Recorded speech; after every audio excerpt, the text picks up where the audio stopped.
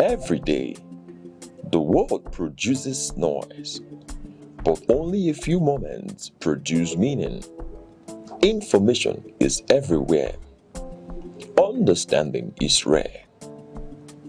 Because facts alone do not enlighten, context does, analysis does, perspective does.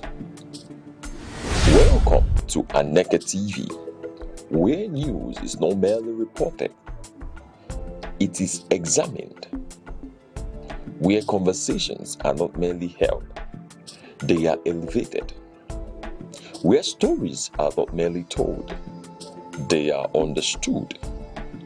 In governance, in business, in society, in the global arena, clarity is power, discernment is advantage, awareness is responsibility.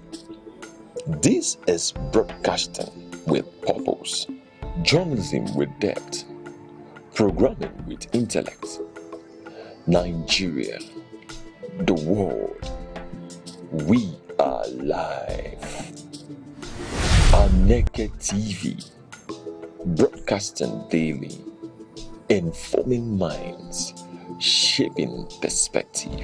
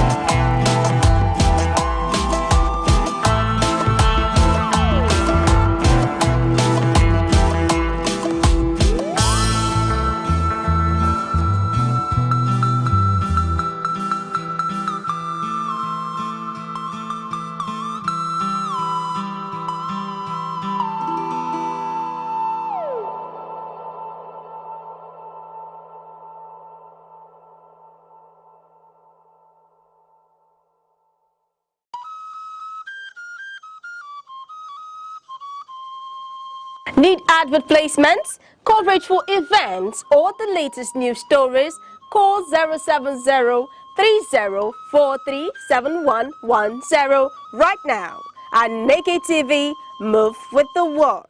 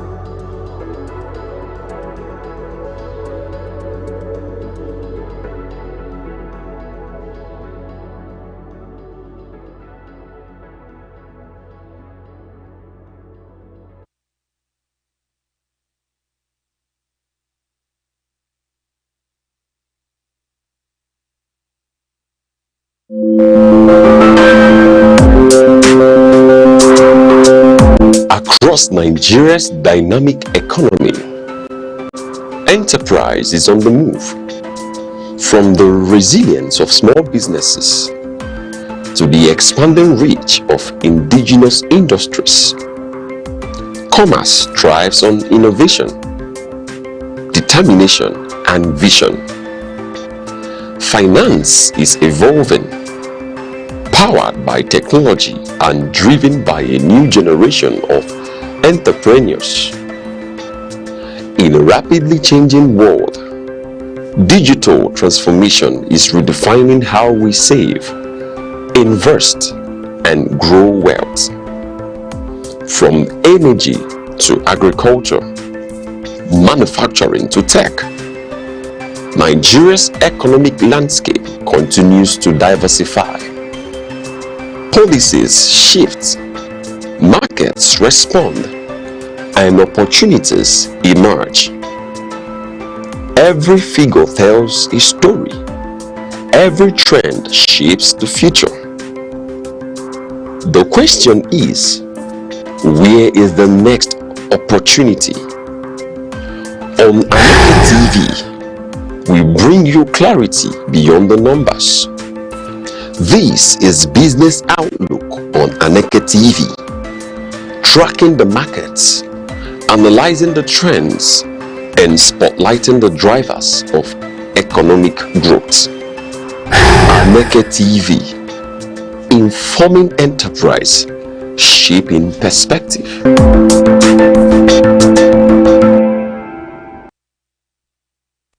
Many thanks for joining us here on Aneke TV business segment. And we are so excited to have you on this new market week. Let's quickly take a look at the market, starting with the Nigerian Stock Exchange. I still remain your host, Uche Osai, and this is Aneke TV Business Desk.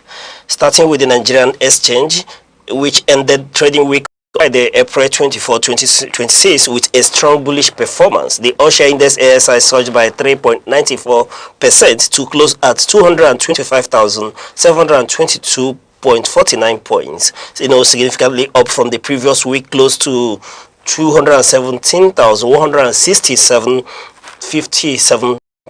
Market capitalization followed this upward trajectory, closing at approximately 145,034.34 trillion naira. Yes, 145.34 trillion naira.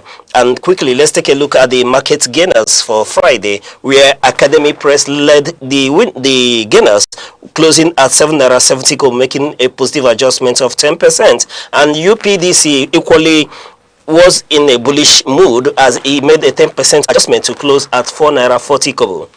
And HM McCall equally was bullish as he made a 9.97 positive adjustment to close at 3.97 naira. Zikis was equally bullish as he closed trading at 15.60 naira, making a positive adjustment of 9.94%. Wema Bank is equally bullish as well as he closed trading on Friday at 31.25 naira, making a positive adjustment of 9.84%. And quickly, we'll move to the losers chart. Despite the general market rally, a few equities face downward pressure as the investors move to lock in profit. Now looking at Access Core, was one of the losers as of Friday as he made a negative percentage change of 2.19% to close at 31.30 naira. Dangote Sugar equally closed 72 naira, making a percentage adjustment of negative 2.04%. CI Leasing was equally on the bearish downturn as he made a negative adjustment as well, making a negative 1.75% change to close at 5.90 naira. And CWG was equally very negative as well as he closed trading at 21 naira, making a negative 0.94% adjustment. Now quickly taking a look at the market outlook for today. One of the things we'll look at for today is the momentum sustainment. The significant gain in the ASI suggests strong investor confidence, likely driven by positive Q1 corporate earnings and recent macroeconomic stability. Another factor we'll look at is the sector rotation, where we expect continuing interest in the banking and industrial goods, yes, and which significantly outperformed other indices this past week. Another factor we'll look at today, to shape positioning today is profit-taking risk. Given the nearly 4% jump on Friday, short-term traders may look to divest early Monday, yes, to realize gains, potentially leading to slight volatility in the morning section. And then another factor we'll look at is the macro factor, yes, to shape the markets.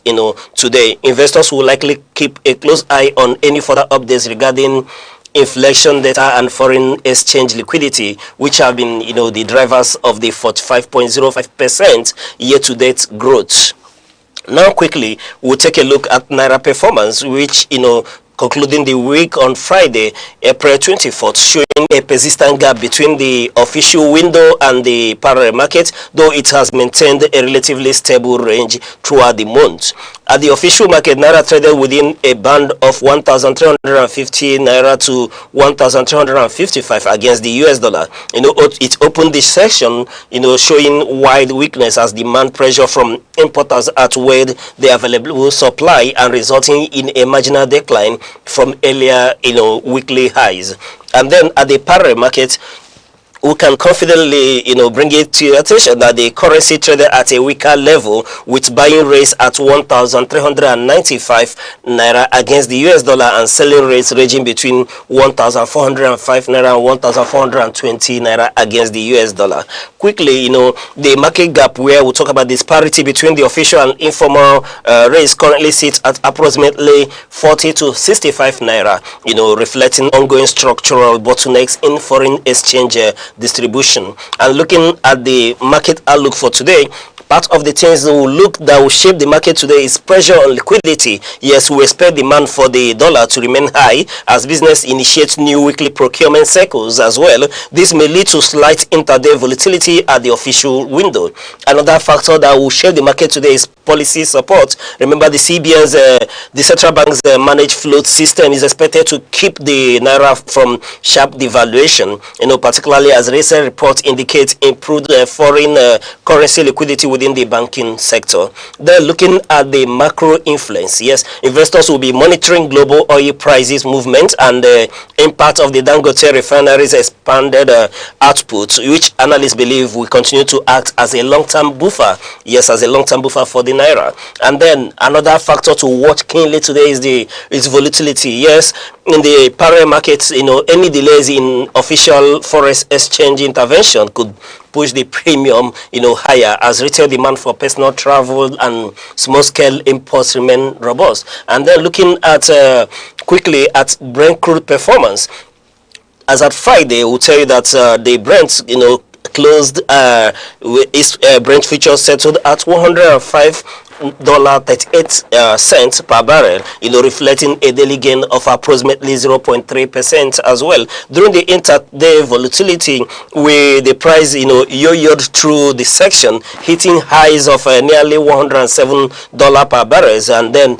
the lows nears $103 per barrel. This followed a sharp weekly rally where Brent climbed nearly, 17% overall.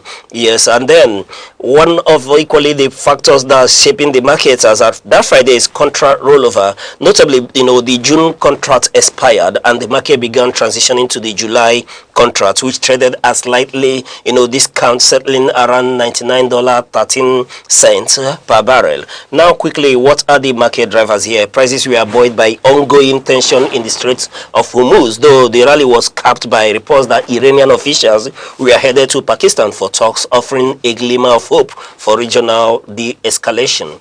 Now, what the market outlook today will be, part of the factors that will influence the market today is diplomatic watch. Yes, investors will be hyper-focused on the outcome of the weekend diplomatic efforts. Any sign of breakthrough in the US-Iran standoff could lead to a sharp, relief sell-off towards $95 to $98, range. And then another factor here is supply risk premium. Conversely, if talks stall, the fear premium remains firmly in place. Analysts suggest that as long as the Strait of Hormuz faces potential disruption, a floor of $100 per barrel for the near-term contract is likely. And then quickly, we'll look at short-term forecast, for today, Monday. Opening expects a narrow trading range as the market waits for a definitive lead from the weekend's geopolitical developments. Quickly, let's take a look at the commodities market. The Nigerian commodities market saw mixed movement on Friday, characterized by strong gains in the key export crops like cocoa and palm oil, while domestic food staples, faced pricing pressure due to ongoing transportation, logistic, and seasonal factors as well. Looking at export crops, cocoa, prices maintain their upward momentum, driven by strong international demand and tightly supply from West African regions. Local farm gates, prices remain robust as exports compete for quality, beans as well. Palm oil, both Okomo oil and Presco, recorded positive movements on the exchange, reflecting high domestic demand for crude palm oil and a global supply crunch.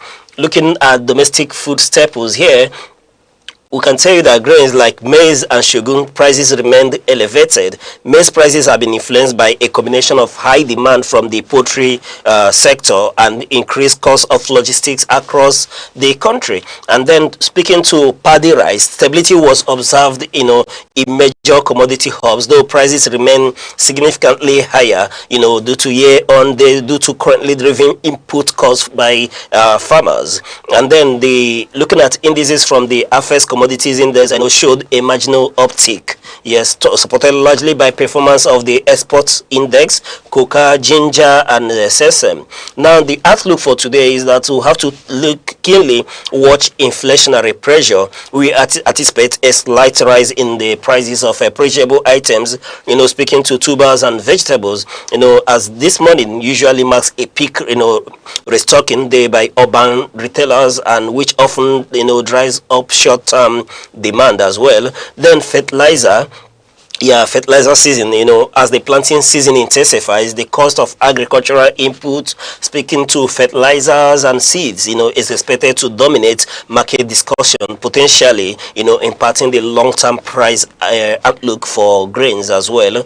Then energy costs, the continued high price of Brent crude, closing above $105, and, local diesel prices will likely keep transportation premium high, preventing any significant, drop in retail commodity prices for this week as well. And then looking at export, our focus shifts on the export, where increased interest in sesame and cashew, is expected as the mid-year harvest season approaches, with traders looking to secure contract supply. And then quickly moving to the international market, we'll tell you that the US market was led, the tech led the record high rally in the Wall Street as at Friday. Yes, Wall Street was dominated by blockbuster earnings report from Intel, which sent its stock, soaring by 25% and reignited massive rally in semiconductor and AI sectors as well. Nasdaq Composite, Nasdaq Composite jumped at 1.63% to a record close of 24,836.60 naira.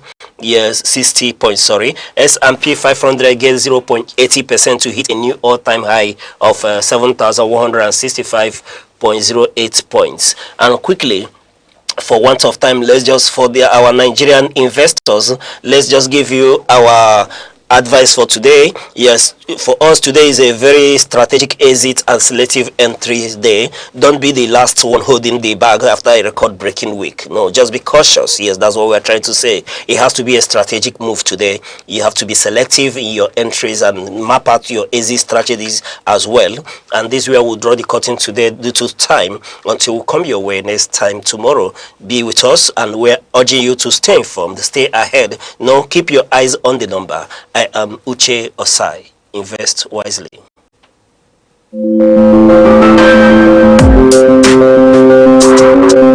Across Nigeria's dynamic economy, enterprise is on the move. From the resilience of small businesses to the expanding reach of indigenous industries, commerce thrives on innovation, determination, and vision. Finance is evolving, powered by technology and driven by a new generation of entrepreneurs. In a rapidly changing world, digital transformation is redefining how we save, invest, and grow wealth. From energy to agriculture, manufacturing to tech, Nigeria's economic landscape continues to diversify. Policies shift, markets respond, and opportunities emerge. Every figure tells a story. Every trend shapes the future. The question is, where is the next opportunity?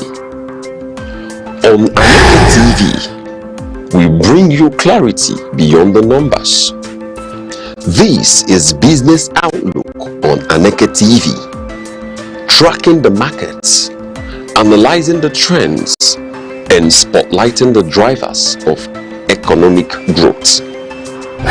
Aneke TV, informing enterprise, shaping perspective.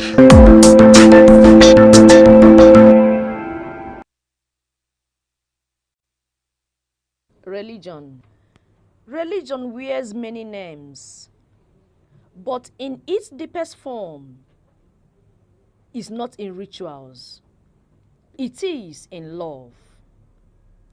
True faith is not louder than others. It listens. It breaks bread with strangers and weeps with the broken.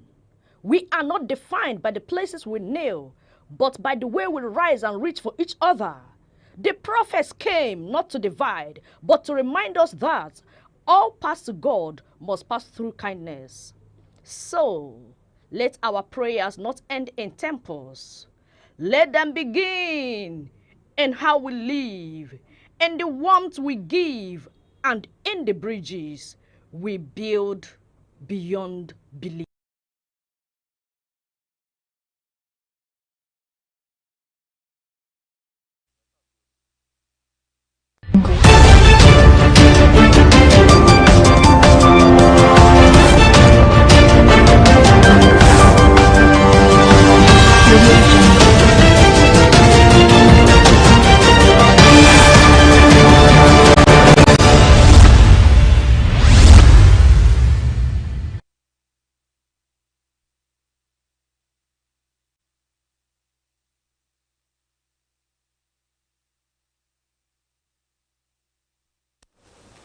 Good morning and welcome to news around the globe on Aneke TV.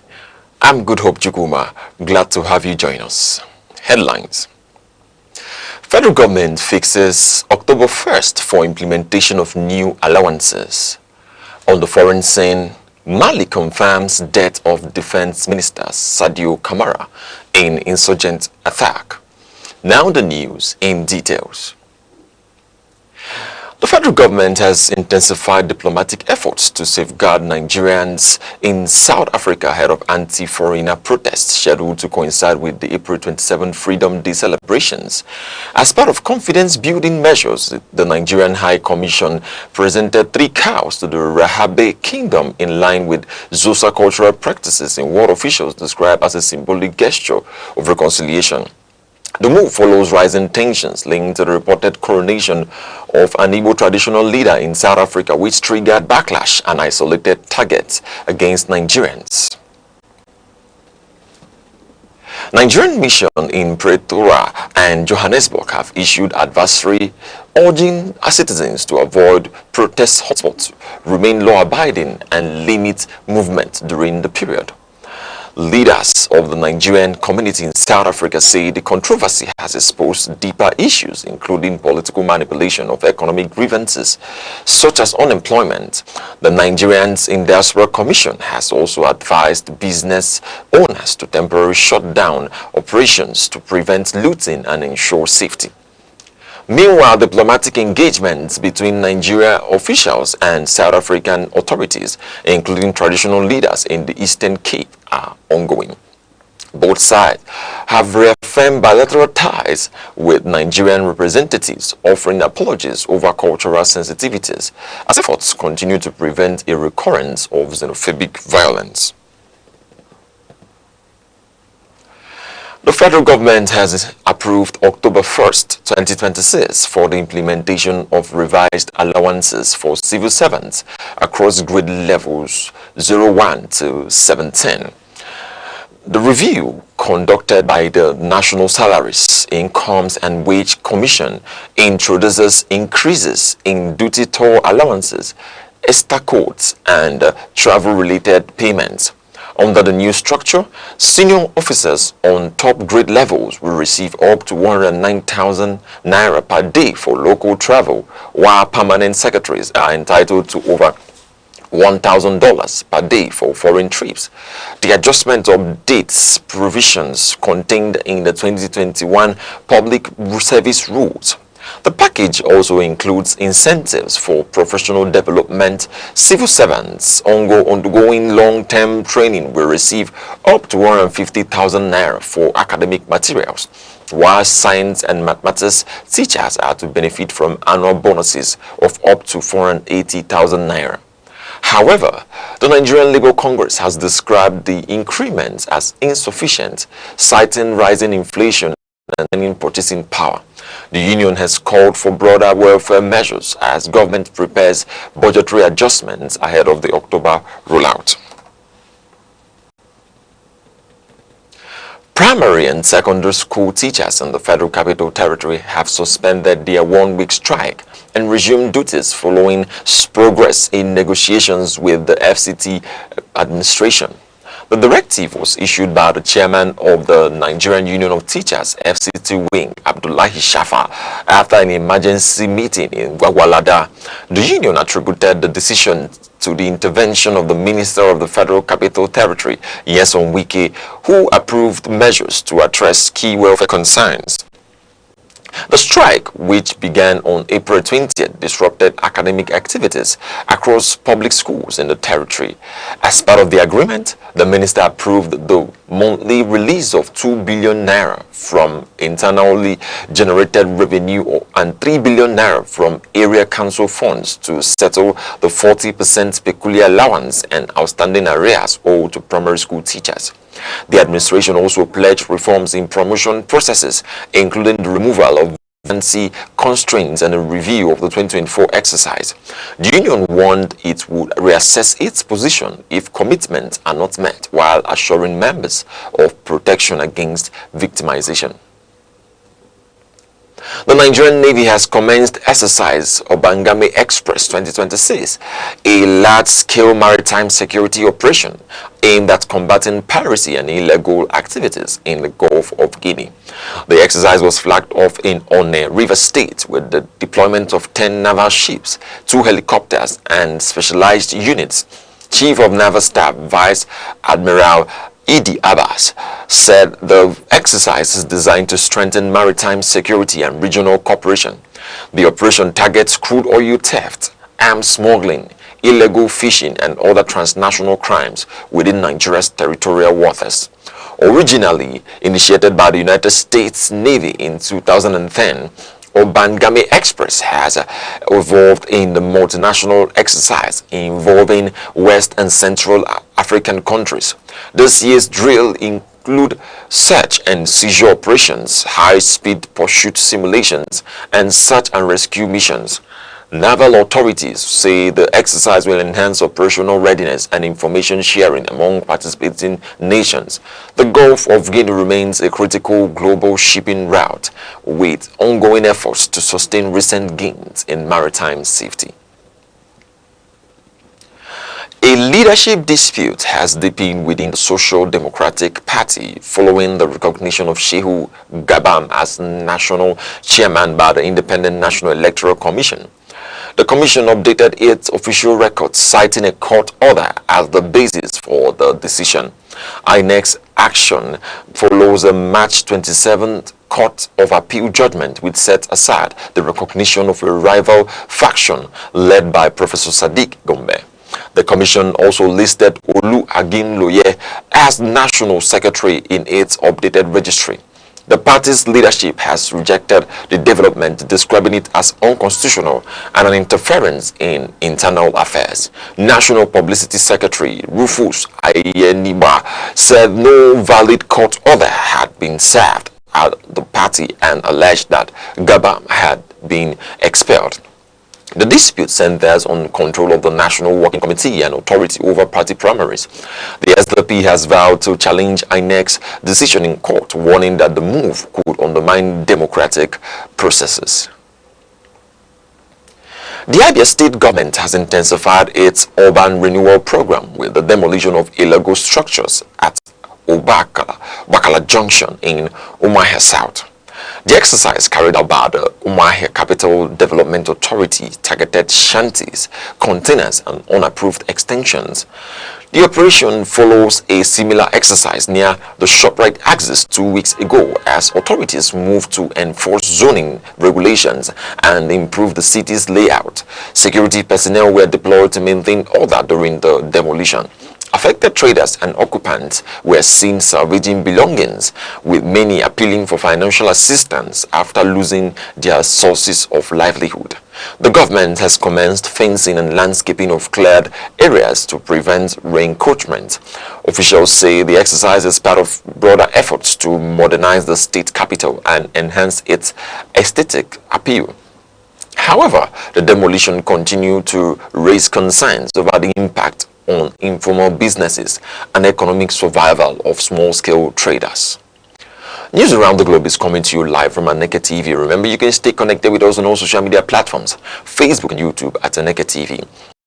A quick recap of the major stories making the news. Federal government to implement new allowances from October 1st. Coming up shortly, Mali announces death of Defense Minister Sadio Kamara after insurgent attack. We'll be right back shortly. The Insight with Uche Osai. Having the political will to confront whatever is the challenges. Igbo man wrestles with the tortoise that had a lot of ingenuity, a lot of ideas, and the tireless. It will take the bold mind of government in power to say, let there be electoral reform, no matter whose ox is God. I was there. We did everything. All of us came and supported him with our last blood. In-depth analysis, expert views, real voices on the stories shaping Nigeria today. Deep dive, honest, unfiltered, only on the Insight with Uche Osai on Aneke TV. Join us.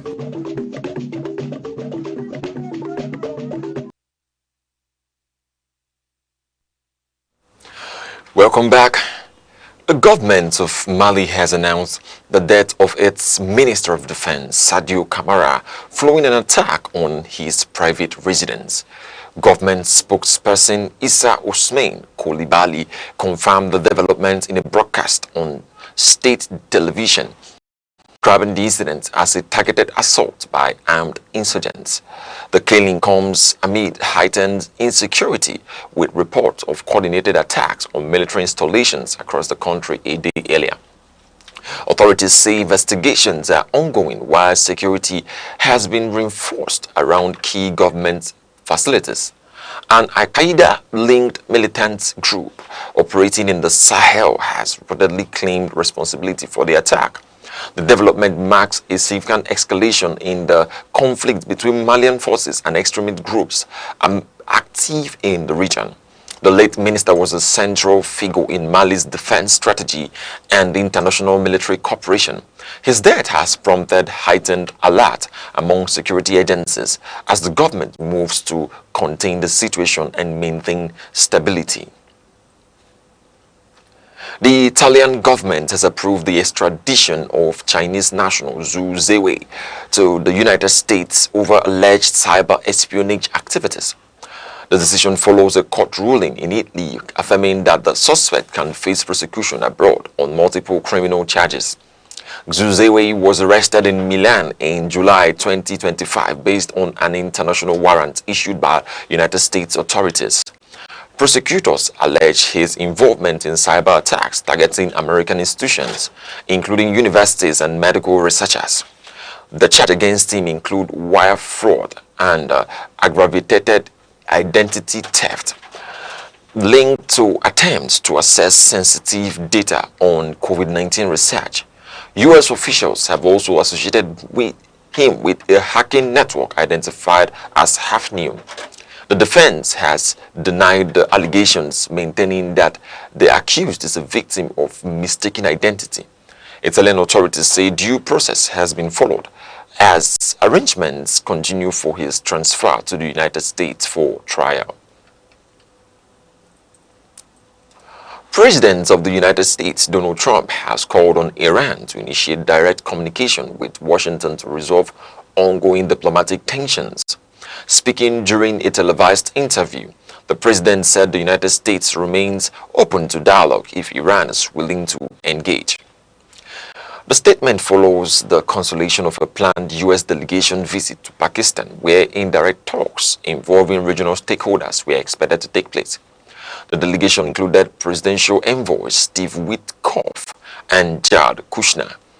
Iran's foreign minister Abbas Araghchi has already arrived in Islamabad for consultations with Pakistani officials before the cancellation. Diplomatic sources say discussions are continuing at the regional level despite the absence of U.S. representatives. Observers say the latest development reflects ongoing challenges in U.S.-Iran relations. While diplomatic channels remain strained, attention is now focused on whether renewed engagement efforts will yield progress. Buckingham Palace has confirmed that King Charles III and Queen Camilla will proceed with their scheduled state visit to the United States. The 4-day visit is set to commence as planned following security assessments. The confirmation comes after a security incident at an event attended by President Donald Trump prompted reviews by British and American authorities. Palace officials say the decision to proceed was based on advice from relevant government agencies. The visit is expected to feature high-level engagements aimed at strengthening bilateral relations between the United States and the United Kingdom. Officials say arrangements have been made to ensure the safety of all participants. The royal delegation is due to arrive in the United States to begin a series of official activities. Authorities say security remains heightened, with both countries reaffirming their commitment to the success of the visit. Aviation stakeholders have raised concerns over rising jet fuel prices, warning of possible disruptions to the 2026 Hajj operations. The concerned aviation stakeholders group says the cost of jet A1 fuel has surged significantly in recent months. Industry data indicates that prices have risen from about 1,000 naira to as high as 3,000 naira per litre in some locations. Operators say the increase is placing severe financial pressure on airlines contracted for the pilgrimage. Stakeholders attributed the spike to global market volatility, including tensions in the Middle East, which have also affected fuel prices in Saudi Arabia. The development has led to a sharp increase in operational costs for long-haul flights. The group has called for government intervention, including policy support and engagement with fuel suppliers. They warn that without urgent measures, intending pilgrims may face higher fares or possible travel disruptions. The Nigerian Revenue Service has denied reports of a new vehicle tax allegedly introduced by the federal government.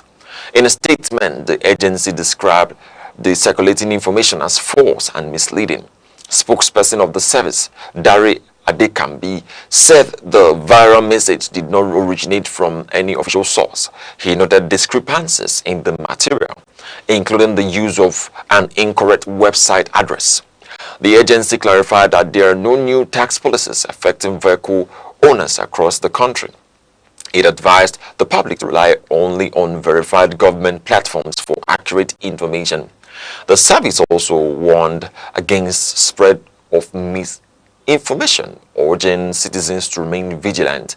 It reaffirmed its commitment to transparency and public awareness on tax-related matters. Residents of Lagos are experiencing increased cost of food items, with the price of yam rising significantly across major markets. A market survey shows that a tuber now sells between 2,500 and 3,500 naira. Traders at key markets, including Oyimbo and My 12, attribute the increase to transportation costs and seasonal supply shortages. The planting season has reduced availability of fresh produce. Consumers say the rising prices are affecting household budgets, forcing many to adjust purchasing habits. Some buyers now travel longer distances in search of more affordable options. Market operators warn that prices may remain high in the coming months until new harvests arrive. The trend continues to raise concerns about food affordability and urban living costs. Now in sports, Galatasaray recorded a decisive 3-0 victory over Fenerbahce in a Turkish league fixture, strengthening their position at the top of the table. The match saw Nigeria's Victor Osimhen open scoring in the first half. The encounter took a crucial turn after Fenerbahce missed an early penalty, which shifted momentum in favor of the home side. Osimhen's goal in the 40th minute gave Galatasaray the lead going into the break. Fenerbahce were further disadvantaged in the second half following a red card, reducing them to 10 men. Galatasaray capitalized on the advantage, converting a penalty and adding a third goal late in the game. The result moved Galatasaray 7 points clear at the top of the standings. The victory strengthens their chances of securing the league title as the season approaches its final phase. Still in sports, Nigeria's national under-20 women's football team, the Falconets, have resumed camp in Ikenne ahead of their FIFA World Cup qualifying fixture against Malawi. The team arrived after completing a 3-week training program in Abuja. Head coach Moses Aduku said the relocation is aimed at fine-tuning tactics before the first leg encounter. The Falconets had progressed to this stage after defeating Senegal on aggregate. The upcoming match is scheduled to hold in Ikenne, with the return leg set for Blantyre. Malawi advanced after recording a convincing aggregate victory over Guinea-Bissau. Officials say preparations are ongoing to ensure a strong performance. The team is targeting qualification for the FIFA Under-20 Women's World Cup scheduled for Poland later this year. Now in entertainment, businessman and politician Senator Ned Nwoko attended a school event in Abuja to celebrate his children. The occasion marked a milestone gathering organized by the institution. The senator commended the school's management for promoting discipline and academic excellence. He emphasized the importance of nurturing young people for future leadership roles. The event drew public attention due to the absence of actress Regina Daniels, who has been linked to the family. Observers note that the development follows earlier reports of differences between the couple. Despite the speculation, Senator Nwoko focused on the significance of the occasion. He reiterated his commitment to family values and the development of his children. And finally, before we go on news around the globe, a recap of our top stories. The federal government has approved October 1st, 2026 for the implementation of revised allowances for civil servants across grade levels 1 to 17. The decision follows a review by the National Salaries, Incomes and Wages Commission covering duty toll allowances, extra codes, and travel-related payments. The government of Mali has confirmed the death of its Minister of Defense, Sadio Kamara, following an attack on his private residence. The announcement was made by government spokesperson Issa Osman Koulibaly in an official broadcast. Authorities say the incident occurred amid rising insecurity with recent coordinated attacks on military positions across the country. Security has since been reinforced around key installations. That's the news around the globe on Aneke TV. For more news and live updates, follow us across all social media platforms, Facebook and YouTube at Aneke TV.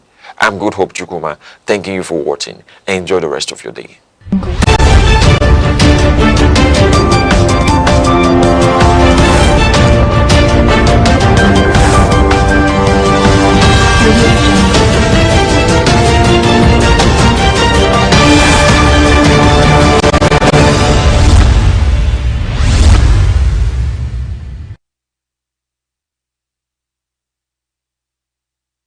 eagles stand as a majestic symbol of strength, clarity, and vision. Its ability to soar above storms signifies resilience, while its shaped sight represents focus. This is why many nations, including Nigeria, use the eagle as an emblem of nation pride. Eagles do not fear challenges, they embrace them. They fly higher when the winds become strong, rising above obstacles rather than avoiding them. This teaches us that problems are not barriers, but stepping stones for those who dare.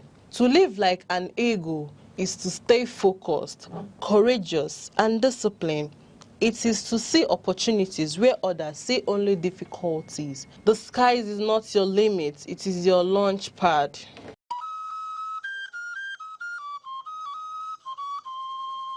Need advert placements, coverage for events, or the latest news stories? Call 070-3043-7110 right now. Aneke TV, move with the world.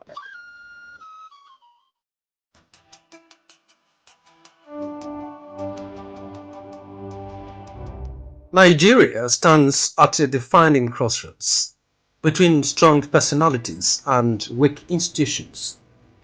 The question is simple but profound. Can a nation truly progress when its systems depend more on individuals than on rules? In the life of nations, strength is not measured by individuals but by the resilience of institutions. Where rules are weak, personalities become powerful. Where institutions are strong, leadership becomes secondary to order. This is the enduring dilemma of governance in many developing states. Douglas North defines institutions as the rule of the game. When those rules are informal or inconsistently applied, development becomes unstable.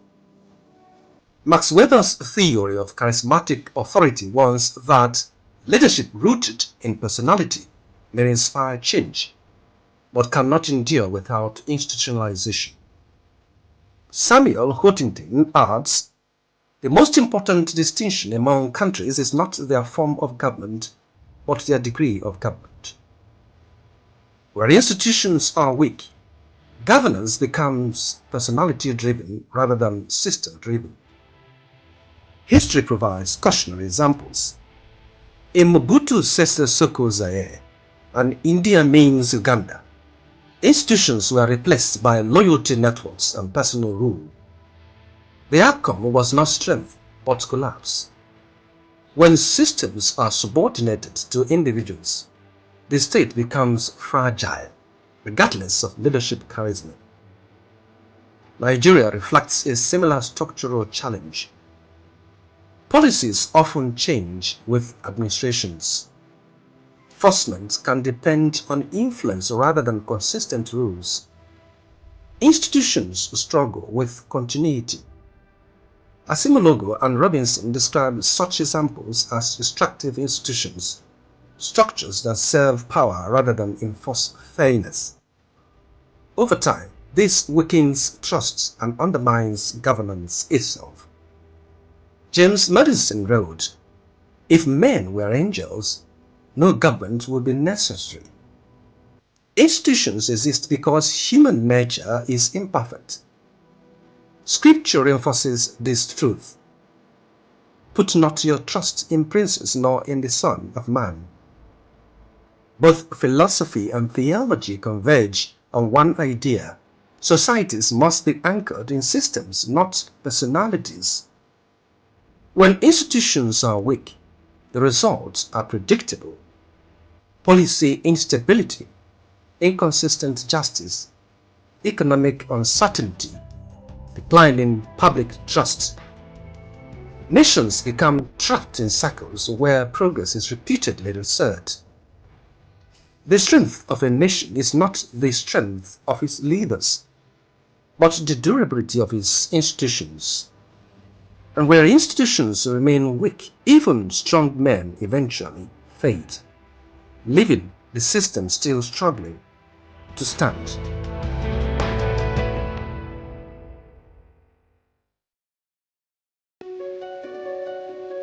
In a world that never stands still, where stories break in seconds and moments shape history, one station keeps you connected to your nation, to the continent, to the world. From breaking news to powerful stories, from business and politics to culture, lifestyle and entertainment, we inform, we inspire, we keep you ahead. This is more than television. This is your window to everywhere that matters. Aneke TV. Move with the world.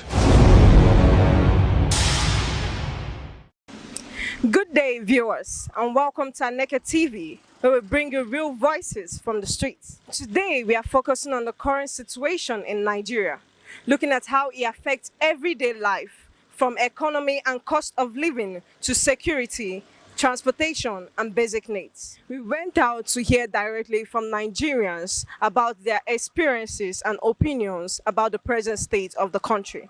Let's hear what they have to say. The situation currently in Nigeria is very demeaning and appalling, in the sense that as youths of this country, we sometimes wish that we are not born in this country. And me, as a person, a young graduating from school, now trying to start up life and facing the situation so hard, thinking of how to, cope along with the high cost of living, things in the stuffs in the market, high cost of transportation, a little distance from your place to another, you'll be paying a huge amount of money because of hike in fuel price and all of that. So it's actually draining us as youths, especially when we are unemployed, having nothing to do, and we are the little you're able to get from one menial job or the other, you are spending it as if like you are plugging the money from tree every day. So, but we thank God that at least we are surviving it. People who have been before us survived it, and we believe that Nigeria will soon become a better place to live. But at the same time, we as youths, we won't relent. We keep pushing and try to make things out of the little things we are doing to make things better in the country. So it's when you have something doing, you can actually, think of better things to, offer to the society. Because the situation in the country can actually frustrate you to do things which at the end of the day, the government will say, okay, the youth are not doing the right thing, you understand? But as much as we still have people thinking positively for the country, which I believe I myself am included, my goal for this country is that if I'm able to get my hands on things that I can, use and empower myself and empower others, I believe this country would be a better place for we, the youth, and every other person to, bank on at the end of the day. The current state in Nigeria now is very difficult economically, and anyone with one wonders where they are, because anyone who has the plight of the fellow human beings who is very vivid and visible. It's no more something someone can say is hidden. Now, coming to me personally, because of my own revolutionary orientation of things, I see this thing as a positive, because I feel like for a long time Nigeria has been bedeviled by complacency and apathy. So I feel like as things begin to tighten up in the country, is beginning to increase the consciousness of the people to get to the threshold it needs to get to for us to be able to take matters into our hands as the people and move to the next level. I feel like the future of Nigeria is very, very bright. I feel that because I know that normally as in Igbo parlance, they say chukwujeku, which basically means dialectically, there are contradictions. Everything that you see is progressive and is moving us towards where we need to be going. Even the hardship that you have are for a reason. So I feel like in Nigeria right now, no matter how hard things are, is a step forward, because dialectics is not always a straight path. Sometimes it goes up, it goes down. So I feel like even though things are hard, is moving us forward to the threshold we need to get to before we can change our condition. The current situation in Nigeria now is very, very bad. It's very, very bad. Like for instance now, for transport, like from here to Ababa, before is 200, but now it's 500. Do you see the difference? So for instance, like I'm into printing, the cost of the material that we are buying before is not what we are getting it now. So the whole thing is changed, everything changed, and everything is very, very bad.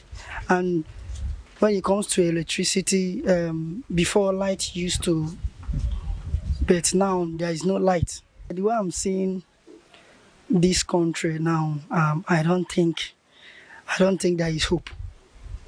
Do you understand? I don't think there is hope. The whole thing now is kind of, the thing is like, kind of, we are just getting it as if it's our culture. So he's mastering us. So that's it. Everything is hard. Like, that's the main point. In every aspect, monetary, lights, like everything.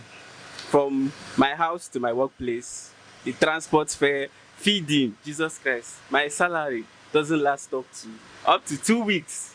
Honestly, it's a terrible situation. I don't even know where to start because the thing affected the entire economy. I don't know. For instance, now, for the past 3 to 4 days, we've not gotten light. And you know, light is the major thing that helps in, a business, So as anything stands still, fuel also is on the high increase. So the thing is affected, and once something like this started happening, it's affecting the entire economy. It's only God that can tell, because from the way I'm seeing it, I think it's like the thing is getting worse on a daily basis. It's getting worse. I'm not seeing unless by the intervention of God Almighty. For now, I don't think there's any hope for us now. From the responses gathered, it is clear that Nigerians are facing a range of challenges in their daily lives, especially in areas of economy, transportation, and access to basic necessities. Despite these difficulties, many still express hope for improvement and a better future for the country. I am Sharon Uche, Aneke TV. Every second, the world changes, markets rise, leaders speak, stories unfold. To keep up, you don't just need news, you need clarity, you need speed, you need perspective. That's why Aneke TV brings you the global pulse. Accurate, reliable, right when it matters most. Aneke TV, move with the world.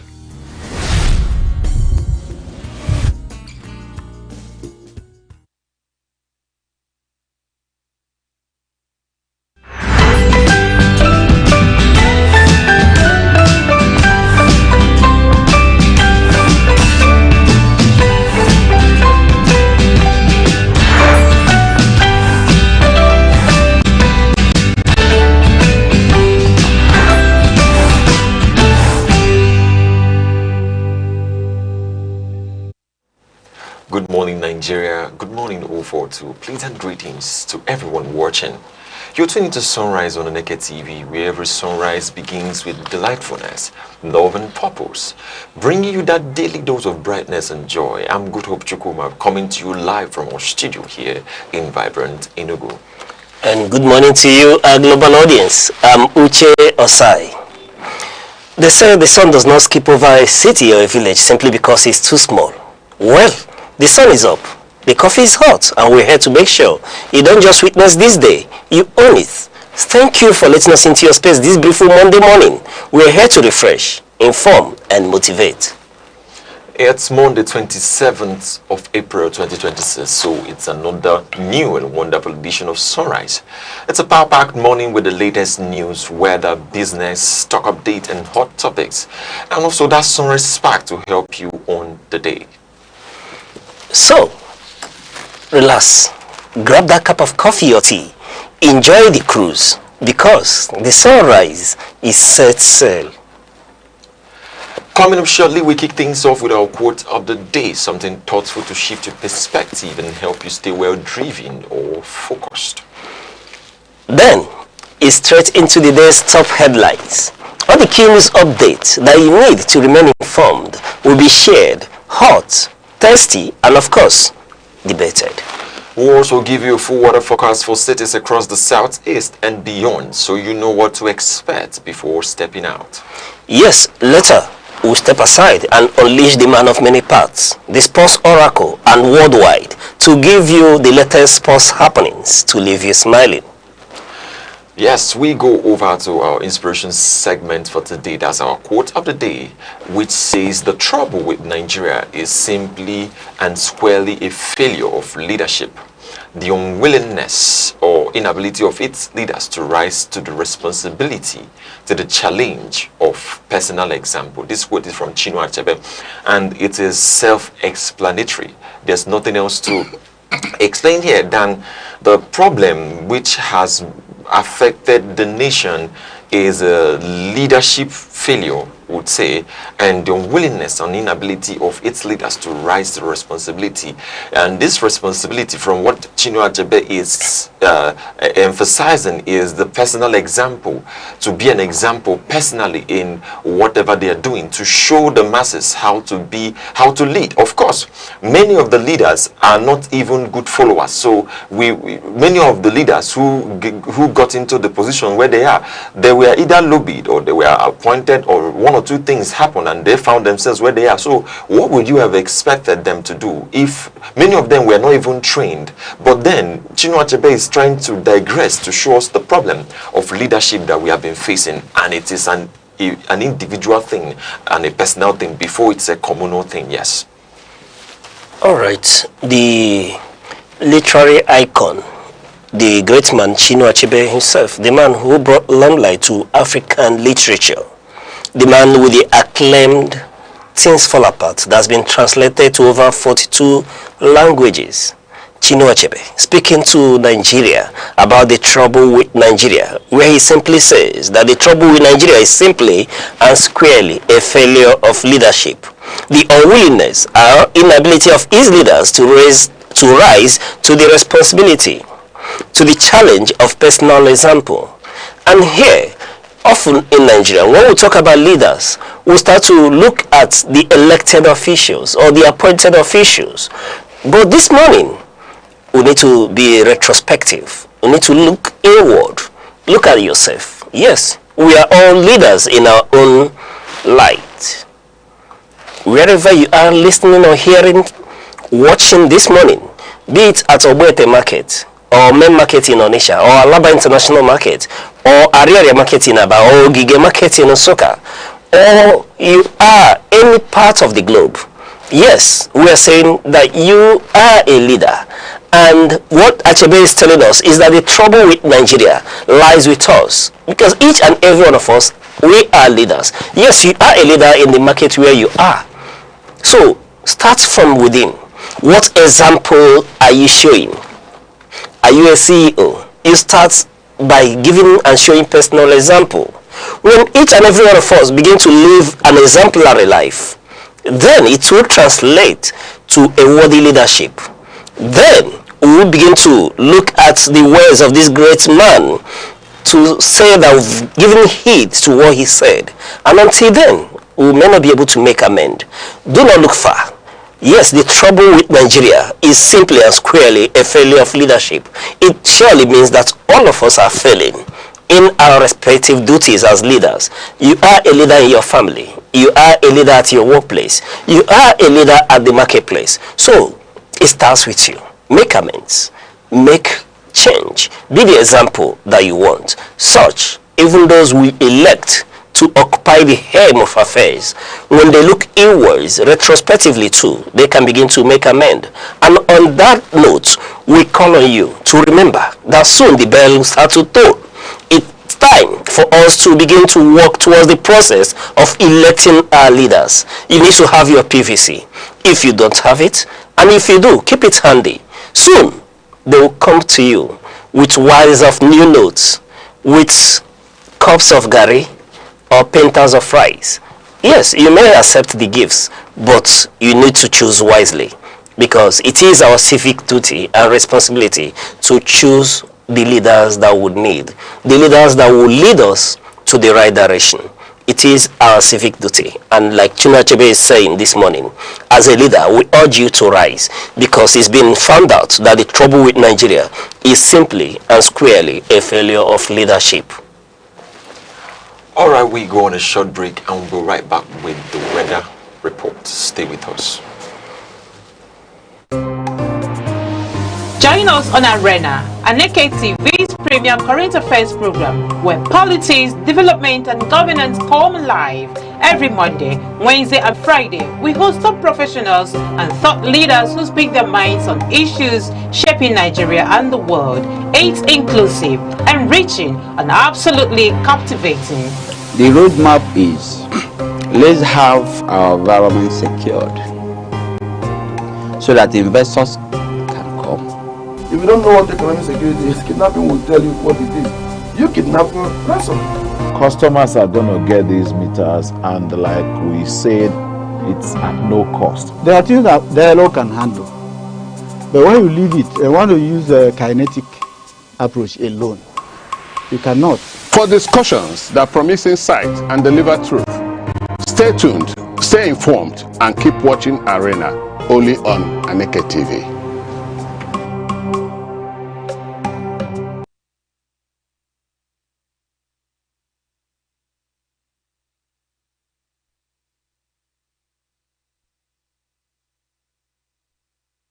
Many thanks for staying with us, and you're still watching Sunrise here on Aneke TV. Next, we'll take a look at the weather across major cities southeast today.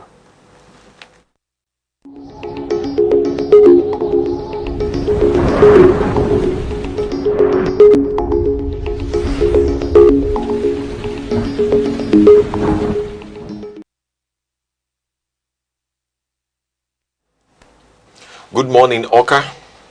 The morning starts warm, around 25 to 27 degrees Celsius, and in Oka you may feel a bit humid when stepping out. As the sun rises today, the temperature climbs to about 32 to 34 degrees, making the afternoon quite hot. Later in the day, clouds build up in Oka and rain or thunderstorms are likely, bringing relief and leaving the evening cool and refreshing. Good morning, Enugu, and welcome to the core city. Enugu this morning starts cooler, with temperatures ranging between 24 to 26 degrees Celsius. By afternoon, it rises to around 30 to 32 degrees Celsius. Rain may come earlier here, and by evening, the weather is expected to be calm, cool. Good morning, Abakaliki. The morning starts cooler at 24 to 26 degrees Celsius. By afternoon, it can reach about 33 degrees to 35 degrees Celsius, making it the hottest. Later, thunderstorms are likely, bringing relief and leaving the night cooler and easier in Abakaliki. Good morning, Owerri, and welcome to Imo State. The day begins warm and slightly humid at 25 to 27 degrees Celsius. By afternoon, it reaches 32 to 34 degrees Celsius, and the atmosphere may feel heavier. Later, rain and light thunderstorms are expected, and by night, the weather becomes cool and a slight damp. Good morning, Omahia. The morning starts mild at 25 to 27 degrees Celsius, then gradually will rise to about 31 to 33 degrees Celsius. By evening, rain showers are likely, helping to cool things down. The nights in Omahia will become calm, cool, and comfortable. So, wherever you are in the southeast today, stay safe, stay cool, dress light, and keep an umbrella handy. Rain or shine, we've got you covered. And this is your weather report here on Sunrise. We'll take a short break and we'll be back with more updates. Stay with us.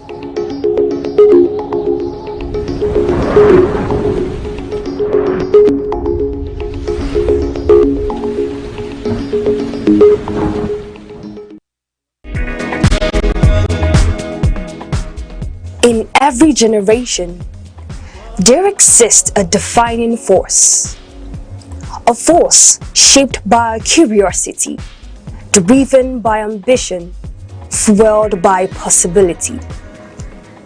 Where ideas evolve into innovation, skills transform into enterprise, and vision becomes impact. Because empowerment is more than progress. It is transformation. The voices shaping tomorrow. The idea redefining possibilities. The generation building the future.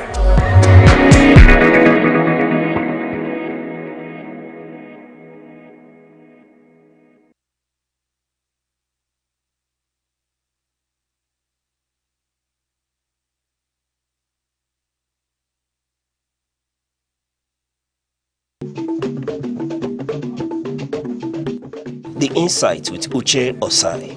Having the political will to confront whatever is the challenges. Igbo man wrestles with the tortoise that had a lot of ingenuity, a lot of ideas, and the tireless.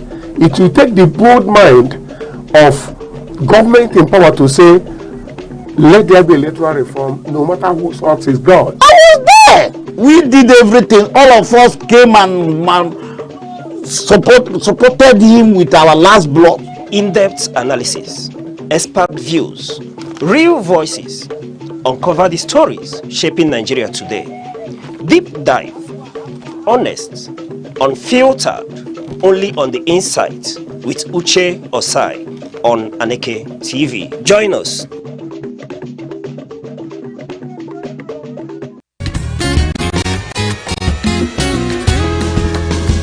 Every day, your health shapes your life, your strength, your choices, your future. Because knowledge is the first step towards well-being. This is Health Matters, only on Aneke TV.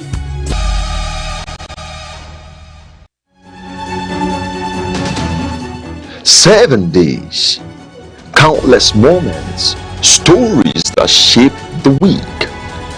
From decisions in the corridors of power to developments affecting everyday lives. From moments of challenge to stories of resilience and progress. This is where the week comes into focus. Week in retrospect, only on Aneke TV.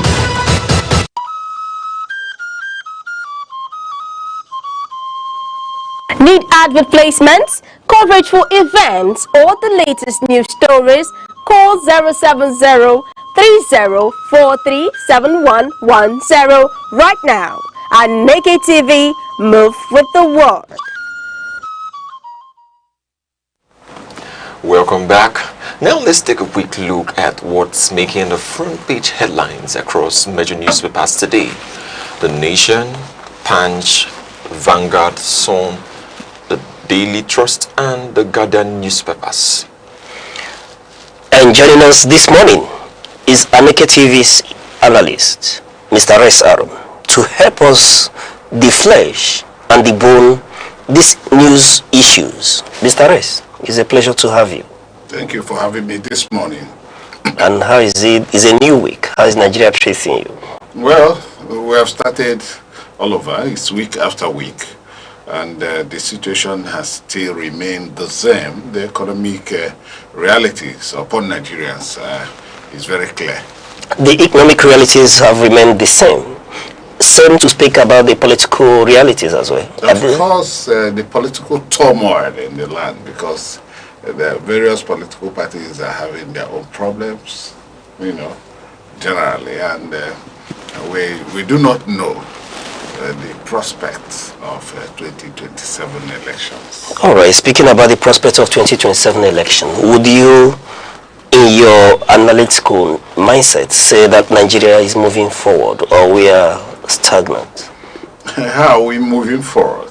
You see, when there is a viral opposition in the political sphere, in the political space, then you now talk about politically moving forward, that you are moving forward politically, but we are not. we are stagnated. Of course, we are even moving backward because political parties somehow, most of the political parties do not even know how to manage their political parties to move forward and get the best results. All right, Mr. Rice, it's a pleasure to have you on Sunrise. Thank you. Now, starting from the Punch headline, says Ibadan meeting, PDP, ADC blocks reject joint presidential ticket. Now, on the Garden headline, we have banks grapple with assets quality validation tests after 4.65 trillion naira capital. Now, on the Nation headline, we have more knocks from Makinde over Wetie. On the Daily Sun, we have NDC entices Obi Kwankwaso with presidential ticket. Now, on Vanguard, we have NASU, Konwa, Naftan to federal government. You can scrap irrelevant courses in varsities. On the Daily Trust, we have long waits, staff shortage, crisis in public hospitals worsens. On Frontline Africa, we have Ibadan Summit not targeted at any individual, Makinde. Now, we anchor the conversation from the Frontline Africa, which says Ibadan Summit not targeted at any individual, says Makinde. Say Makinde has defied that the Ibadan Summit was not aimed at any specific person, dismissing speculation of personal or political targeting and emphasizing that the gathering focused on broader issues. That's what he emphasized from the Congress that they had. The opposition came together to have a few days ago, where he has made it clear that there's nothing going against anybody, rather that they are looking forward to having a great Nigeria. That's all they're going for. One of the things he said that really gave me something to think about is that he said that Nigeria seems to be tilting now towards one party state. However, that if a democracy now focuses, or now in the state of Nigeria now has a one-party ruling system, it's going to affect the state of the nation, it's going to affect the democracy generally, and it's going to be a problem. So they are basically having their summit to ensure that things go smoothly, and also that from that, looking that there have been, there's no disclaimer that there is no issues that are coming out from this, and they are all meaning it and coming together for peace, where you can cite Alhaji Atiku Abubakar and the rest of the ADC officials, and also citing PDP nationals, people who are from say Makinde and the rest of them. So yes. Okay, well, from the statement of the governor of Oyo State, he became very diplomatic in making that statement. Otherwise, what is the summit for? Is it not summit of opposition political parties? Isn't it a summit many other parties, although some opposition political parties distanced themselves from that, and factions? You know, like we have the three factions of ADC, two of the factions, one led by Nephew and Oga, all, you know, said they are not part of it. So, but primarily, they are coming together is for them to forge ahead and present credible opposition, and then coming together to think about how to unseat the incumbent president. Because if it is not targeted at anybody, if you say we have no targets at anybody, of course, how can will you target the moon or the ghosts or angels? You are targeting at the Asurok, and nothing but that. Because what are they doing? What is the purpose of the summit? The purpose of the summit is for them to have a credible opposition, or possibly, you know, set up a strong coalition against the incumbent government in Asorok. There's nothing other than that. So if anybody says we are not targeting, well, you're just you know, trying to put a tapestry of the set, you know, for people to now begin to see something else. So what it is about Aso Rock and nothing but Aso Rock. What it is about, you know, getting a credible opposition that will fight the incumbent APC, you know, and of course, if possible, remove Bola Ahmed Tinubu as president, because the parties are all gunning to get to Aso Rock. So, and when they come together as a coalition, opposition coalition, it means they actually want to get to Aso Rock. They actually want to have meetings, discussions that will enable them to get the franchise of the people. That is very primary, and that is like stating the obvious. That is exactly what they have come there to do. That is what I believe that the opposition came there to do. Apart from just coming there to do. Even when he said it is not actually targeted, but indirectly it is targeted. All right. I agree with you to an extent that when the opposition are involved, it's all about how to grab power, you know, in as much as the focus is on 2027 election. However, I am excited by the fact that the Nigerian politicians, Nigerian seasoned politicians, across party line, are beginning to see there is a need to interrogate the shrinking democratic space before we talk about the politics of 2027. There is a common ground here. Beyond the fact that you've raised that the goal is about getting to Aso Rock.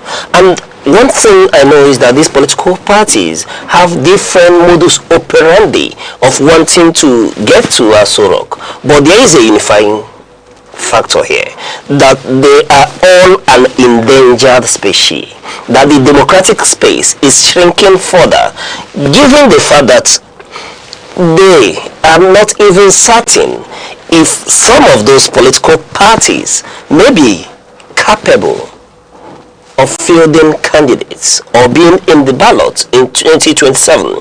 You know, necessitating why I, for one, am excited for the fact that they could come together, you know, and chart a common cause, which is why I think that the speech of the governor for your state, the host of that event, is quite apt. It's not about individual. Our democracy is bigger than any one person, and that's how it ought to be.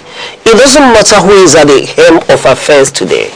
And I wish that these gentlemen that converged in Abuja, you know, who have been at the scene for quite some time, you know, some of them have been at the scene for over 2 decades and beyond, that they should go beyond how to interrogate the issues that threaten the political landscape, and begin to chart a path on how we can have strong institutions, how the rule of law can be very strong, fortified, such that if only one person should get to the villa tomorrow, he won't be able to, you know, orchestrate things to look the way things are this way in this period, where people are beginning to raise accusation, alleging that there is an intention to move Nigeria towards a one-party state.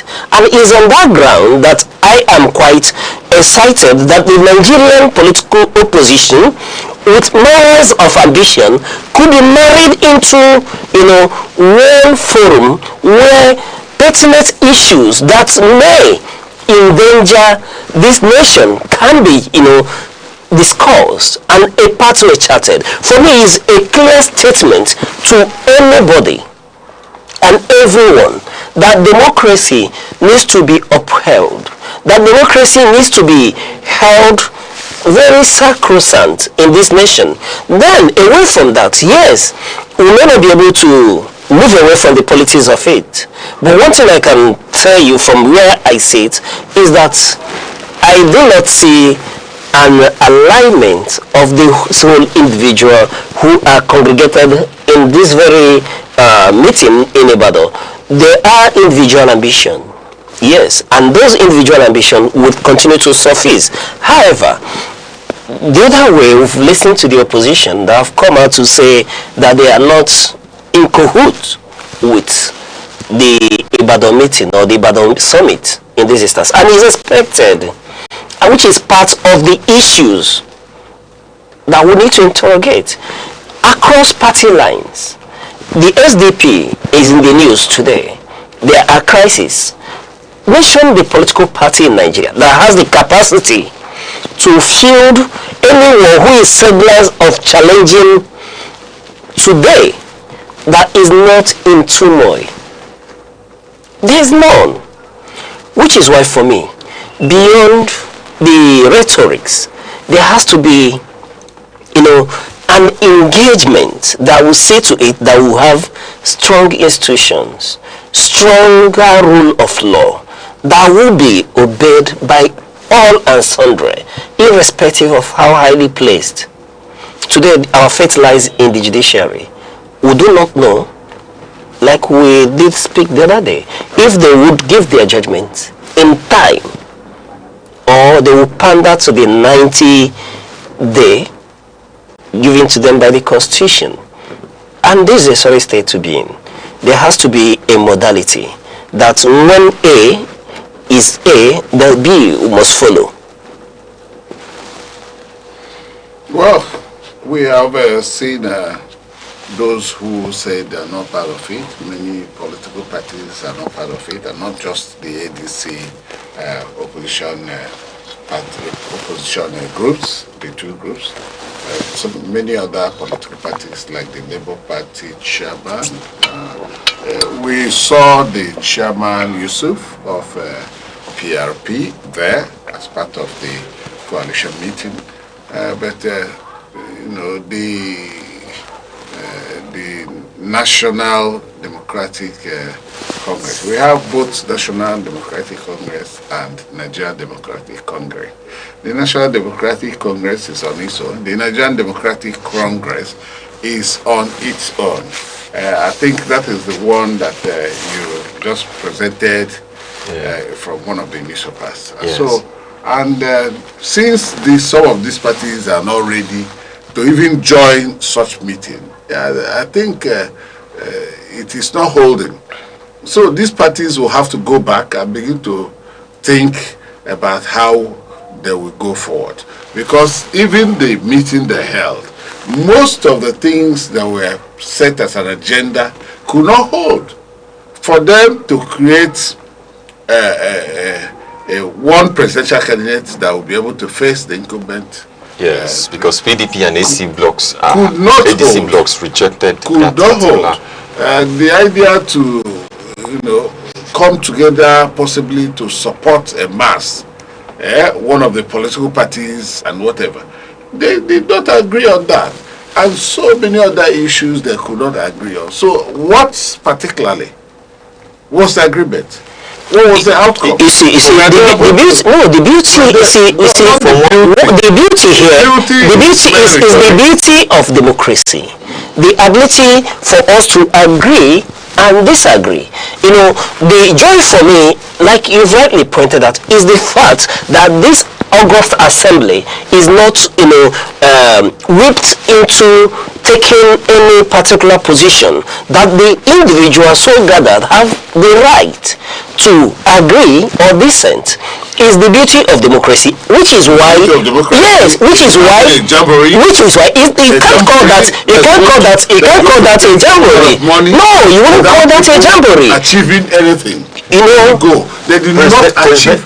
They came together, and it took a whole lot of money for people, for the likes of these politicians to come together, in one state. You know how much money it's going to take?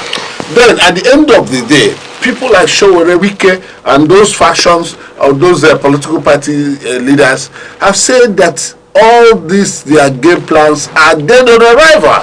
This is because they could not reach one. There's no one agreement reached. I will tell you one agreement that was reached. Tell me. Yes, one agreement that was reached is that it was unanimously agreed that the democratic space is shrinking, which is what necessitated this meeting. You wouldn't expect. Alignment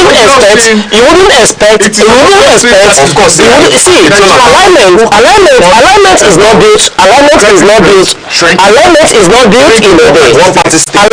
Alignment is not built in a day. But the fact that you could have this gentleman congregating in one room sends out a clear message. If there wasn't an achievement in it, you wouldn't see a reaction, you wouldn't see a rise of reaction from the wike faction, from the other factions that you mentioned. The point remains that we are seeing the beauty of democracy. Whatever thing you call beauty, for me, the idea that they say there's a shrinking space in the democratic setup or sphere in Nigeria is an obvious thing that people are beginning to interrogate the issue. For them to see, for the first time in our political trajectory,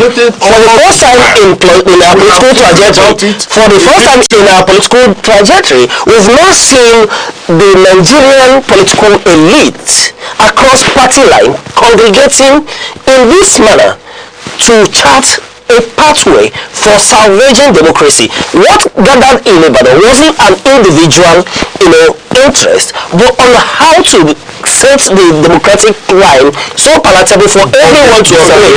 On the most important thing that Nigerians are going for. What happened in the Second Republic? During the Second Republic, we had the PDP, we had the PRP, we had the other coalition coming together to unseat Shagari. We had that. So it has happened. During the Shagari, the political space wasn't shrinking as it is today. It's not about just shrinking. These people are doing the needful. They come together to bond some money. They came together to interrogate the system. They came together to interrogate the system. The fact that they came together for the first time, and this is the first time we are seen this meeting. It is not all of them. No, we are saying that this is the few of the number. The number accounts for something, and whoever is not there takes notice of the people. Takes notice. They've put this nation on notice that the right thing needs to be done. The nation has been put on notice all along. Nigerians have been speaking. These are political party members. Non-political party members in Nigeria have been speaking. Erudite scholars, lawyers, various persons in various space, in various employment, space, have been talking. Those in the gas and oil and gas sector, those in the legal sphere, those in various spheres, students, everybody have been talking about this. So it is not a very new thing. They just came together to orchestrate it. My question is, if they could not agree, looking at the PDP and the ADC blocks, could not agree on the common thing that Nigerians are actually, interested in, that is Nigerians, some Nigerians are looking forward to seeing that presidential, an opposition. And they couldn't agree on that. Yes, and that's basically what I'm even hanging on.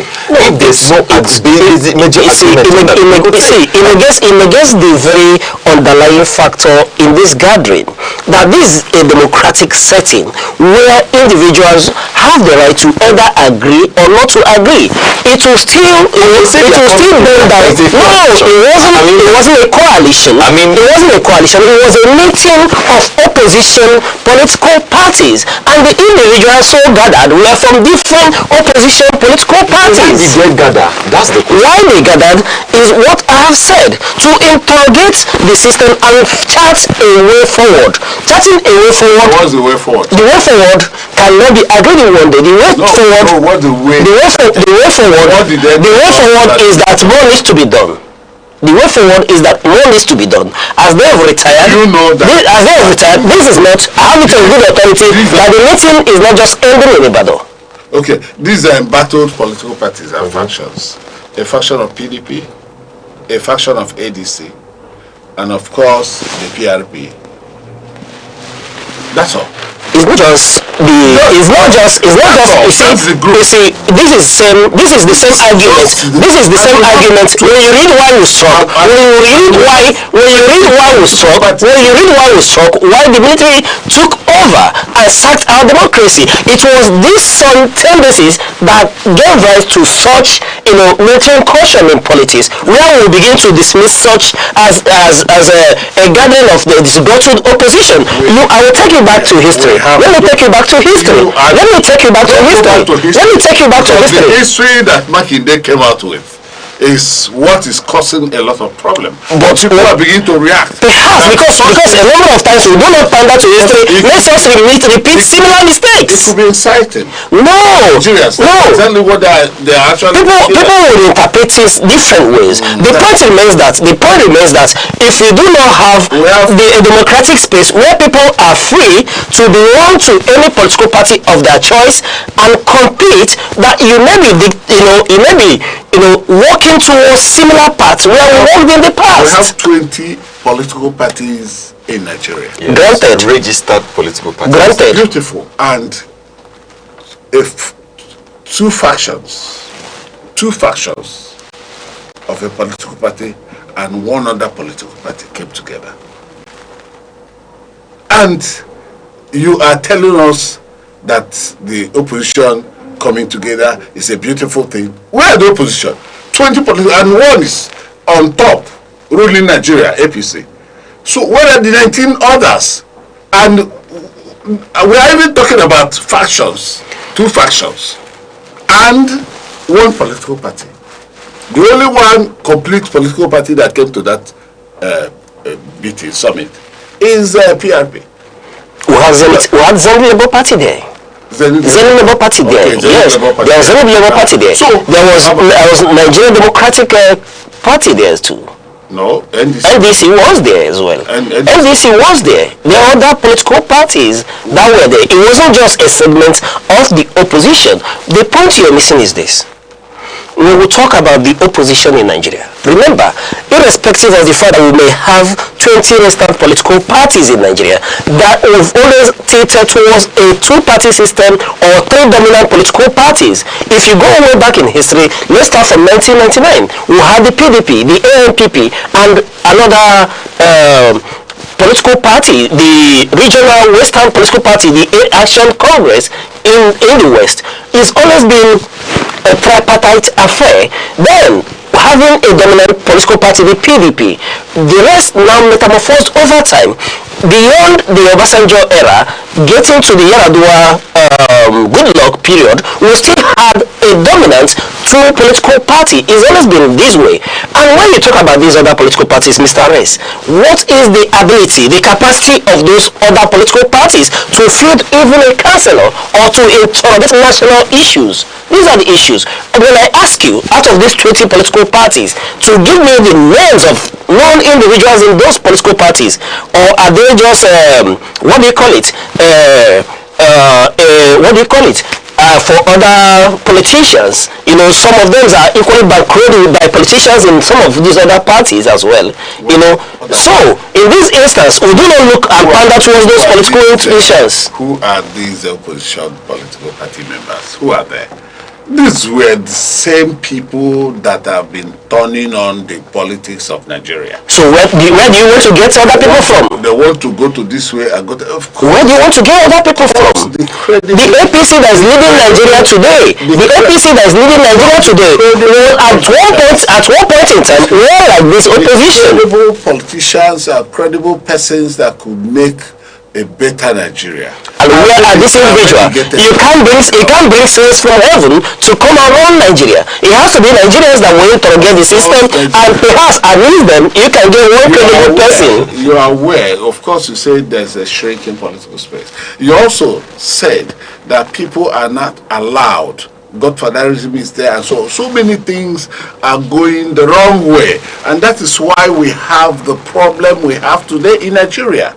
We have seen corruption permeate into the political space as political system, that people continue to come in. Do you know that sometimes people are just appointed?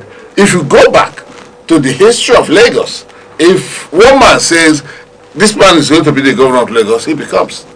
That's been since 1999 till date. And it is ugly.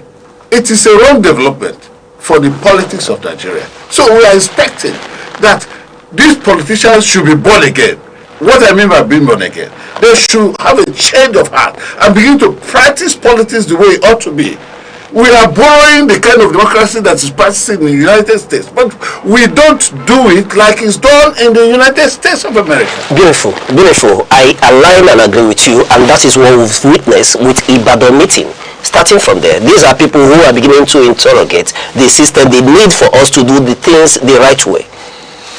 All right, we go over to the Daily Sun headline, which says NDC entices Obi Kwankwaso with presidential tickets. This is obviously what we are looking at, and this particular headline came from Nigerian Democratic Congress. They, on their X handle, I think their X handler had to post Mr. Peterobi and Kwankwaso, where they were shaking hands and said everything Nigeria will be okay. Remember, they had a movement over the weekend, over last week, where the two great individuals came together to, their supporters, their supporters came together to form a movement, which is OK Movement. So, Mr. Rex, looking at this.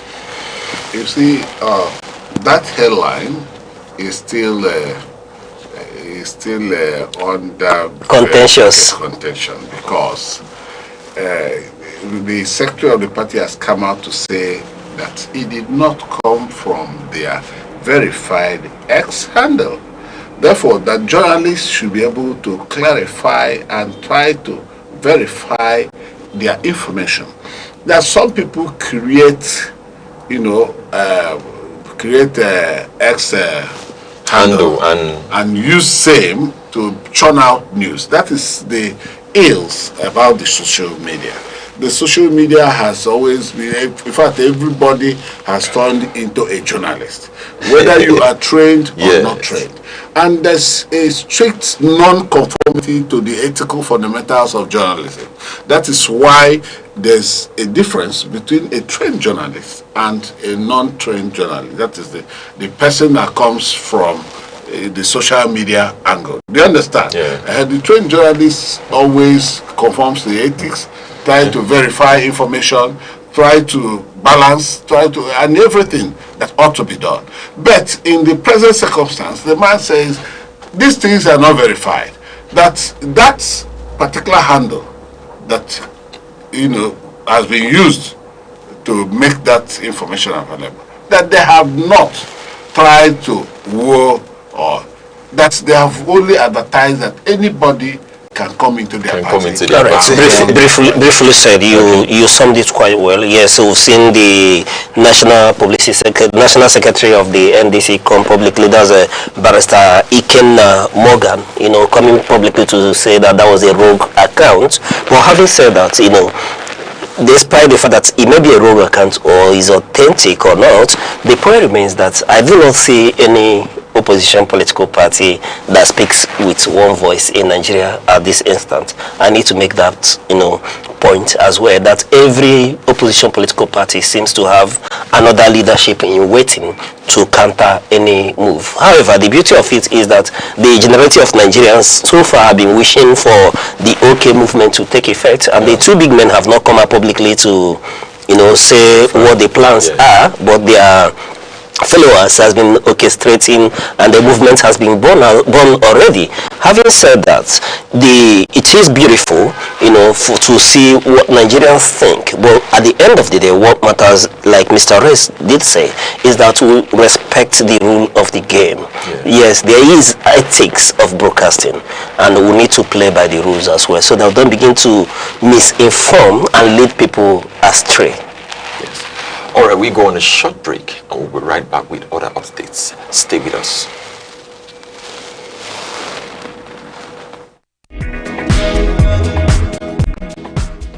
In every generation, there exists a defining force.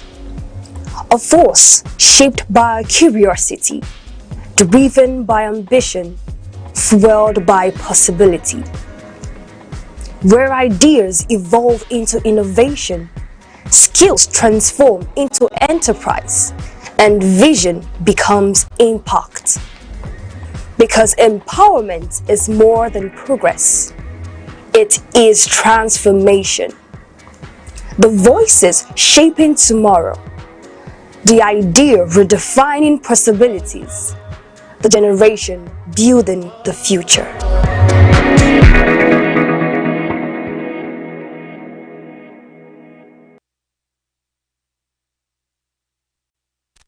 Welcome back. Now we go to this story where Ohanaeze Ndigbo's Enugu branch has endorsed Dr. Petermbah, the governor of Enugu State, and Mr. President for the next set of the election for 2027.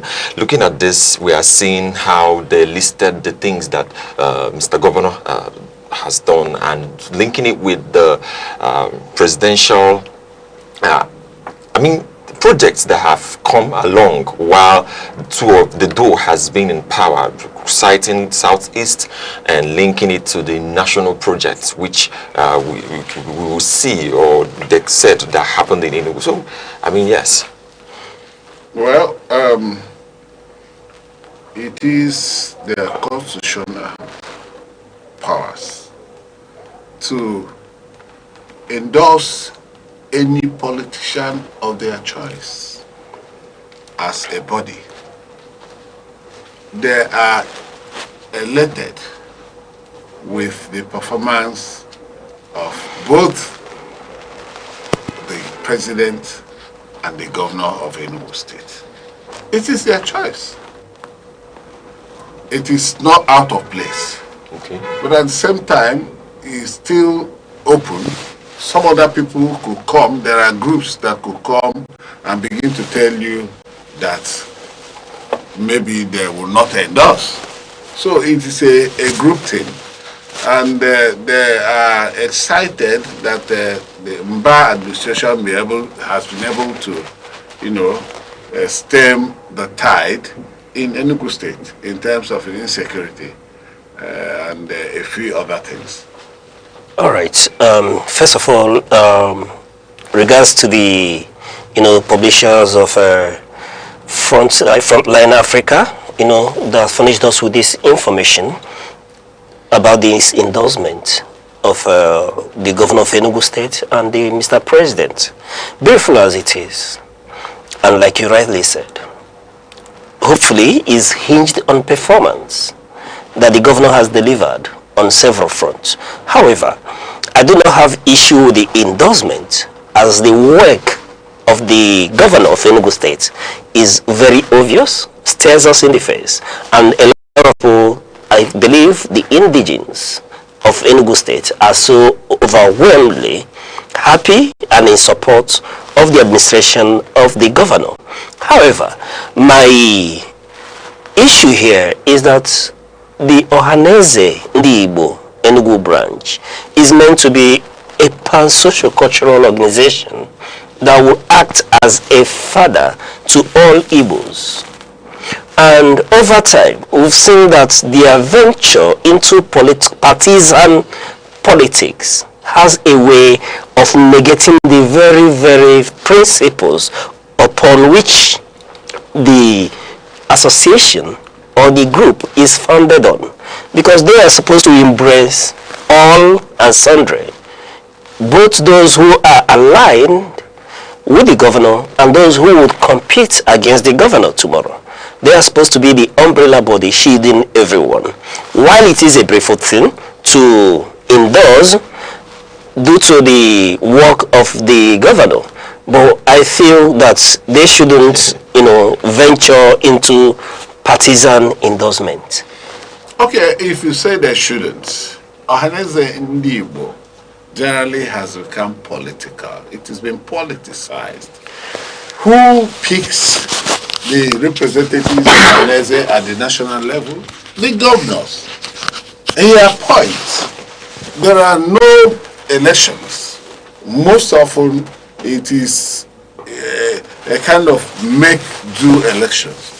The governors bring out, you are going to represent us. If there's going to be a President General of Ohanese and Igbo coming from Enugu, as it is agreed to rotate, the governor will of course appoint whoever that becomes a representative of Enugu State and who will now represent Enugu State in Ohanese. So Ohanese is no longer apolitical.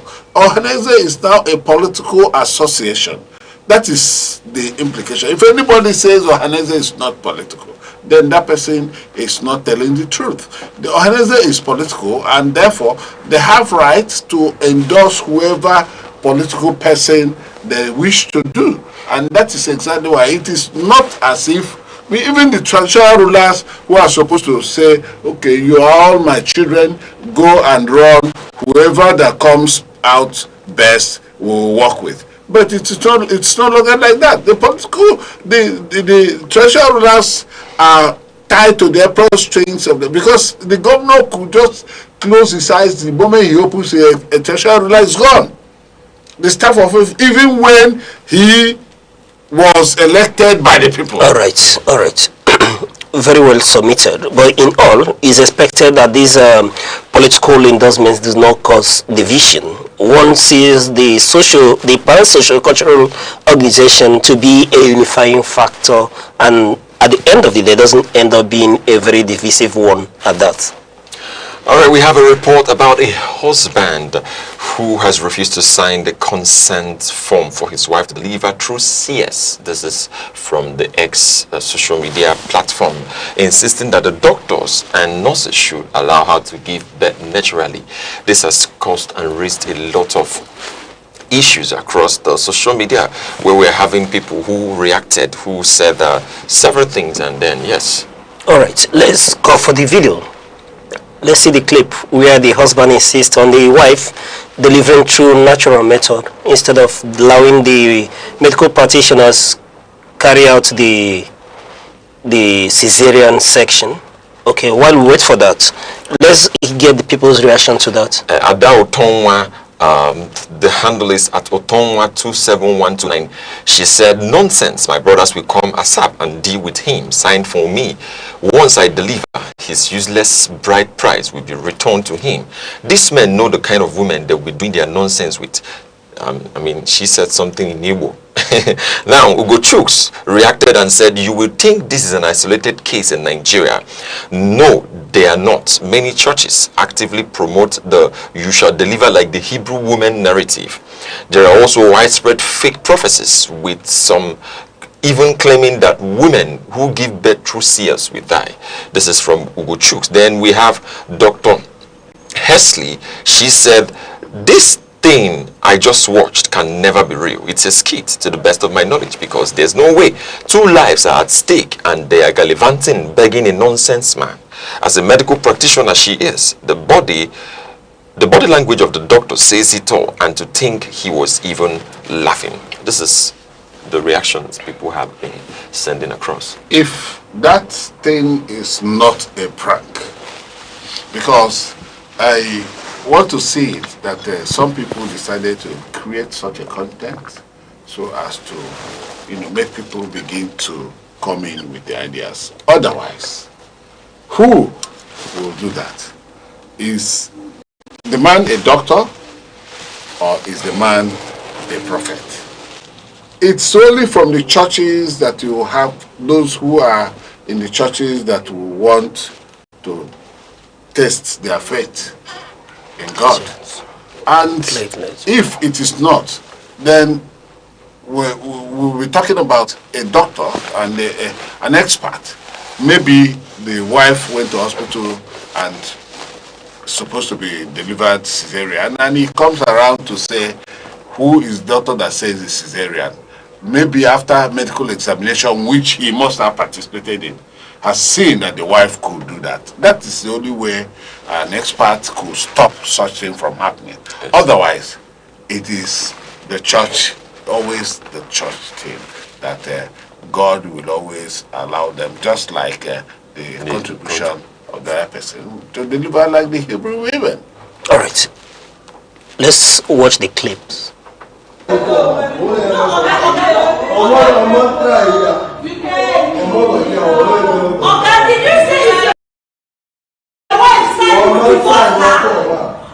Please be my vicar. Madam, can you sign?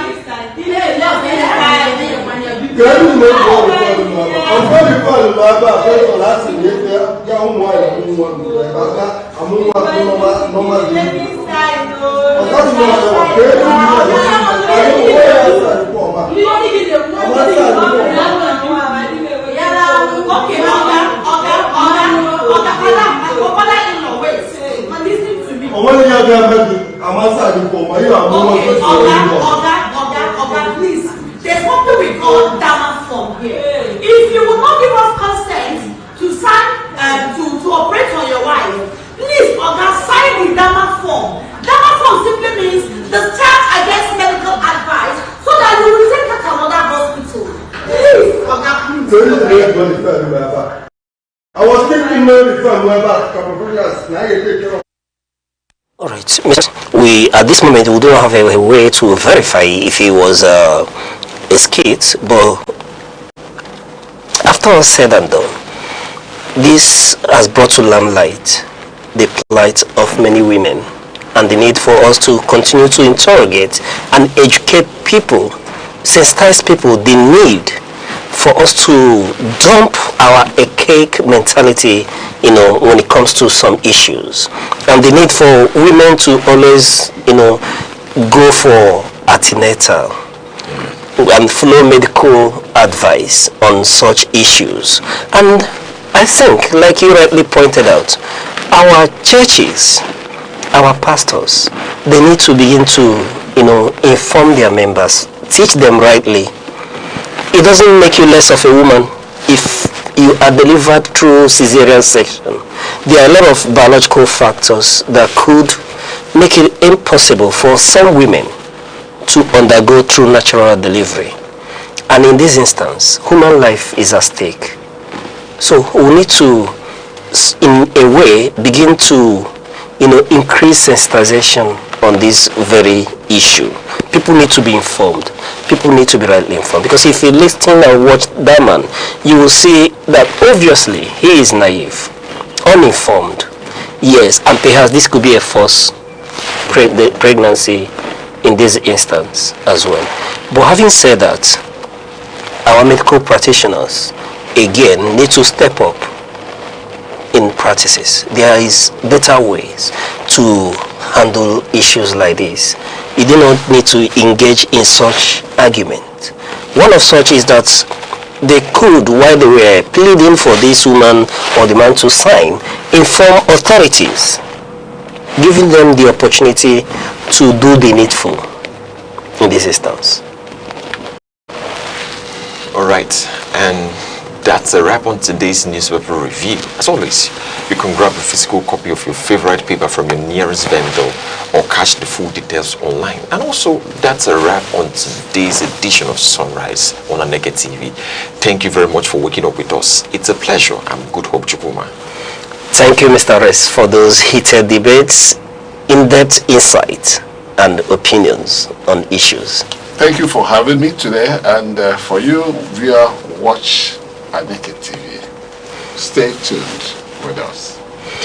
I am Uche Osai, and on behalf of all of us here on Sunrise, we say thank you for watching and keep watching till we come your way same time tomorrow. Bye-bye.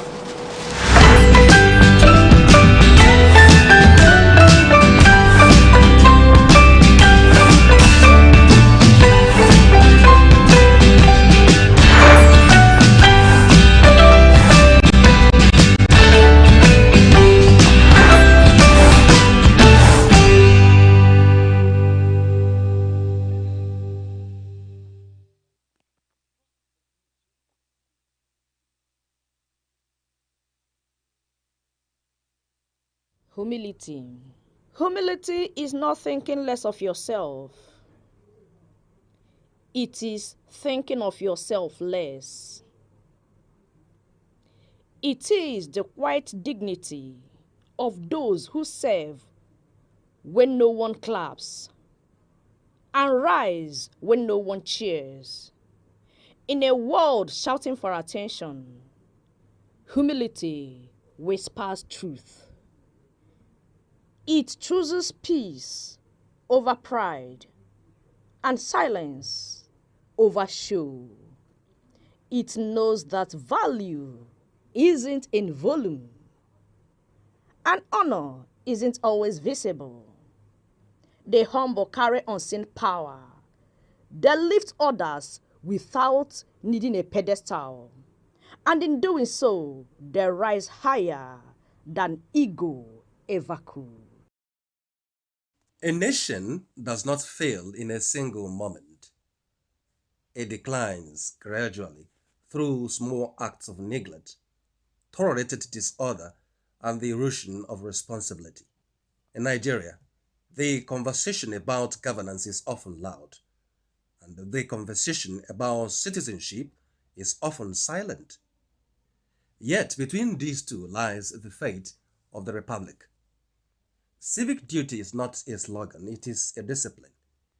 It is the conscious decision of citizens to act in ways that sustain the collective good, even when no one is watching, even when the system appears imperfect, even when personal sacrifice is required.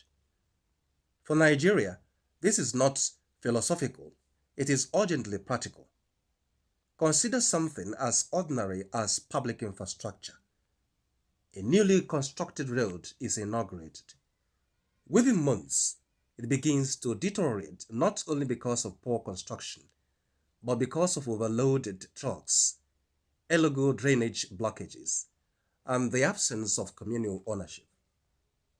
The question then arises, who destroyed the road? The government that built it poorly, or the citizens who used it irresponsibly? The honest answer is both.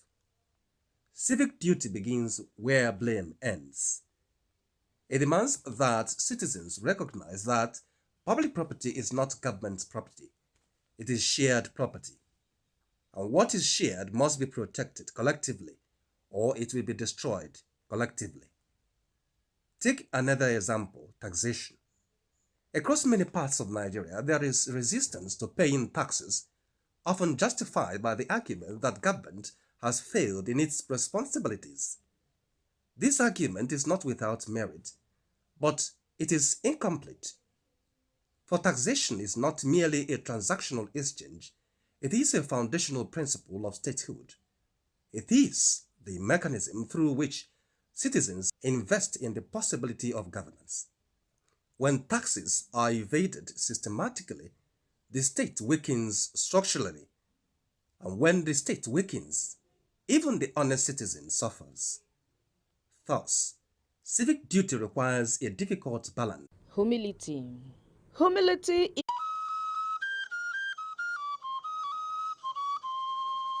Need advert placements, coverage for events, or the latest news stories? Call 070-3043-7110 right now. Aneke TV, move with the world.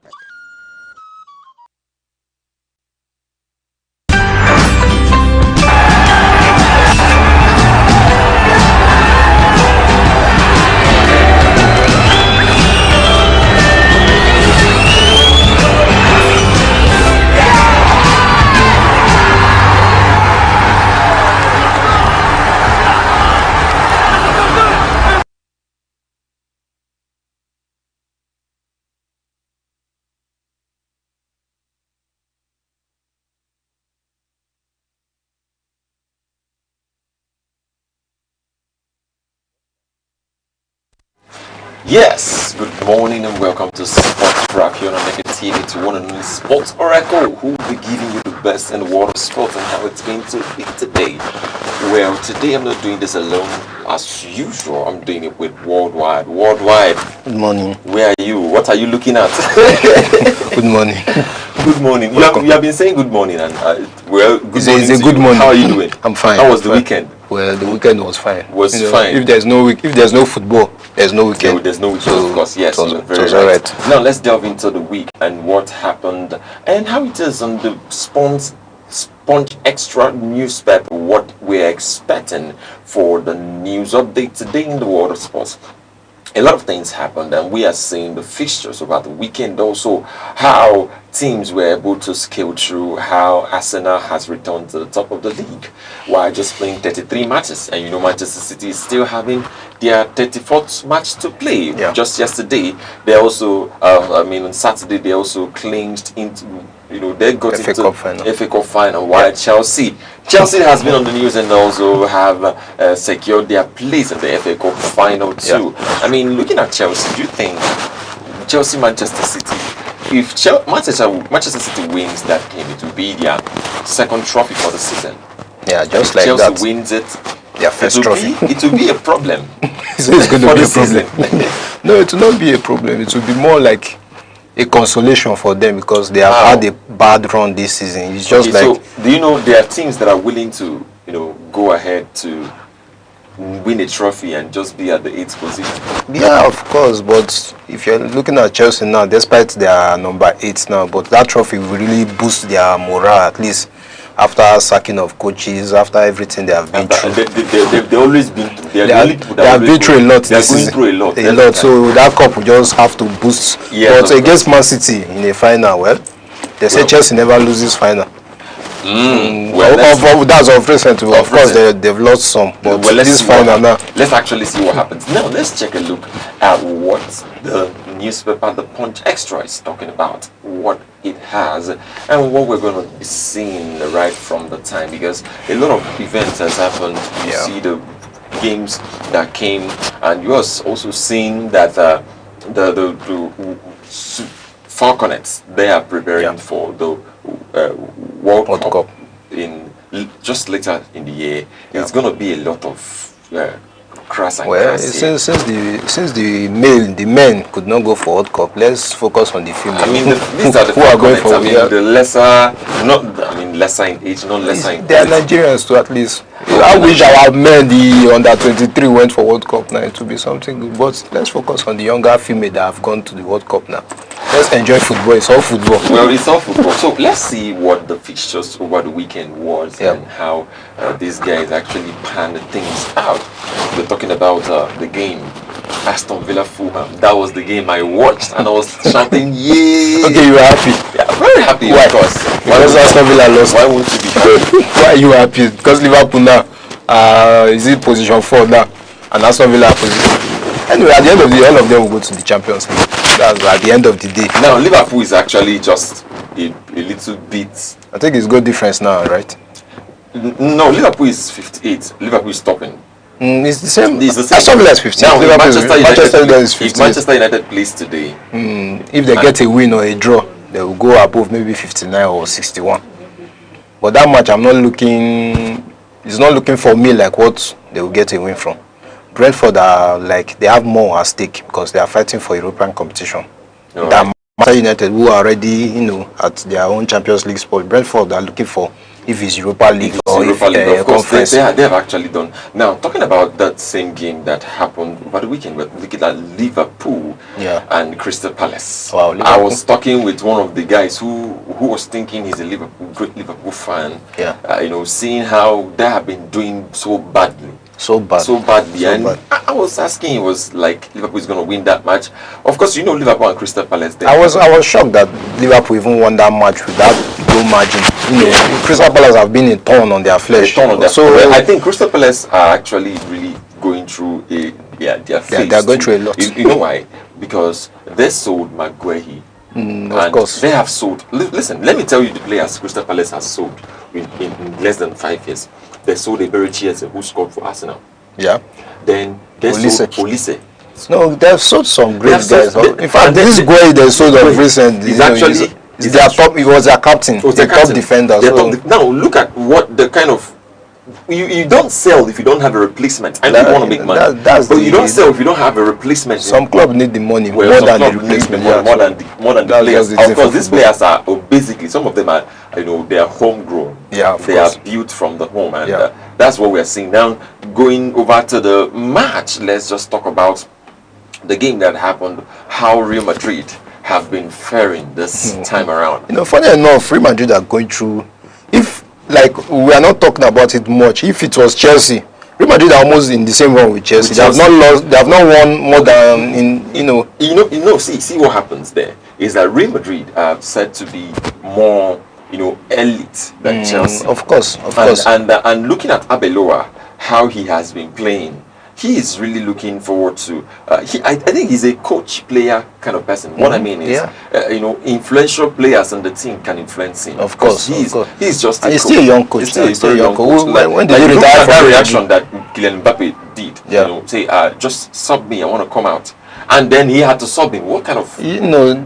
That's to show you that he's still a young coach. The players like Real Madrid have some big names. And they still have a say on their own. Players have their say in Real Madrid. So Arbeloa is not. I'm not putting him in the likes of Guardiola. You can't tell Guardiola to solve me. So he's still a young coach that is coming up. Arbeloa and Carrick so far. Yeah, they are almost different. They are in the same league. No, let's just say Carrick is getting the win now. They are not the same. Look at it. Carrick has played how many games? And in all the games he has played, more than 10 games, he has just lost 2 games. No, but we won't say Carrick is way above him. We won't say they're still on the same level. level. We're talking about people who are really matching each other's energy. That's what we're talking about. We're talking about great players, people who are who came from playing into coaching. And like Xabi Alonso. Like Xabi Alonso. Now let's talk about that Real Madrid coaching side a bit. Who do you think, if they let Arbeloa go, who do you think will replace him? Anyway, the coach I was expecting Real Madrid to go for, that Zidane. I'm not sure he's coming back. Zidane wants France's job. So he has. Of course, it's settled. He's not coming back. France's job after the World Cup is actually. So I don't know who they are going for, or who they can go for right now. I'm not seeing any top coaches available. They should go for robots. Who is that? Robots. Who is robots? That will train them and give them the best. I feel like Real Madrid, if they play their game right, they could just get someone like Guardiola. Guardiola if he decides to leave this season. If he decides to leave this season, Guardiola would actually. Yes. If he goes to Real Madrid, he will definitely turn that club back to their winning ways. It is up for. It is up for. That would be a big move. That would be a big move. I'm expecting someone like that level of Guardiola. That's what they need. I'm talking about coaches who are in the likes of the PSG coach. Yes, was it Enrique? Coaches who are up to the task. And I think Enrique is also leaving PSG. No, he's leaving. And looking at the fact, Manchester United are also looking forward to if they could get him. Of course, Enrique has done a great job. No, at PSG he has done so much. Remember, one thing about these teams is that Premier League teams are not the same. Of course. These games are, if you're a champion or other leagues, if you're a champion, we keep echoing this over time. If you're a champion in other leagues, you're a champion. Yeah. You're not a champion. Now when it comes to Premier League, you can't just say you're a champion. That's why that debate of which league is now. You can see what is happening to Real Madrid. Yes. They are still in a second position, despite their poor run. Imagine something like Man City having that kind of run. They are coming to tell me they are challenging second position, comfortable. It's not like the next people is coming to top them after. So that's why I say that competition between which is better. Premier League is way above all those other. Let's also talk about Victor Osimhen, our very own. Who is back. He's back. Of course, he's back with the goal. He's back with the goals. He scored yesterday in their game against Fenerbahce. That's just a game that I was looking forward to. I was hoping that he could score more, and he just had. Well, he delivered at least. He didn't play the penalty. He left the penalty for Yilmaz to play. So normally he's the one that plays the penalty, but I don't know why he left it. Maybe it's just of a good gesture. When you are happy where you are, you have to delegate stuffs to people, and also let others shine. Of course. I think Victor Osimhen is an example of Nigeria. That was a good gesture.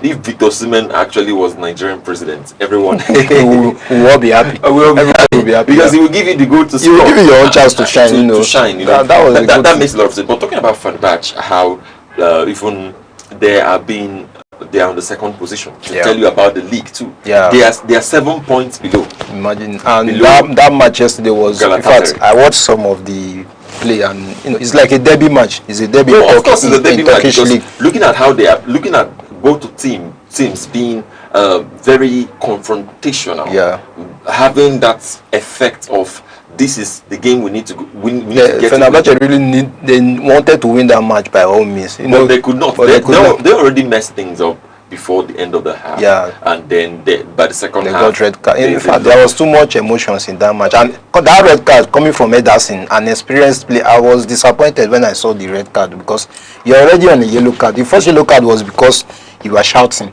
It's not that you actually fouled someone. You were shouting. They gave you a yellow card. Then the second yellow card was move back. They have given a penalty. Let them play. You move back to your line. He refused. He was still, arguing adamantly. It looks like he forgot that he had I don't know whether he forgot or he intentionally wanted to get that second red card. Because why were you at your level? Well, move back. It's football and it happens. Yeah. Now let's move back to the match today. I mean, this is going to be a determinant of what is going to happen at that third position. We're talking about Manchester United and Brentford, looking at how the game is going to be shaped. Now, I mean, some of the Manchester United players are not even out from injury. Yeah, a lot of injury crisis. Dogu is still yet to recover. Dogu is back now. He's back, but we're looking at him. Probably he will not play. I'm not sure he will not have been on the match day. Then Martinez is out. He's on the red card and he's having the second match ban. He wins just one game. Harry Maguire is out. Manchester United, the defense, they have a lot of injury crisis. Lenny Euro is out, and he could play, of course. But I mean, do you think Brentford is more of a threat to Manchester United than Chelsea? This season, I don't see Chelsea as a threat. Brentford any day. This season, with their Ego Thiago. You see, apart from Haaland, I think he's the second highest goal scorer. So, and Brentford, for me, I'm not even. That's why I say I've not seen Manchester United winning that match with their defense problem right now, injury everywhere. It's only their midfield and their forward that you can say, okay, players are there, but that defense against a Brentford side that has an informed striker right now.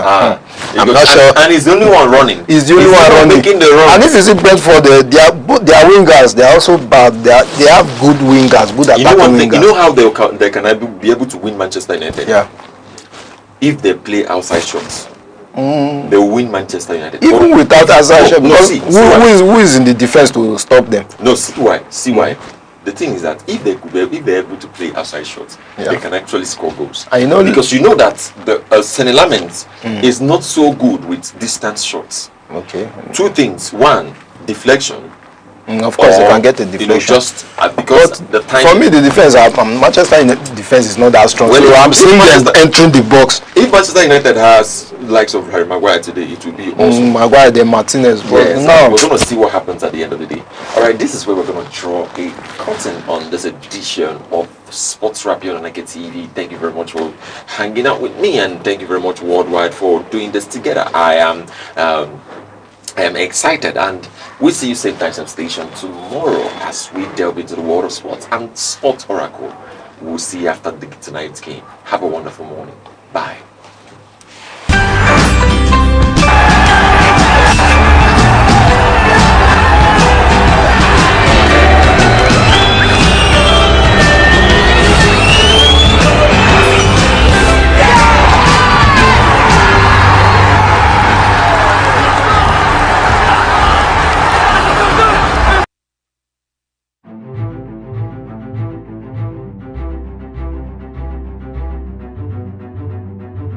Morning headlines before you step out. Midday updates while you walk. Evening analysis when the day winds down.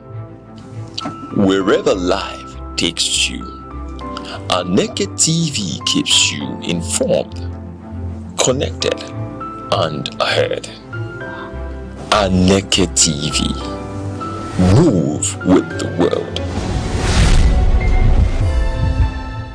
Leadership, in its deepest sense, is not the occupation of authority, but the assumption of moral weight. It is the invisible burden of choice, the negotiation between power and conscience, between what is possible and what is right. In every society, But especially in Nigeria's complex and evolving democracy, leadership becomes the mirror which a people either recognize their dignity or lose sight of it. Integrity, therefore, is not a decorated virtue attached to leadership. It is its very substance. It is the invisible thread that binds intention to action, promise to fulfillment, and power to responsibility. Without integrity, leadership becomes performance. With it, leadership becomes philosophy in motion. To speak of an egalitarian society is to speak of a moral imagination, a society where human worth is not negotiated by birth, geography, tribe, or privilege, but recognized as an inherent truth. Yet, such a society cannot exist in abstraction. It must be constructed through the ethical decisions of those entrusted with power. In this sense, integrity is not merely a personal virtue, it is a structural necessity. Nigeria, like many post-colonial societies, carries within it a tension between promise and practice. Its constitutional ideals often rise higher than its institutional realities, and in that gap between aspiration and execution, the question of integrity becomes unavoidable. For every broken system is first a broken commitment, every weakened institution a reflection of compromised truth. When leadership loses integrity, societies does not simply become inefficient, it becomes fragmented. Trust, once fractured, does not merely disappear, it recedes into cynicism. Citizens begin to expect failure as normality, and governance becomes a theater where hope is repeatedly rehearsed but rarely fulfilled. Yet, integrity in its truest philosophical sense is not merely the absence of corruption, it is the presence of coherence. It is the alignment of inner conviction with outer action. A leader of integrity does not simply avoid wrongdoing, they embody consistency in a world that constantly was compromised. In such coherence lies the foundation of equity, for inequality is not sustained only by economic imbalance, but by moral inconsistency, where rules apply differently depending on proximity to power. An egalitarian society demands more than equal laws, it demands equal moral application of those laws. This is only possible where integrity governs leadership. To build a society, institutions must outlive individuals, and principles must outweigh personalities.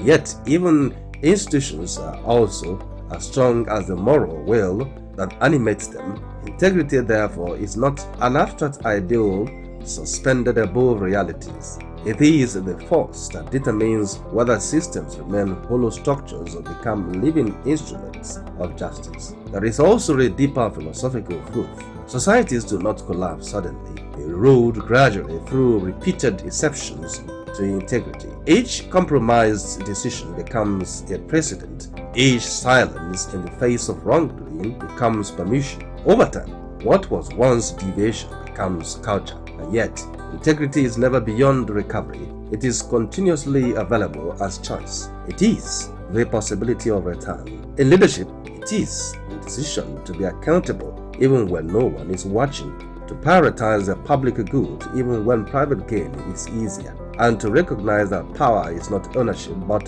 stewardship. An egalitarian society, then, is not a distinction but a moral discipline. It is sustained not by slogans of unity, but by the daily ethical labor of those who govern and those who are governed. It requires a shared consciousness that justice is not automatic, it is maintained. In the end, integrity is the quiet architecture of trust, and trust is the foundation upon which societies either stand or collapse. Nigeria's future, that of any nation, will not be determined solely by the abundance of its resources, but by the depth of its moral seriousness. For leadership, stripped to its essence, is not the exercise of power over others, but the faithful responsibility of power for others. And in that responsibility lies the possibility of a society where equity is not merely proclaimed, but lived silently, consistently, and justly. Humility. Humility.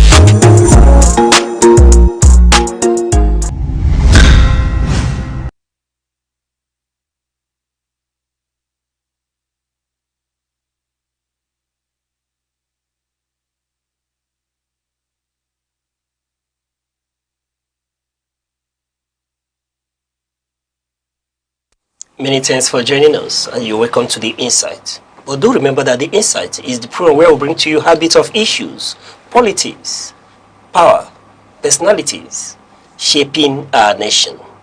Today, we go beyond the headlines and into the heart of a conversation shaping the political direction of Enugu State. A conversation defined by influence, alignment, and the subtle mechanics of power. From strategic endorsements to high-level engagements at the presidency, and from regional political expectations to emerging international partnership, the stakes are rising, the signals are becoming clearer. But beneath the surface lies a critical question. Are these moves driven by collective progress, or are they part of a deeper political chess game? Our focus today, Enugu State, power play, and politics of endorsement, Part 2, interrogates the motives, the implications, and the real impact on the people. Joining us is a key voice within the corridors of power, a policy insider and a senior special assistant to the governor of Enugu State on new media, Dr. Ruben Onyishi. Doc, it's a pleasure to have you on The Insight. Uche, how are you doing? I'm good. How has it been? Fine, good to have you. Yeah. Thank you. Doc, let's get straight into the issue. You know, as always on The Insight, our perspective is to bear the torchlight on issues, you know, particularly affecting the Enugu. And part of these issues is anchored on your recent academic undertaking. You're writing your article recently where you sort of said why Enugu North should rally support for petermbah. And we want to ask, what specific gains do you believe the zone stands to achieve if it aligns politically with the governor in this instance? Yes, we quite agree with you that the other zones are already aligned and have endorsed the governor. Why should Enugu North rally behind the governor? All right, thank you very much. I just want you to know that on 2nd of May, the Nsukka Mega Rally for petermbah is coming up on 2nd May. Okay. And that will be the date for the final endorsement. All right. So if you look at why Enugu North should rally support for petermbah, of course, like I always say, I say he who did not hear the din of Nwadimogoro, did the elephant stamp on his eardrums. You know, we are looking at what the governor has done for the people of Nsukka. As a matter of fact, since human existence on earth, no man has done for Nsukka what the governor has done. Doc. Since human existence. Just hold on. Yes. That could be very, very ambitious. Sweeping. He says since the inception of... Tell me who has done for Nsukka what Peter has done for the zone. Nobody. Nobody. And that is why you see the people who came to thank him. That was yesterday. People of Nsukka's zone. Who was there, and they came to thank the governor for what he has done for them. You want me to mention them? I'll start mentioning them one after the other. I will get to them, but I'm still probing the things he has done for the Nsukka zone that no man since the inception of humanity has ever done for the Nsukka. Yes, nobody has done that. Nobody. There's nobody. Let's look at these things. Yes. Number one, since the existence of man on earth and since the establishment of University of Nigeria Nsukka, we have never had an indigenous vice chancellor. Nsukka has never had that. Nsukka tried time and again, it didn't work until Mba came on board and facilitated the appointment of Professor Simon Otuanya from Igbetiti as the Vice Chancellor of the University of Nigeria Nsukka. That is number one. It's unprecedented. It has never happened in the history of Nsukka. But Mba came and blazed the trail. Is it not something that should elicit the people's thanks and appreciation? Then, I'm just taking it one after the other. You saw when Senator Okeza died, the role the governor played. Despite the fact that they are not even in the same political party, but he made sure that he gave Okeza a befitting burial. Okeza represented the Enugu North, that is in Nsukka zone, in the Senate of the Federal Republic of Nigeria. So that tells you that the governor identifies with the people of Nsukka. Now, if you look at the type 2 hospitals, sorry, let me start with the smart schools. We have 267 smart schools already built. Now, if you look at this figure, Nsukka zone has 102 smart schools. Nsukka zone alone. Enugu East has 77. Enugu West has 79. But Nsukka has 102 smart schools, which is the largest portion of it. All right. Now, if you look at the type 2 hospitals, Nsukka has the largest portion of it. 102 type 2 hospitals in Nsukka. Enugu West has 79. Enugu East has 77.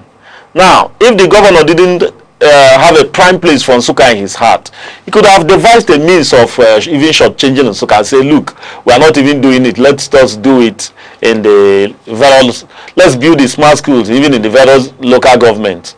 Or he could have just devised a means of giving his zone. So the governor is not giving to discriminatory sectionalism, tribalism, all these things we hanker after. The Greek identified 3 personalities. They identified the idiot. The idiot is somebody who is always thinking about himself. You understand? Everything is about me. That's what the Greek referred to as an idiot. Then they identified the tribalists. The tribalist is always thinking, or the tribesman is always thinking about what is coming to my tribe, what is coming to my section. It's sectionalized.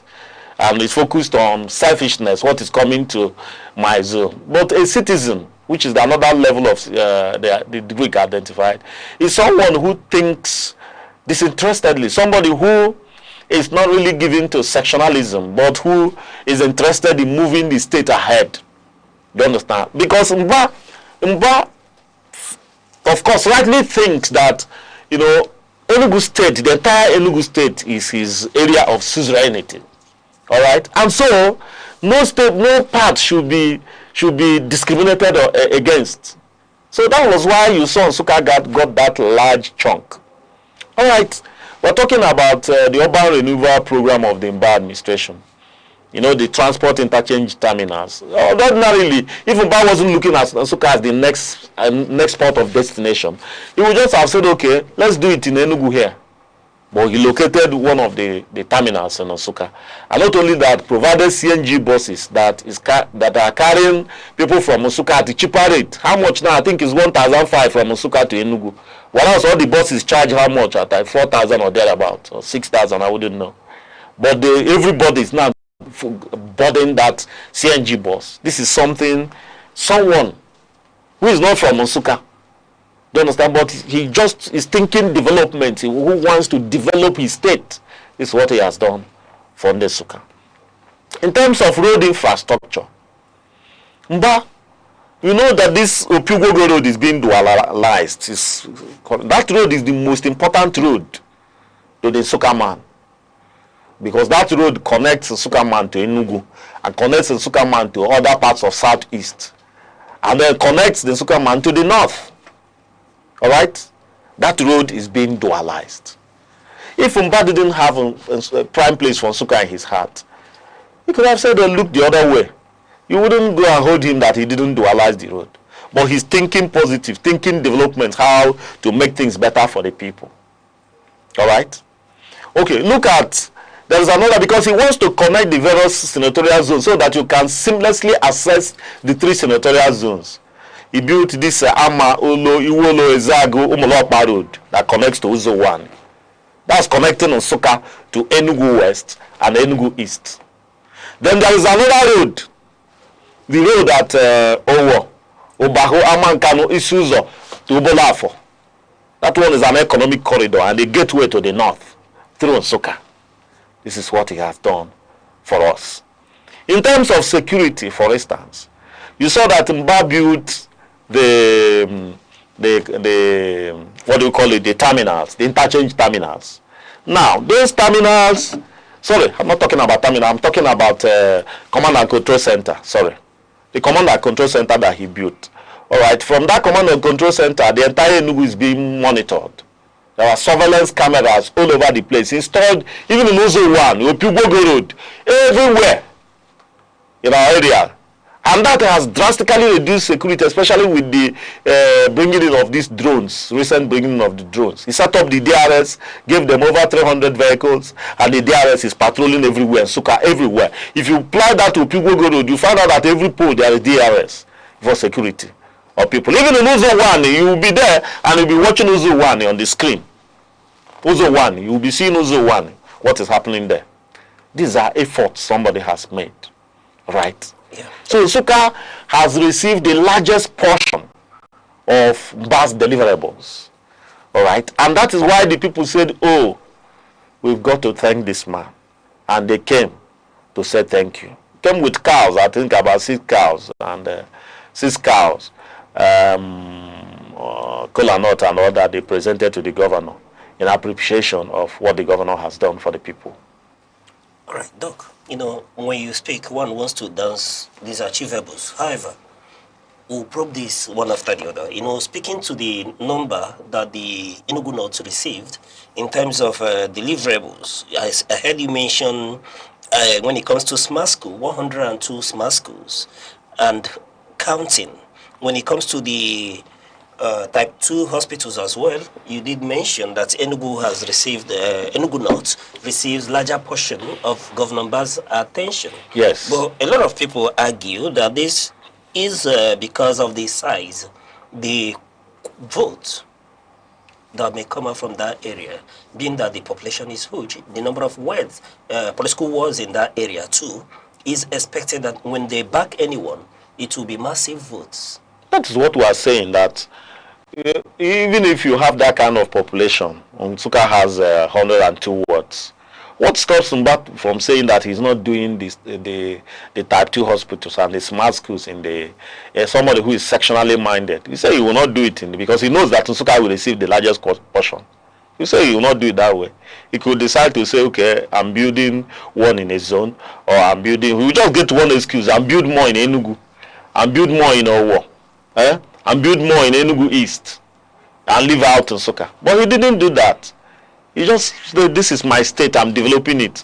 So it doesn't matter who gets what. And from, we are looking at the wards, we are looking at the grassroots. So since Nsukka has more wards, excuse me, it's just a question of gerrymandering. Who said that Enugu East could not have more wards? Or who said that Enugu West could not have more wards? You understand? Because this population, we talk about population. Yeah, we may have the population, but somebody who wants to sectionalize development will not even bother about your population. Do you understand? He will just look at the other way and say, well, what about Nsukka? He could even build 6 in Nsukka, in the 6 local governments that make up Nsukka zone. Is it not 6 local governments? He will just build 6 there and go away. And you will still be making the same noise. People will still be hailing him that he built smart school. But that tells you the heart of the governor, that he's looking at developments. He's actually not looking at where you come from on it. That's why he built as many as 267 already. I understand that there are plans to give some communities more smart schools. All right, especially in the Nsukka area. And then the type 2 hospital. We received more. Nsukka received more. So that is why the people came to appreciate the governor, to thank him for this unprecedented development that he has brought to bear in Nsukka land. All right, Doc. You know, looking at the caliber of men that came for this thank you visit, yes, it may be argued that these are a gathering of politicians. And I want to ask you, yes, these individuals, starting from so Igwe Ogadagidi was in attendance, yeah, Chief John Nyawodo, the Vice Chancellor of University of Nigeria Nsukka, Professor Otoanya, Ambassador Justina Eze, Chief Mazi Ukuta, Barrister Ajogu, to mention but a few. Are you saying that this group represent the larger interests of Enugu North? Well, people say, no. Is anybody remaining at home? Everybody who is who in Nsukka emptied into the banquet hall of Government House to thank. If you look at it, tell me, The Nsukka had a senator, the only living senator now, Chukwuka Otazi was there. The VC UNN was there. Maxi Okuta was there. Ezenweta Okechukwu Itai was there. Dan Shere was there. Vitaba was there. Ikeja Sogwa was there. All members of former and serving members of National Assembly were all there. National Assembly were all there, or House of Representatives. Serving and former members of Enugu State House of Assembly of Nsukka Extraction were all there. Who is left, the DSP, the Deputy Speaker of Enugu State House of Assembly from Nsukka was there. Members of the House of Assembly, they were there. All the local government chairmen were there. And who is who in Nsukka? Anybody that has a name in Nsukka was there to thank the governor. Shouldn't we target a thank you visit by the allies of the governor? How could you say who is left? If you are saying, you know, like when we moved to APC, I told you that nobody remained at home. Anybody in Enugu who has political capital moved. Anybody in Enugu who has political Everybody, tell me who didn't move. Is that an overstatement though? It's not an overstatement. Tell me who didn't move with us. And I will tell you the riffraff that remained elsewhere. Do you understand? Tell me who didn't move with us, and I will tell you the riffraff that remained elsewhere. Who is that person that didn't move? Everybody moved. Everybody who is who. When we are to the crème de la crème of Nsukka, they were the people who came to thank the governor.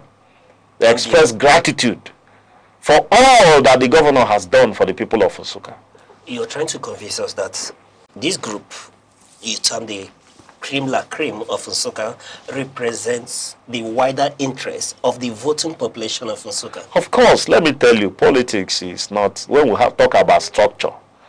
In River State, they were talking about structure the other time. When we talk about structure, that structure is key.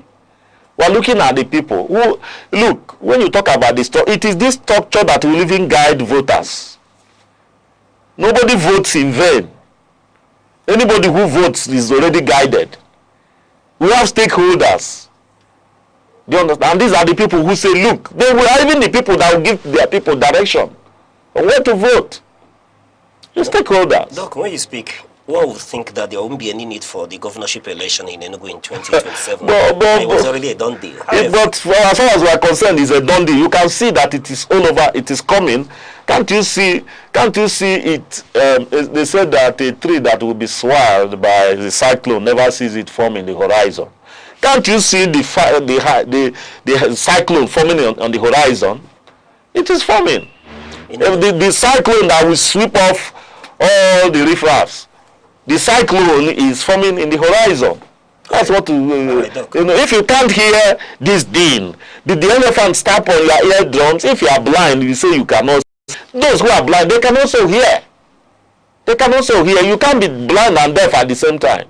Then, Doc, what's the SS for the 2nd of May Nsukka rally? If this group represent the larger interest of Nsukka? Yes, this one is thank you. It's like we are sending delegates. These are delegates, just like Mbah went to thank Tinubu with delegate stakeholders from Enugu State. Everybody from Enugu State didn't go. This one is stakeholders. The people you saw there. And I've been trying to upload the pictures, but I don't know what's happening to my phone. Since yesterday, it couldn't upload. You saw that you would have seen the people there. And we're just talking about stakeholders. So the mega rally we are talking about is everybody. All Tom, Dick, and Harry from Nsukka, from Enugu North, we gather at Nsukka Taji Stadium. That's where everybody will embrace the governor. Doc, you're sounding as if there is no opposition left in Enugu North. If there is any opposition in Enugu North, well, it is nothing to write home about. It is infinitesimal. We don't reckon with that. You know, there are, you can say opposition, yeah, opposition, but it doesn't make any significant impact. Do you understand? Okay. It doesn't. Doc, moving on, now that you mentioned the visit to President Bola Ahmed Tinubu on April 21st. Yes. Give us an insight. What is the import of that visit? The import is just to thank the president. The governor went to thank the president, the stakeholders, because the president has actually done a lot for us. And then you went to thank the president, express the appreciation of the people of Enugu State to the president? Is it not the president that gave us service chief, chief of naval staff, Ogala? And then when Ogala was removed, he still gave us Aneke. You know the implication of having a service chief from your state. That tells you something. And then look at the Southeast Development Commission. Do you know what comes to that commission? Look at even the operationalization of the Enugu airport and all that. All these things are what the president has really done a lot for. And that is why we are saying, that Ndigbo should reinvent themselves. That this is not a time for anyone from Igbo land to vie for presidency.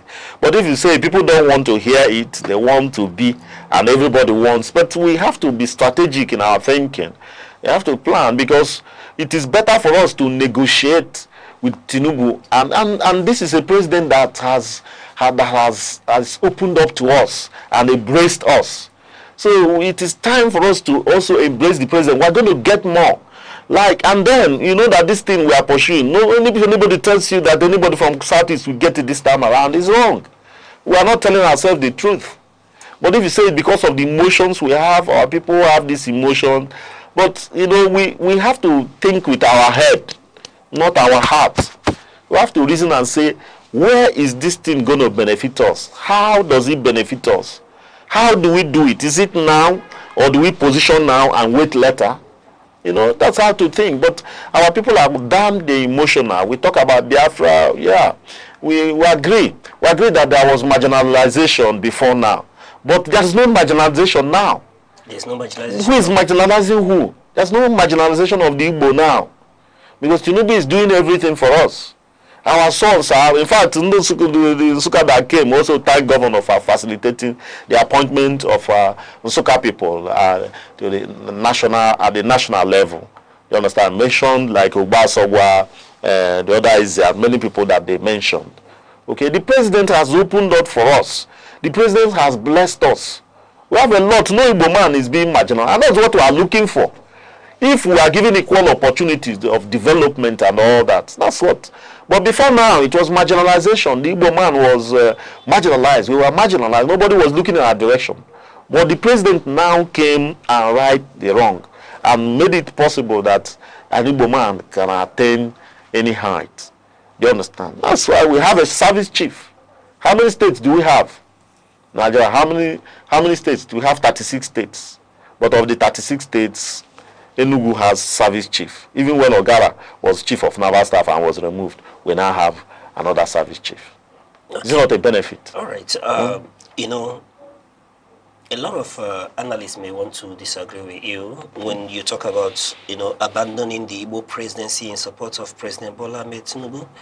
Many have argued that we shouldn't put all our eggs in one basket, and for them, is the better period to attain Igbo presidency. But be that as it may, Doc, I want to draw your attention to what many people has opined, that since your government aligned at the center by decamping from the PDP to the APC, that the level of development, engagement from the governor sort of stalled. They've not seen new initiative.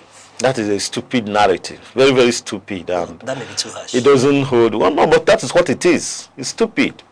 Because if something doesn't make sense, it's stupid. But people are unable to cite new projects. How do you do? How can you say that? The projects, the Type 2 hospitals, the ICC, the enugu, they cited this while you were in the PDP. Excuse me, some of these projects have not even been completed and still ongoing. Do you understand? What about the roads? All the roads in Enugu here, there is more like declaring war on all roads in Enugu. Is there any street that is not receiving attention in Enugu? You know, the argument is this, that when you were performing optimally at 100% capacity, they expected 1,000 capacity. Now that you are lying. Excuse me, when we were in PDP, we had about 1,000 projects. But now we are in APC, we have over 3,000 projects ongoing. Some completed and some ongoing in Enugu. Does it look like a deterioration? That's no deterioration anywhere. That's no deterioration. Okay, look at Enugu now. When we were in PDP, how many players we hadn't even established Enugu fully when we were in PDP. But now we have brought in more planes, and we're going to traverse Africa and the world. So that's why I said that it is stupid, a stupid narrative. You know, what I find is that the opposition here always look for something to say, clutching at the straws. Are just looking at something to say, even no matter how silly it is, they will just say it. And the people, I don't know who buy into that kind of nonsense. How can you say that Mbah has not done more projects? Whereas this is morning yet on a creation day. He hasn't even done, you know, we ain't seen anything. Morning yet on a creation day? Yes. So what you're saying in essence is that more is being done and more will be expected. But we can see that more is being done. More is being expected. We are looking at even, my brother, you see, one thing about this governor is that we can't even, I think the pace at which he's moving, we can't catch up with him. He's moving at a very high pace, very high speed, so that when you think that you have heard him here, you don't know that he's thinking about some other thing and he will surprise you. That's what the governor is doing. All right. Yeah. Doc, on that note, we'll go on a short break.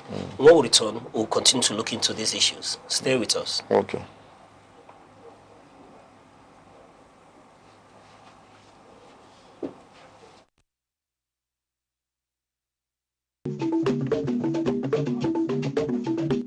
The Insight with Uche Osai.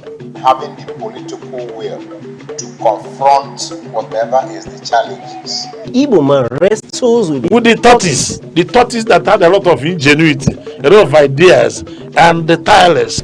It will take the bold mind of government in power to say, let there be electoral reform, no matter whose ox is God. I was there. We did everything. All of us came and supported him with our last blood. In-depth analysis, expert views, real voices, uncover the stories shaping Nigeria today. Deep dive, honest, unfiltered, only on The Insight with Uche Osai on Aneke TV. Join us. Many thanks for staying with us. And in case you've just been joining us, we've been speaking to Dr. Ruben Onyishi, Senior Special Assistant to the Governor of Enugu State on New Media, and we'll be looking at Enugu State, power play, and the politics of endorsement. Part 2. Doc, it's been a pleasure speaking to you so far. Thank you. Now, let's look at the issue between the bilateral relationship between Enugu State and China. What benefits would that bilateral relationship be to the people of Enugu State? Well, it's not just China. There are so many nationals that are coming into to Enugu State.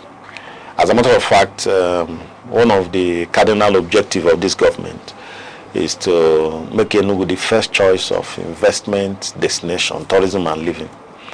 And you that governor is, we have so many tourist sites in Enugu. And the governor is opening up this space for investors. And what you see the Chinese coming to do is investment. The other day we have the European Union came and expressed interest in renewable energy, especially with regard to the smart schools, so that they will help in putting the renewable energy in the smart schools and the Type 2 hospitals. All right, so the Chinese is also looking at opportunities. There are so many opportunities of investment in Enugu State. We are looking at the 350 megawatt electricity, coal-powered electricity plant. Investors are coming in there, in that area. Investors are coming in the area of energy and mining, in all areas. So that is what you see the Chinese coming. Why I say is that it's not just the Chinese, but we have some. The other time, the Indonesian ambassador to Nigeria, Harahap, was here, and looking at opportunities for investment in the state. So there is an influx. The investors are flocking into the state because of how Mbah has opened up the state. Understand? And then you see that the new Enugu city is coming up. That city is coming up, and that will compete with any other city in the world. So with that city in place, all these people will come in and play. Because if you have ambience, where you have resources and facilities, amenities to enjoy, because that city will have anything you have, facilities you have anywhere, any city in the world. That is what you are going to see there. So that's why these people are coming. The Chinese have been coming. The French is also coming in the area of water. FDB, they are coming to help or reticulate water. That's a foreign direct investment into the country. So a whole lot is happening. That's what you saw. Okay. You know, looking at this, what you said, it seems to be very beneficial. But on the sideline, people are so worried about debt. Yes, people are worried that this relationship may, you know, increase the debt exposure of the state. Is there anybody who is afraid of debt? Debt is a good thing. That is not a bad thing, especially when you borrow to do projects. It's only when you borrow to consume. You understand? That's why we have a problem. If all these things are being borrowed for what do you call it? Consumption and expenditure. That is what do you call them? We have capital expenditure and recurrent expenditure. So if you are borrowing for recurrent expenditure, that's why you have a problem. Okay, but if you are borrowing, like His Excellency is talking about rail, building rail. Even he's told Nsukka people that he's looking at building a monorail from here to Nsukka. All right, how these things are. So if you borrow to execute these things, it's not a problem. Do you understand? Because it's something that will enhance the life of the people, and you will also benefit from it, and you will keep and pay back. All right. So it's just like having access to fund to enable you enjoy facilities that would have waited for you to enjoy. You would have waited to enjoy in years to come, but you can enjoy it now. You're borrowing, and then gradually you pay. So where we have a problem is if we are borrowing for consumption. So we're not afraid of borrowing, but the government is also conscious of what it does. We are not even so given to borrowing as such now. But what I want to say is that borrowing is not bad. Yes. It's not a bad idea to borrow. If you what matters is where you commit it. Do you understand? We're looking at look at this new Enugu smart city now. That new Enugu smart city, we got 150 billion from Fidelity Bank. That's APG. It was an APG. We just paid 1% commission. But we are making in with mathematical precision 300 billion from the first tranche. In fact, it is expected that about 6 or 7 trillion will be realized from that new Enugu city. You understand? So if we borrowed that money to execute this project and we are making 300 billion, don't you see it's good? It's a good thing to borrow. So that's the point. So borrowing is not a problem. It's not a problem as such. I don't think that I haven't looked at our borrowing portfolio, but what I know is that by someone who is prudent, very, very prudent and financially intelligent. Right? That's something. There's a difference between that you are prudent, and then upon that you are also financially intelligent and creative. Do you understand? So we are in safe hand.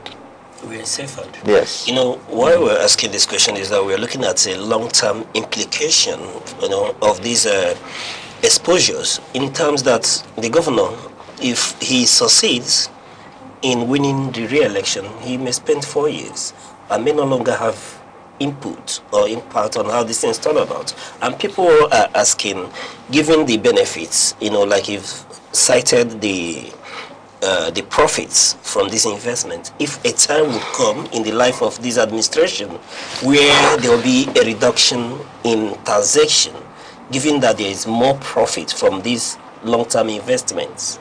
As a matter of fact, these investments, well, if you look at the budget, that budget is built on already established assets.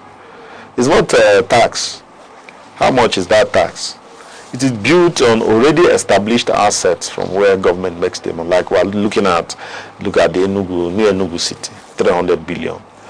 Look at Hotel Presidential, ICC, Enugu International Hospital, UPPL, Sunrise Flour Mill, Niger Gas. These are where government is established assets that will give the government money, not tax.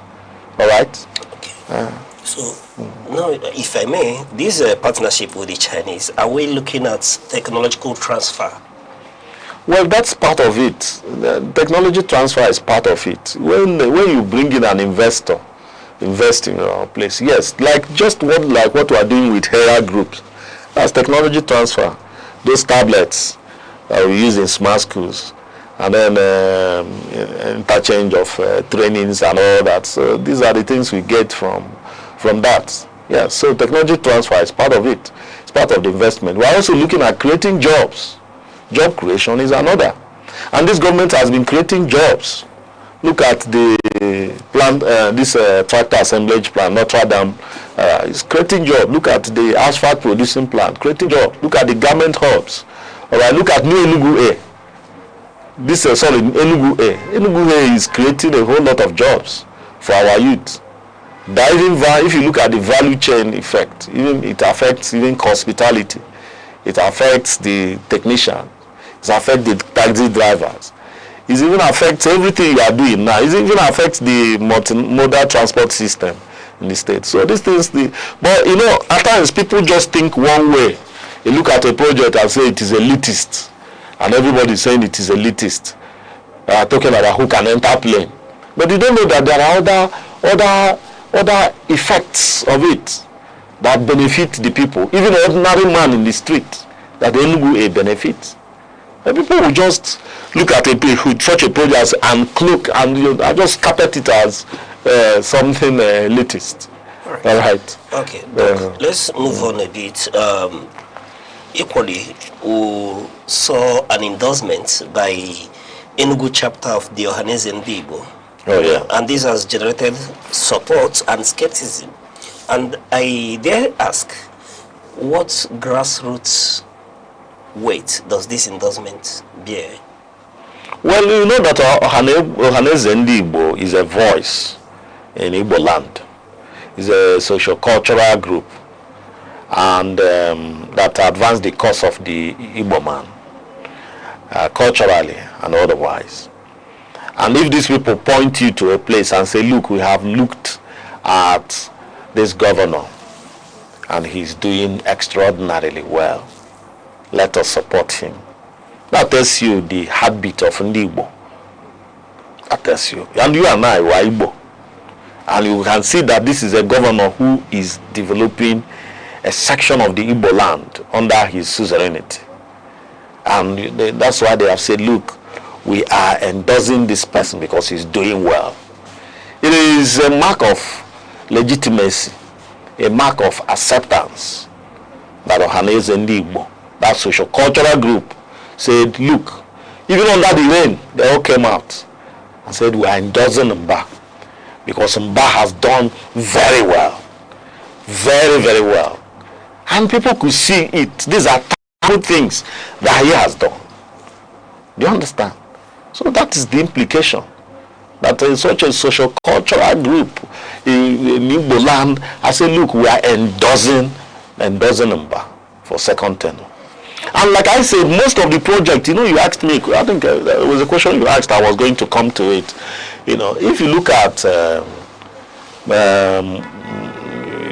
most of the projects that this government is doing, some of these projects are targeting 4 to 8 years. Before Mba came on board, he planned all he wants to do.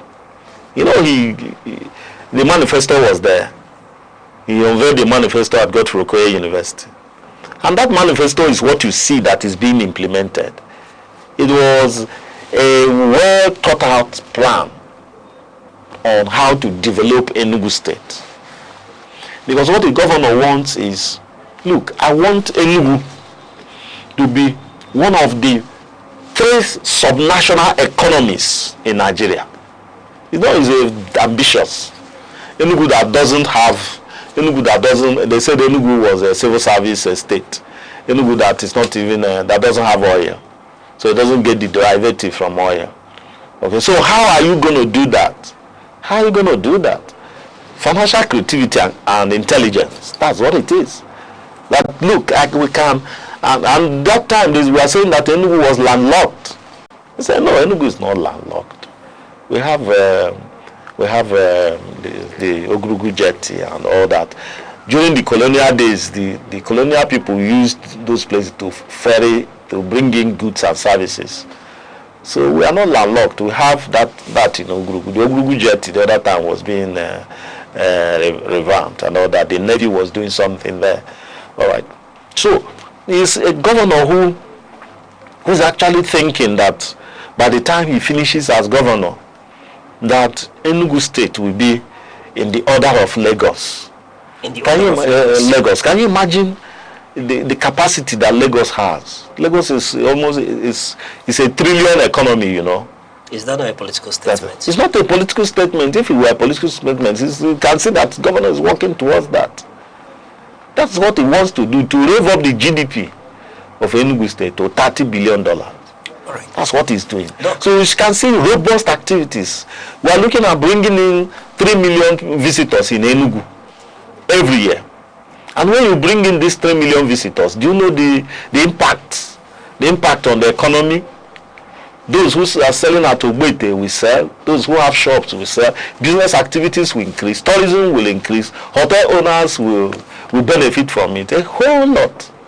3 million visitors in Look, you know. And that's why he is opening up Enugu now. Enugu is going to be a hub, a medical hub, with the building of the Enugu International Hospital that will be able to cater for all manner of issues, treatments. It's at that tertiary level where issues like oncology, issues like cardiology and all that will be treated here. Those things you go to India to handle, they will be handled here. So do you see the medical tourist implication? Because people will come in here and they have the money and they will spend the money here.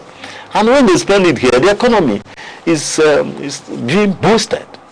That's what it is. Granted, but there's another aspect to this. And I need to ask, Doc, you know, when you people go in your conclave, are you worried about sustainability?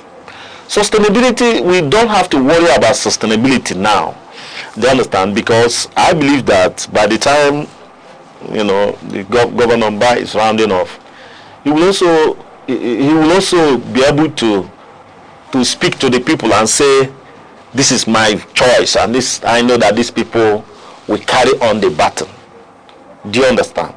Well, in Nigerian politics, we've hardly seen anybody who is able to translate the previous administration's ideas. Well, what the Mbah administration has done is to put these things in place. There are institutions you build that nobody can tamper with them. They will run seamlessly. Do you understand? And institutions you put, and that's why Mbah is building institutions. He's building institutions so that these institutions will run on their own, even when he's not there. Even after the government has left, these institutions will run on their own. Okay, so, and if anybody is coming to become a governor is a person who governs. All right?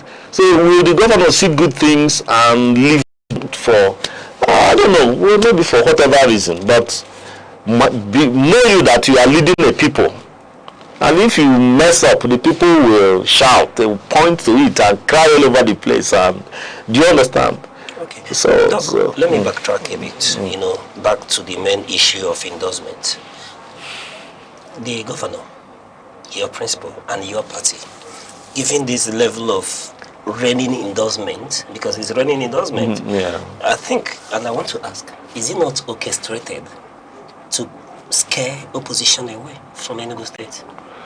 You know, when you ask this question of scaring opposition, well, if this endorsement will scare opposition, good and fine. It's good to scare the opposition. It's good to scare them out of the place. That's our business, to scare the opposition and throw them out. Is it not our business?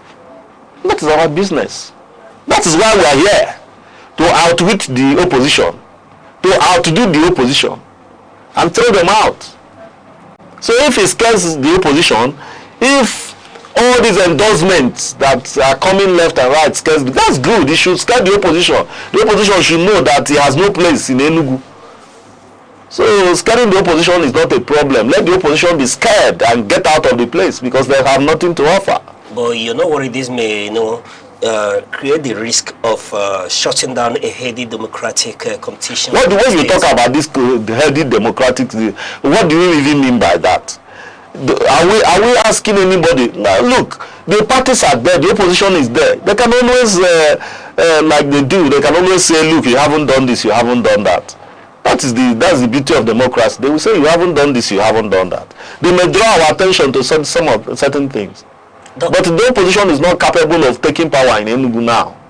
And nobody will give the opposition power in Enugu now because the people of Enugu state will not even do it. Because they have a governor who is working. If Mba wasn't working, it would have been a different thing. But Mba is working. So they have a governor who is working. When they want to continue to deliver, to give them the deliverables, the dividends of democracy, which is what he's doing. So what is the position? If opposition is there and say yes, opposition is saying, opposition will say, look, you haven't done this. Okay, we'll look at it. If it is something we haven't done and it is good, it will be done. That's what the opposition is there. All right, but the no opposition has the capacity to upstage the Mba administration. It's not possible. It's not possible. So, Doc, you believe that these endorsements will generally influence voter behavior in today's political climate? Of course. Granted that psychophancy may be there. I'm not really now psychophancy. You may get it. We are human beings. Anywhere you see, you could get that kind of a thing. All right, but it is largely something that I believe will impact on the re-election of Governor Mba because of, at least, because of what Mba is doing. Anybody who loves Enugu State will vote for Mba. Will vote Mba, sorry. Anybody who loves Enugu State will vote Mba. Anybody who loves is this state will vote Mba because you can see, look at even the roads. Look at the other day, Monarch. So many roads that people who never thought that the place where they live will ever be paved. The roads have been paved. The whole of Imene, the whole of Tinker's Corner, the whole of Chawalea, everywhere. Why wouldn't you vote for a government that is doing well? Why wouldn't you vote such government into power? Huh? Why? Or is it that you don't like good things? You don't like, no, there are people who don't like good things, who want some may argue destruction. Some may argue that these are primarily expectations from government. Primary expectations from government. Okay, if it is primary expectation for government, that's good. And the government is delivering. All right. So why would you remove a government that is doing well, that's meeting your primary expectations? Is it the one that will, if all these things Mba is doing, Enugu is a primary expectation? You know the way you people talk. All these things Mba is doing, even the smart schools are primary expectations. The tattoo hospital, 260 are primary expectations. Okay, if they are primary expectations, good and fine. At least the governor is meeting your primary expectations. Okay, Doc, after all said and done, we've seen endorsements. We're expecting more endorsements. But in all, what should the average Enugu citizen be paying attention to beyond the politics in terms of what really matters to in their daily lives? I don't understand the question. What I'm asking is, beyond the politics of endorsement and all that, what should the Enugu person be paying attention to? Enugu person, we should pay attention to his security. Security is very important and it is everybody's business.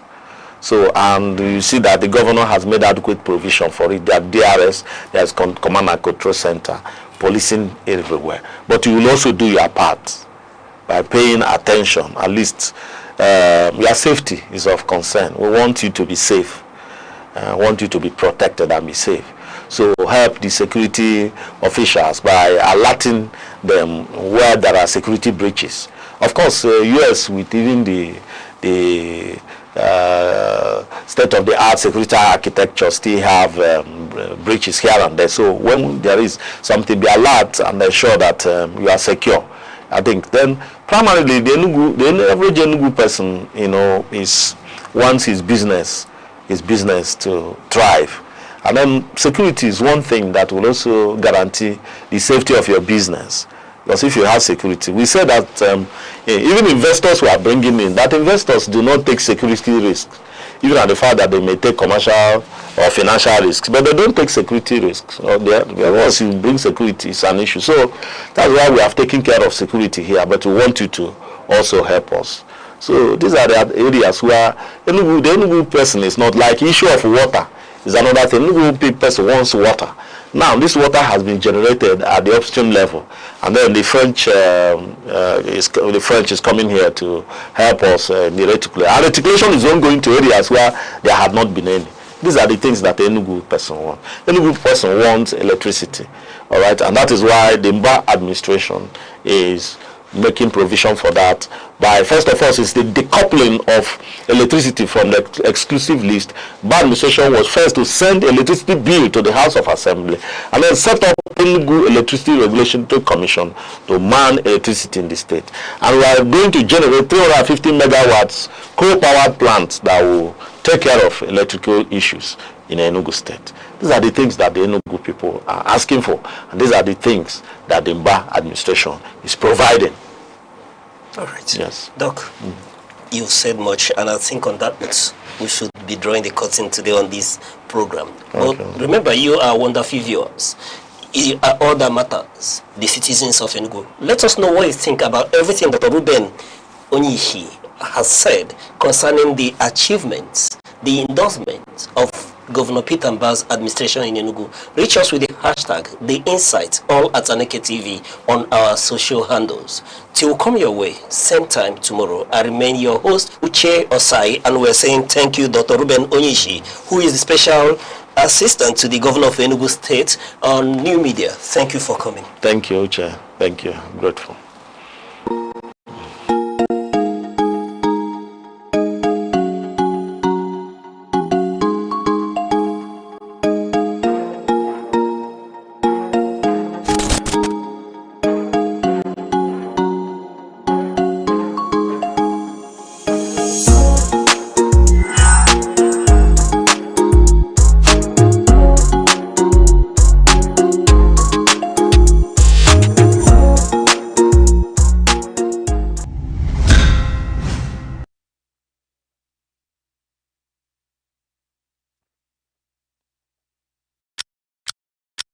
Every second, the world changes, markets rise, leaders speak, stories unfold.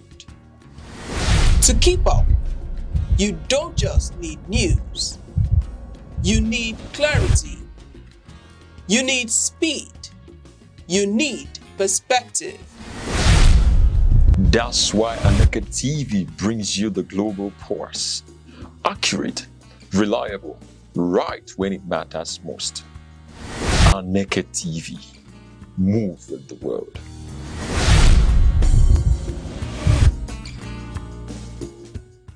As Nigeria prepares for the 2027 general elections, many are asking a question that resonates across the nation. Will this election finally be different from those that came before it?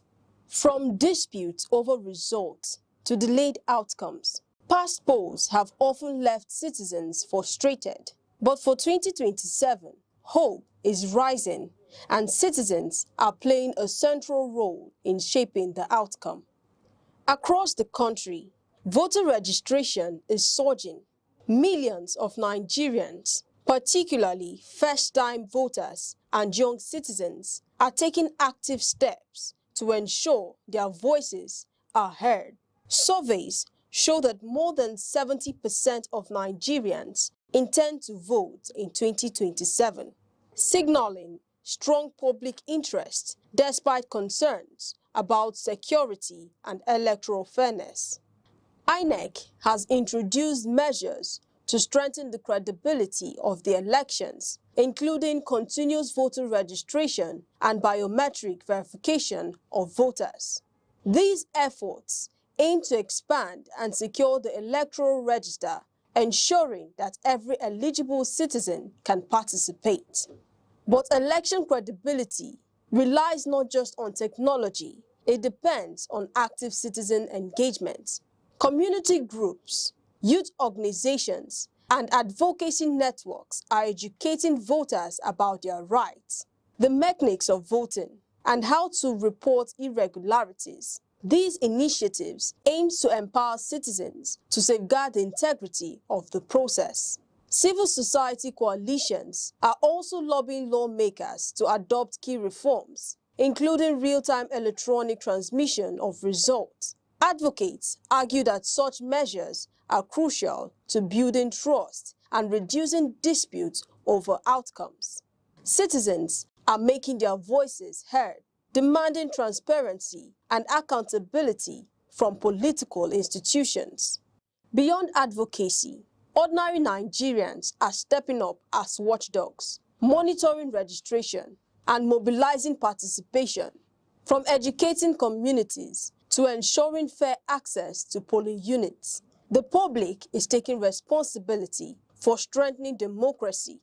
Their actions reflect a growing belief that democracy is more than casting a ballot. It is active engagement in shaping governance and holding leaders accountable. The 2027 election may ultimately be defined not only by reforms, technology, or institutional measures, but by the active involvement of citizens themselves. From voter education to advocacy campaigns, Nigerians are asserting their role as custodians of democracy, determined to ensure that every vote counts and the will of the people is respected. As the countdown of February 2027 continues, it is clear that citizens are at the heart of Nigeria's democratic future. Their engagement, vigilance, and determination will help shape whether this election marks a true turning point for the nation.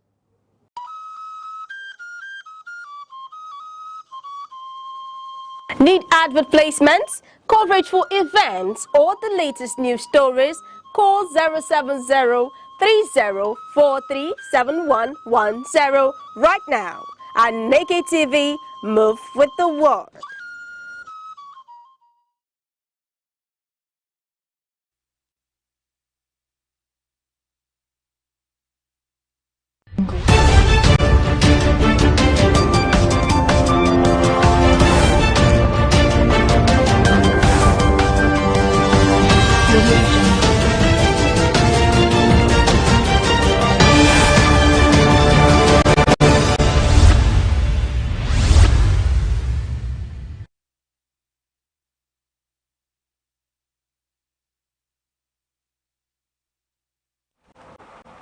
Good afternoon and welcome to news across the country on Aneke TV. I am Inec. The headlines. Police fix April 28th to 30th for constable recruitment examination in Enugu. Lagos task force arrest 50 in environmental sanitation crackdown. News in details. At least 10 persons have been confirmed dead following an evening attack by suspected bandits in Gubi community in Kankara local government area of Katsina State. Eyewitnesses say the assailants stormed the village and opened fire on residents, many of whom were attempted to flee. Several others sustained varying degrees of injuries during the attack, as panic spread across the community. Survivors describe the incident as sudden and coordinated, with little time to seek safety. Security sources indicate that the attacks had inflicted significant damage before operatives arrived at the scene. The delay has renewed concerns over response time to stress calls in rural communities. The attack adds to the growing insecurity in Katsina State, with residents calling for stronger protection measures. Authorities are yet to issue an official statement confirming casualty figures or progress on tracking the perpetrators. Meanwhile, troops under Operation Enduring Peace have rescued a kidnapped woman and recovered 8 million naira ransom in Plateau State. The operation was carried out in Petermbah Forest in Kawanpan local government area. Military sources say the breakthrough followed the arrest and interrogation of a suspect linked to the victim's abduction from Bona area of Shedam on April 19th. The intelligence led troops directly to the hideout. The victim has since received medical attention and has been reunited with her family. The recovered ransom has also been returned to her relatives. Security forces say current operations are ongoing within the forest to dismantle the criminal network responsible. Authorities reaffirm commitment to sustained offensive attacks against kidnapping in the region. The Enugu State Police Command has fixed April 28 to 30th, 2026 for the written examination of candidates in the ongoing police constable recruitment. The exercise is for applicants who passed the physical and credential screening stage. The police public relations officer, Mr. Daniel Ndukwe, says the examination will be conducted by the Police Service Commission in collaboration with the Nigerian Police Force. It will take place at the Police Detective College along Awani Road, Enugu. Shortlisted candidates are advised to print their updated examination invitation cards from the official recruitment portal as earlier dates have been revised. Applicants are to appear in white shorts, white t-shirts and canvas with valid identification and writing materials. The command warns that the recruitment process is free and cautions against dealings with fraudsters. The Federal High Court has barred journalists from covering the bail proceedings of 6 defendants accused of plotting a coup against the administration of President Bola Tinubu. The directive was issued shortly before the court session commenced. Court officials, supported by operatives of the Department of State Services, instructed journalists to vacate the courtroom on the orders of Justice Joyce Abdul Malik. No formal explanation was immediately provided. The journalist complied with the directive and exited the courtroom after waiting for proceedings to begin. The move has raised concerns over transparency in a matter of high public interest. The defendants include retired Major General Mohammed Ibrahim Ghana and other security and civil personnel. They were arraigned last week by the federal government over an alleged failed coup plot.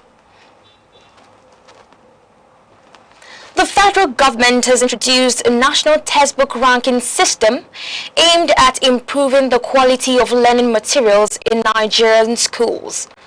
The policy covers primary, junior and senior secondary levels. Minister of Education Dr. Tunji Alausa says the initiative will address the proliferation of substandard textbooks and ensure alignment with national curriculum standards. Under the framework, the Nigerian Educational Research and Development Council will not only approve but also rank textbooks based on strict academic and pedagogical criteria. Subject-based expert committees will evaluate submissions for clarity, relevance and compliance. The government says only top-ranked materials will be recommended for use in classrooms nationwide. The Nigeria Civil Service Union has raised alarm over the high mortality rate among retirees, describing the situation as a national concern. General Secretary Benga Olowoyo says many pensioners die shortly after leaving service. He attributes the trend to non-payment of gratuities and poor implementation of contributory pension scheme by some state governments. Some retirees reportedly live in severe financial hardship. Olowoyo also cites the psychological strain caused by repeated verification exercises and administrative delays as contributing factors to declining health among pensioners. The union is calling for urgent reforms, including improved pension administration and access to health care.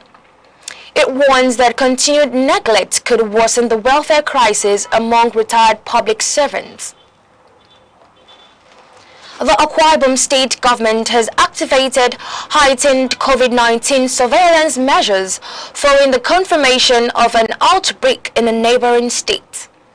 The Commissioner for Health, Dr. Ekem Emmanuel, disclosed this in a statement issued in Oyo, stating that the move is aimed at preventing any possible spread into the state. He said Governor Umo Eno has directed the Ministry of Health to intensify monitoring across all entry points, health facilities, and communities. The directive, he noted, is part of proactive efforts to strengthen early detection, reporting, and response mechanism. Dr. Emmanuel also urged healthcare workers to maintain a high index of suspicion and strictly adhere to established infection prevention and control protocols. He added that the ministry will deepen collaboration with the Nigeria Center for Disease Control, NCDC, and other relevant partners to ensure effective surveillance and coordinated response. The Commissioner advised residents to rely only on verified information from the Ministry of Health and avoid spreading unconfirmed reports capable of causing panic. He further announced the establishment of an inquiry desk, providing helplines for public assistance. Director of Public Health, Dr. Basi Akban, 080-353-21513, and State Epidemiologist, Dr. Edet Ene, 0803-8722-244.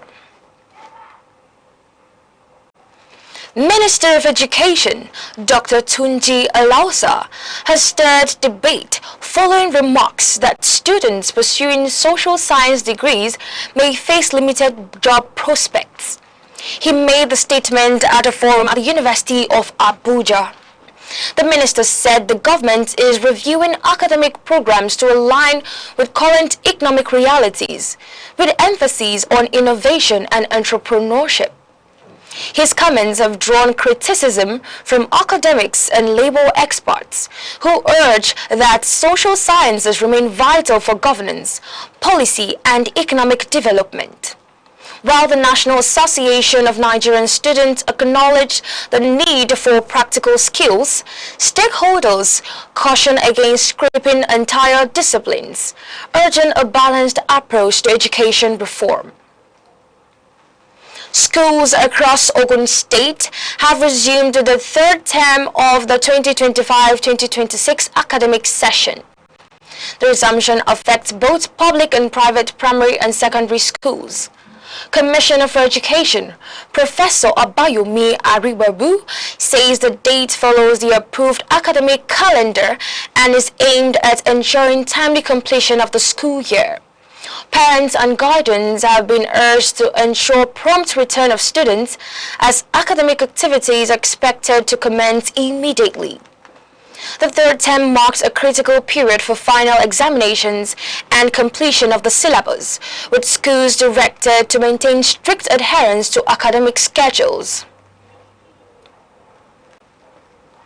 You're watching Aneke TV, news across the country.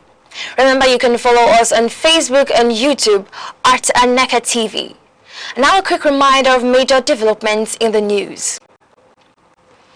Police remind applicants of April 28th to 30th constable recruitment examination in Enugu. Coming up shortly, Lagos Task Force reminds residents on compliance after 50 arrested in sanitation crackdown.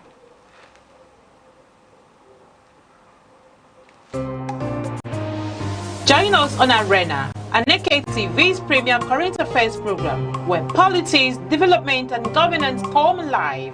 Every Monday, Wednesday, and Friday, we host top professionals and thought leaders who speak their minds on issues shaping Nigeria and the world. It's inclusive, enriching, and absolutely captivating. The roadmap is, let's have our environment secured so that investors can come. If you don't know what economic security is, kidnapping will tell you what it is. You kidnapping ransom. Customers are going to get these meters, and like we said, it's at no cost. There are things that dialogue can handle.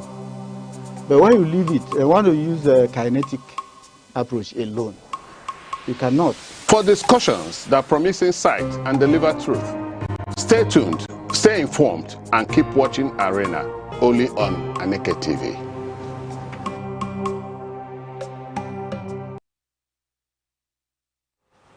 Welcome back. The Lagos State Environmental and Special Offences Unit has arrested 50 suspected offenders during the monthly environmental sanitation exercise across the state. The enforcement covered key areas including Ikeja, Lagos Island and the Lekki-Ajo Expressway.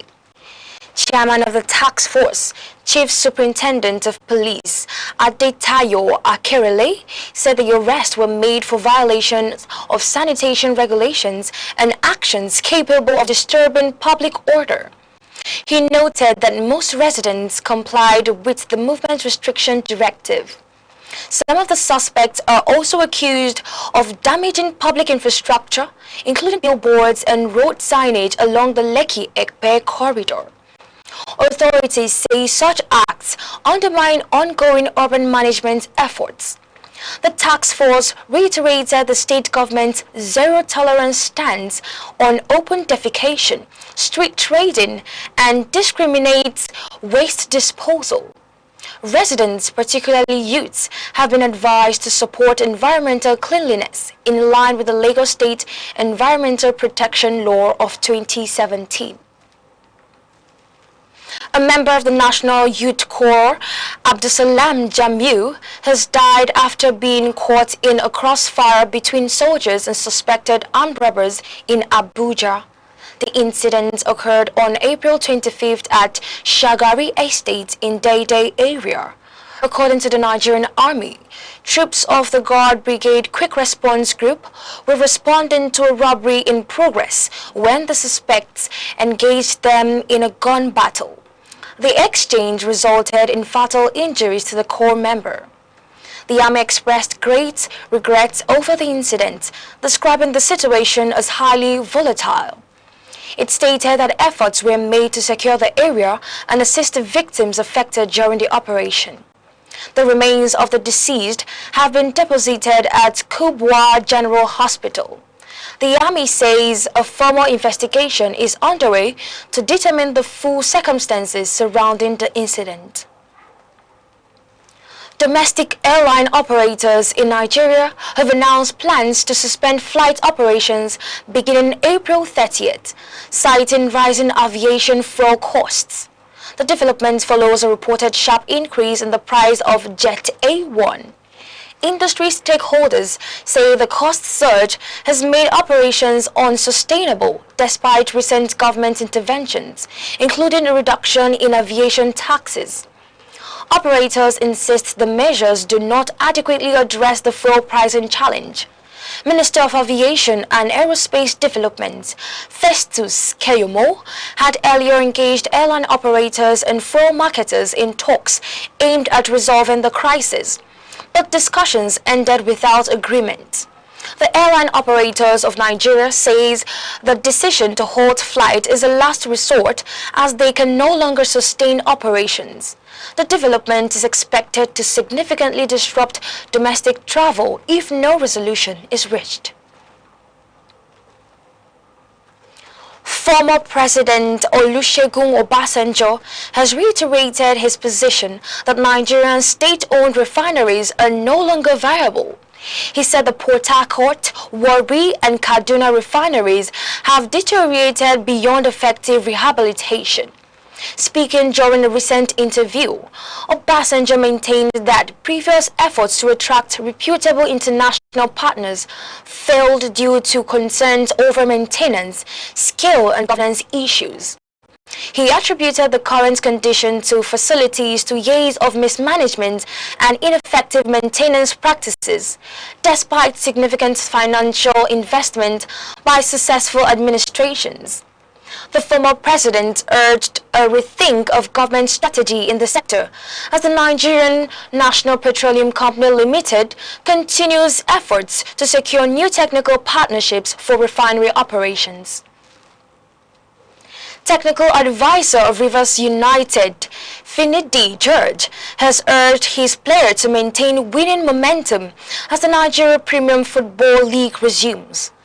The call follows the team's 3-0 victory over Wilbros FC in State Federation Cup final. Finidi described the victory as a morale booster, but cautions that upcoming league fixtures would require greater discipline and consistency. He said attention has now shifted to the crucial match day 36 encounter. Rivers United are scheduled to host Abia Warriors at the Adekiyome Emisik Amaka Stadium in Port Harcourt. The fixture is considered vital in determining the club's position at the end of the season. The coach emphasized the need for focus and teamwork, noting that stronger opposition in the league demands improved performance from the squad. The Nigerian athlete Isaac Oduwesong, popularly known as Obafemi, has explained his transition from track and field to professional wrestling. The former shot putter is now gaining global recognition in world wrestling entertainment. Oduwesong recently secured a major victory at WrestleMania 42, defeating Brock Lesnar. He attributed his success to discipline and experience gained from competitive athletics. He said his journey into wrestling began after he was discovered by WWE scouts through collegiate performance videos in the United States. He was subsequently recruited into the organization's development program. The Nigerian star noted that his athletic background has contributed significantly to his rapid rise in wrestling, positioning him as one of the emerging talents on the global stage. UK-based makeup artist Larissa London has dismissed claims surrounding her relationship with Nigerian singer Davido. She stated that allegations suggesting she was involved with the artist during his marriage are false. In a social media interaction, Larissa said timelines surrounding the birth of her son in 2020 contradict such claims. She urged critics to verify public available information. She also alleged harassment and online bullying, accusing unnamed individuals of orchestrating attacks against her and her child through social media platforms. Despite the controversy, Larissa maintained that her focus remains on her son's well-being, stating that he is healthy and thriving amid the ongoing public scrutiny. And now, to end the news across the country, here are the main points again. The Nigeria Police Force has reminded candidates of the April 28 to 30th, 2026 scheduled for the police constable recruitment examination in Enugu State. The police public relations officer, SP Daniel Ndukwe, said the exercise is being conducted in collaboration with the Police Service Commission for applicants who passed the screening stage. He advised shortlisted candidates to print updated examination slips and report to the Police Detective College, Abani Road, Enugu, which required identification and writing materials, stressing that the process is free and warning against fraud. The Lagos State Environmental and Special Offences Unit has arrested 50 suspected offenders during the monthly environmental sanitation exercise across the state. Chairman of the task force, CSP Adetoyo Akerele, said the operation covered major areas including Ikeja, Lagos Island and Lekki Ajah axis. He noted that while many residents complied with movement restrictions, those apprehended were involved in sanitation violation and acts capable of disturbing public order. That's news across the country at noon. For breaking news and eyewitness reports, call 0703 043 7110 or follow us on Facebook and YouTube at Aneke TV. On behalf of the producer Chidima Asogwa and the entire news team, I am Onyinyechi Ugu. Thank you for joining us. Enjoy the rest of your day.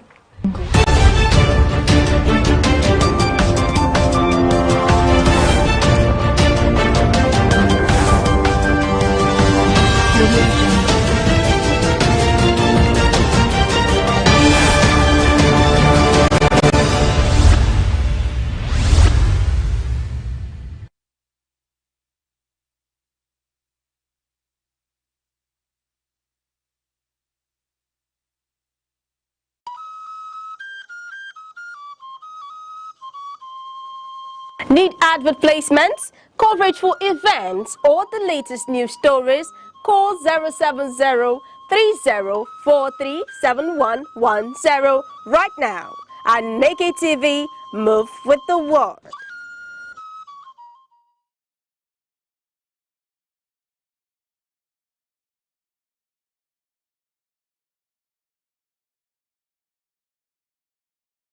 Some people might carry the virus, they will not even be feeling bad, but when society know that they are with the virus and start treating them bad, start isolating them, it will make them feel bad and have low self-esteem. I feel that those people now, people that have HIV, they suffer more because of how people treat them. Because when people tend or get to find out that this person is this person is a HIV patient, they now start there's this fear and feeling and this isolation. They just want to distance themselves from the person, not even caring about whether the person is taking their medication properly. So that alone can even make the patient feel left out, feel like they don't matter again. Then instead of them fighting for their life, you see them, they now just want to die because no one is there to talk with them or associate with them. They are actually working towards it and also sending awareness to student nurses like us, like myself, telling us that we should get closer to them, but we should not make them notice that we don't want them or something, like we don't want to be affected, but showing care to them that they too matter and we are after improving their life. Well, I think they suffer more because of how the society treats them, because the virus is not a death sentence. It has a treatment, although there is no cure yet, but there is a treatment, and with proper treatment, they won't be able to suffer any symptoms. But when they tell other human beings that they have the virus, they see them in a certain way. There's this stigmatization that is projected towards them. They don't use the same plates they use. They try to avoid where they sit, and it's kind of weigh their mental health down. So it's actually is a big problem where how the society views them, and it weighs them more than the illness itself. First of all, as a student nurse, the first thing they teach us when it comes to knowledge of illness is health education, sensitization, which is done in the hospitals and some other social workplaces. So when someone knows the knowledge of an illness, it removes the other mindset or the false mindset they have about the illness, and it also helps them to gather more knowledge and also know the illness itself and know the preventive ways, also know the method of transferring to others, and they get to know that you don't get HIV through sharing the same plate with people. There are other ways you can get HIV, so it builds knowledge and helps others not to stigmatize.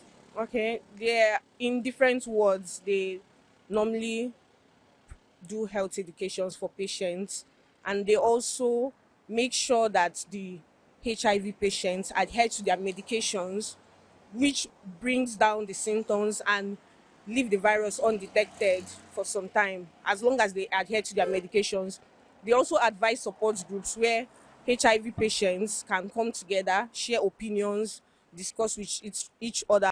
I feel they suffer more because of how society treat them, because of the stigmatization.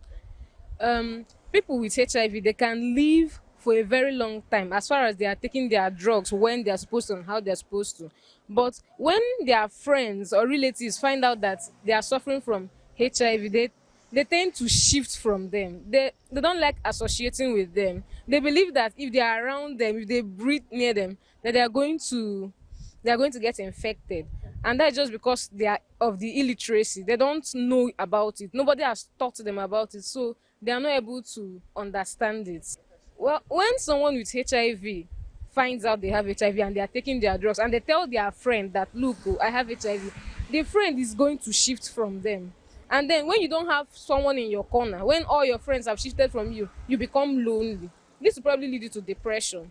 And if the person might not even know that he or she is going into depression until it's too late, next thing you know, that person have committed suicide, not because of the disease, but because there's no one there to be with them or support them. So what advice would you give to both the society and the person? The society needs to understand. There needs to be some sort of awareness to every other person that HIV is not something to run away from. It's not something that if you stay with that person for 5 hours that you contact it. People need to understand that people with HIV are also human beings, that their lives also matter. Some people didn't get it because they were living a wild life. Some people got it at birth. Some people didn't even know they had it until after some years. So that understand that they are human beings, they should teach them, educate them on the importance of being around. Like, you learn more.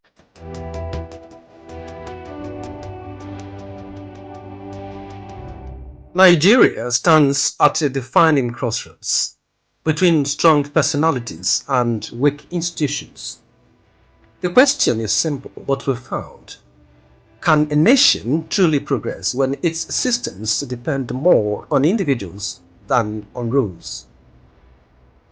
In the life of nations, strength is not measured by individuals but by the resilience of institutions. Where rules are weak, personalities become powerful. Where institutions are strong, leadership becomes secondary to order. This is the enduring dilemma of governance in many developing states. Douglas North defines institutions as the rule of the game. When those rules are informal or inconsistently applied, development becomes unstable. Max Weber's theory of charismatic authority warns that leadership rooted in personality may inspire change, but cannot endure without institutionalization.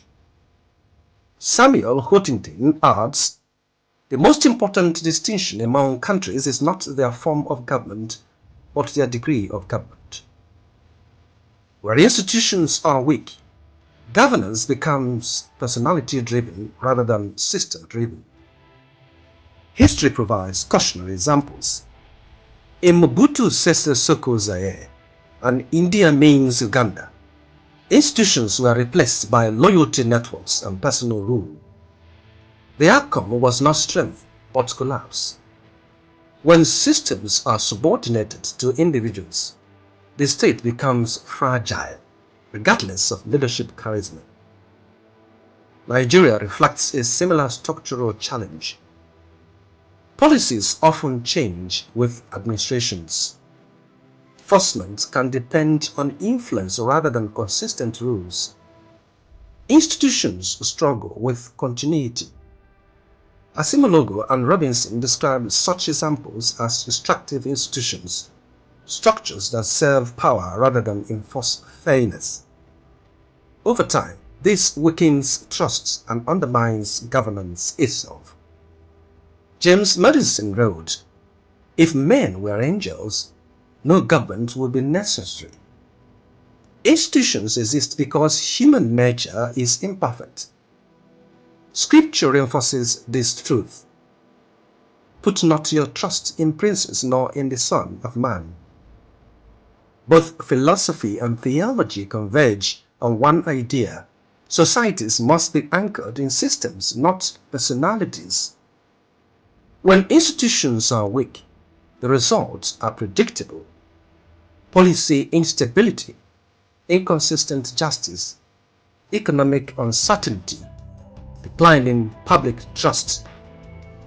Nations become trapped in circles where progress is repeatedly reserved.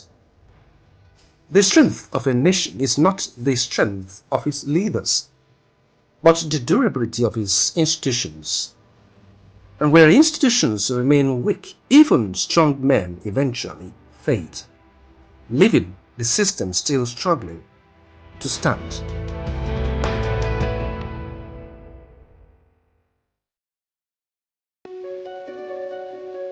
In a world that never stands still, where stories break in seconds and moments shape history, one station keeps you connected to your nation, to the continent, to the world.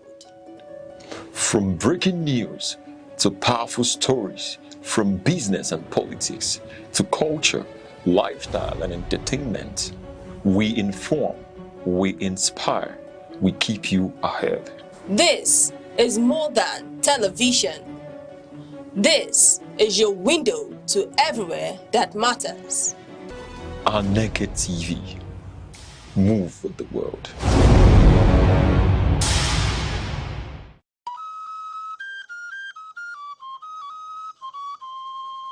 Need advert placements, coverage for events, or the latest news stories?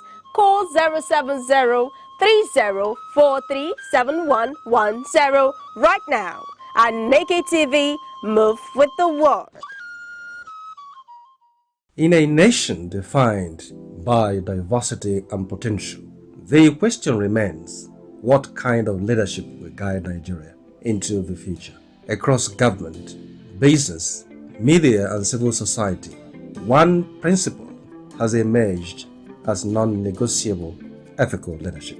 Globally, leaders like Germany's Angela Merkel and New Zealand's Jacinda Ardern demonstrate that integrity and empathy are more than virtues. There are instruments of trust and stability.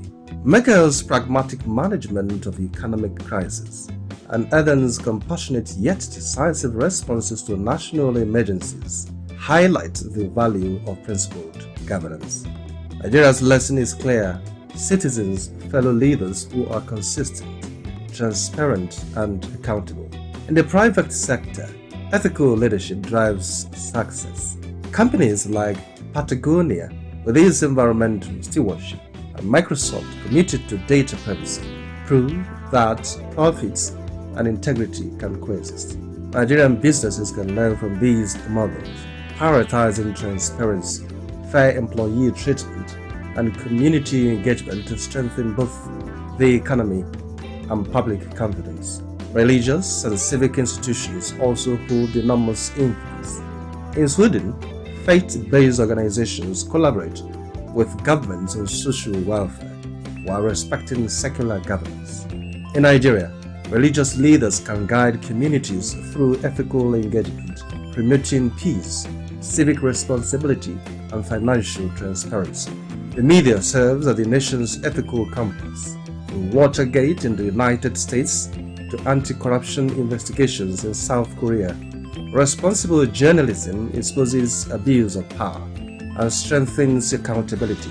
Nigerian media, by upholding truth and resisting political pressures, can elevate public discourse and encourage ethical governance. Youth and civil society movements around the world illustrate the power of principled activism.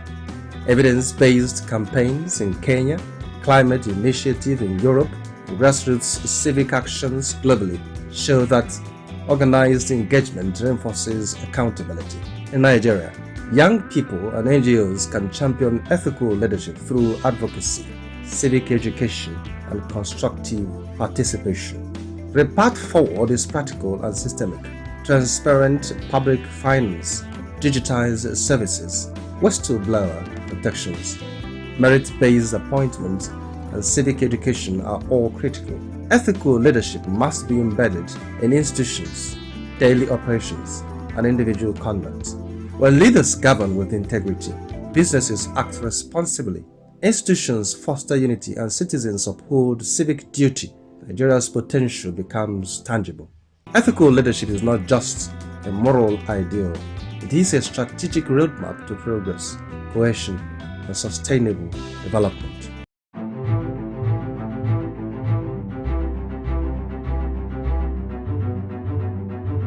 Morning headlines before you step out. Midday updates while you walk. Evening analysis when the day winds down. Wherever life takes you, Aneke TV keeps you informed, connected, and ahead. Aneke TV. Move with the world. The coronation of ndlea, Ghana. This issue created a lot of problems. What happened? It's as Dr. Oke says, somebody makes money. You leave your hometown and go to another person's country. You decide that you're going to be more flamboyant. Discipline.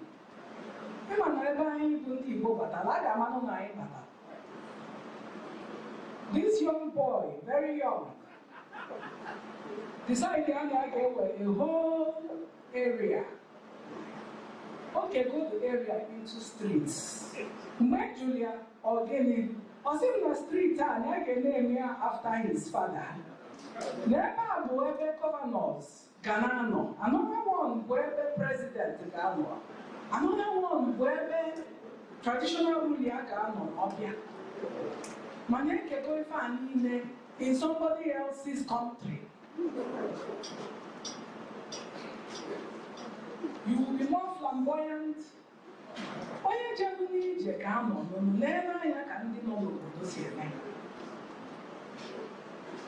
We will have the biggest cars.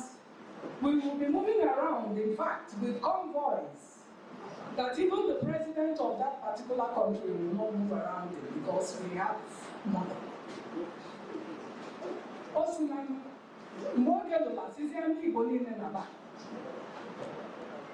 Ababa shops Konyeme nsogbu ndị Igbo nọ na ma ndị ọhaneze tinyekwuru aka ka ama ma ga-enyela aka wee daazụ the situation. N'ihe enyebere nsogbu so much so na quick notice enyere ndị Igbo, they were at risk of losing lives, of losing property.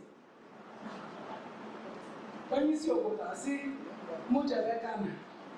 I know how long we spent there, meeting people from the traditional house of chiefs, meeting people from the police, meeting the president, meeting their ministers, going from province, region to region, to go and allay their fears. Nandi Bwaderowe back after taking over your country.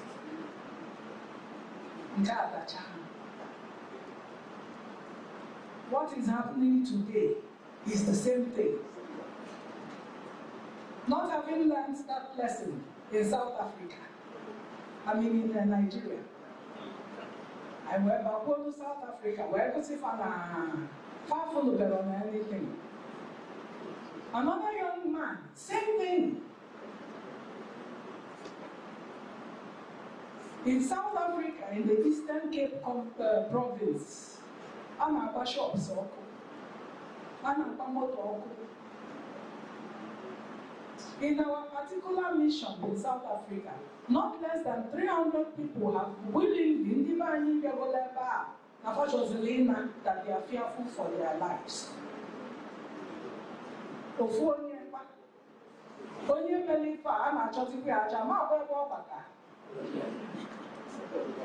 Yet, innocent people who are working hard to make money, to make a daily living, are now the victims.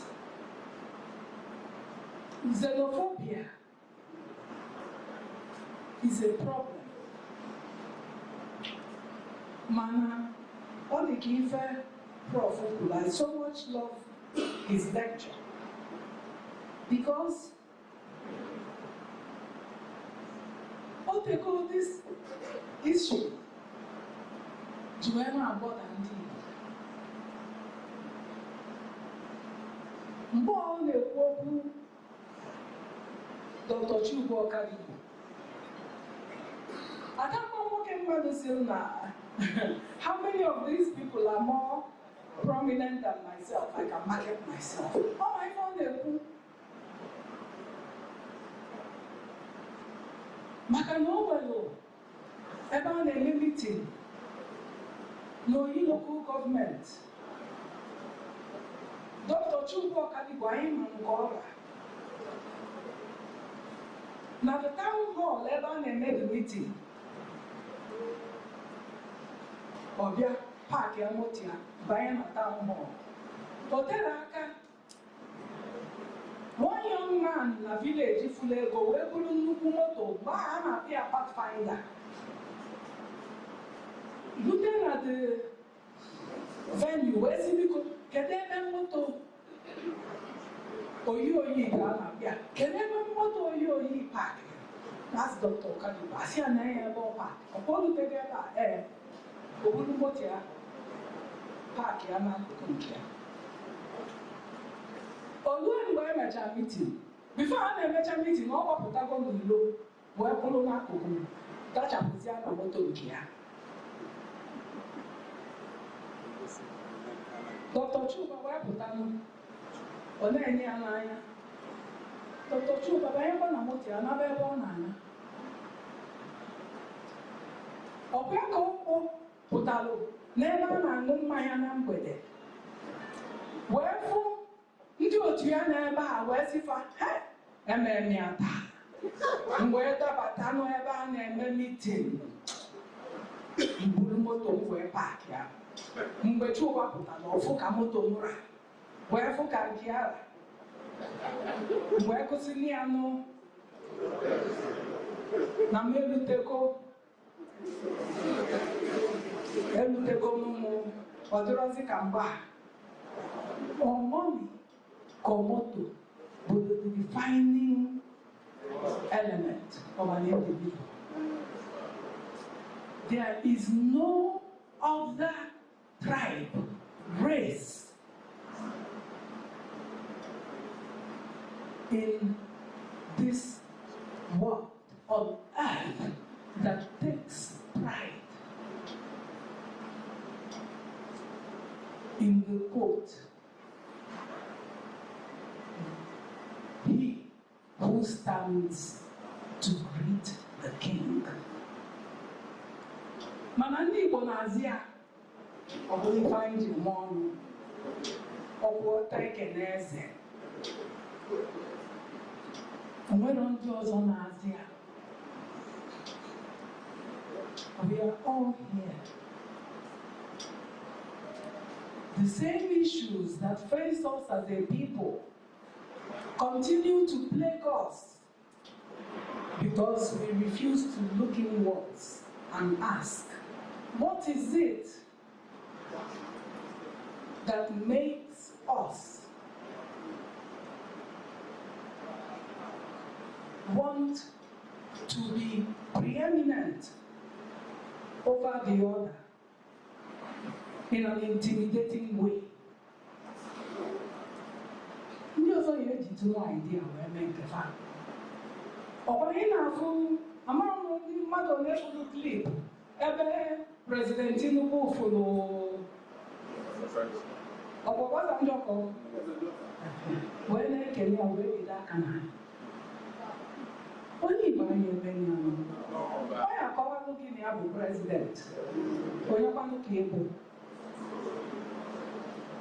Today we're dealing with this South African situation because very quick notice when I want to go now next month.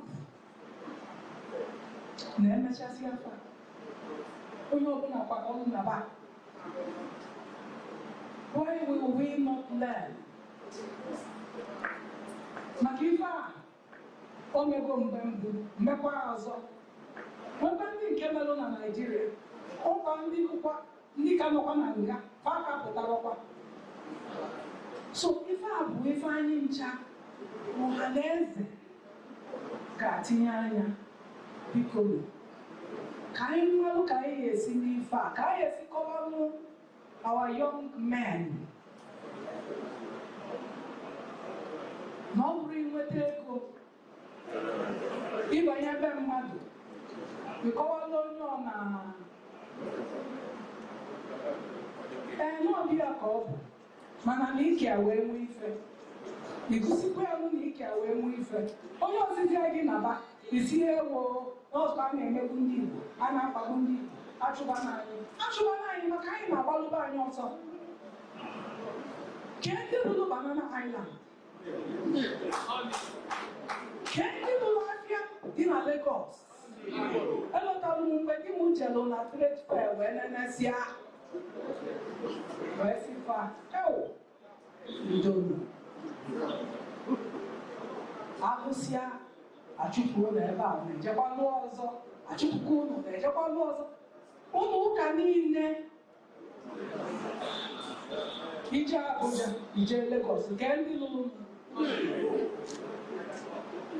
enwe ebe mmiri dị asị na a na-eji mmeri claim abụnye ma aja na ya ma ụlọ dị ebe a. When Dr.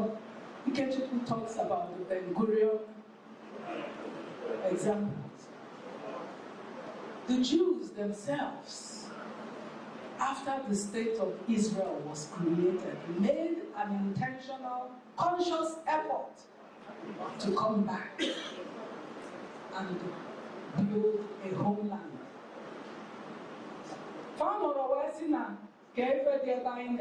Nothing. They did not. Mana ndị Igbo ga-ebugoji ụzọ wee kwuo wee sị ke ịlụ ọnwụ anụ akịta na Owerri ezukọ ala ego ole ka tenant ga-akwụ ọ ka nụ mma na njebe Lagos ka m lụọ nnụcha ịnụcha arapụga n'iyi ebe ahụ idebere ya ọ ndị na-atara afụfụ ya ka bịa na-ekpe ikpe ya everywhere ka a na-ekpe ikpe property a na-emekwa na mere odomekwu Ojukwu a ka na-emekwa na o nwere ebe a dị ete every big man na n'Igbo a. So we are all in this problem. Mana ife ka mpata ana m ayọ ka anyị ncha tinye uche n'ife a biko onye onwe anyway a ga-eji wee so ife a maka ọ dịbago embarrassing.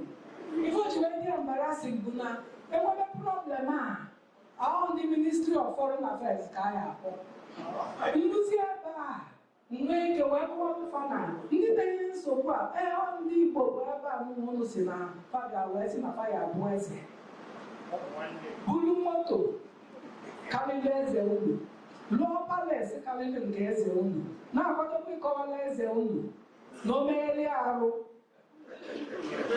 etupu ya n'ugwu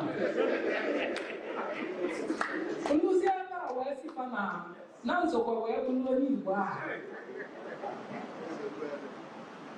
unu afụrọ ọ bụrụ talk to your brother. What is wrong with your brothers? Yeah, people. Cultural expression, ways of reinforcing cultural identity, other ways for community cohesion. Mana ka anyị si eme ya ọkacha na ana ndị ọzọ abụrụ ya ka ịbụ nwanyị eziokwu onye alọ na-eme eze ndị Igbo na Dahomey ọ mata na community ọ ya bụkwa traditional rulers eke ọkọwali anọ eze a Igbo ka ya nwa bụ eze eze ya bụ biko onwe ka anyị ga-esi wee leruo ife anya ọ bụrụ orientation All by even enforcing some kind of rule or sanctions. No, these are the sanctions they will face when they come. Innocent lives will be lost. People will die through no fault of their own. No fool, no fucker, no time. Yeah, but I never have to go. Ana make na kuno na kuno me kuno na kuno. Mana even na yo. Omwe kunge sineba okwana. Unebo okwana. Amalu no mwe ka gesi. I know na Ministry of Foreign Affairs. We will help with the dissemination to all our embassies, all our high commissions. This is our Haneke's pronouncement. We will make sure it gets to South Africa. They take the traditional institution very, very seriously. In South Africa, they have a Ministry of Traditional Affairs. They have a Ministry of Cooperative and Chieftaincy Affairs. They have a Ministry of Cultural Affairs. All these ministries are key into the traditional institution of South Africa. We are friends and they were in front of one.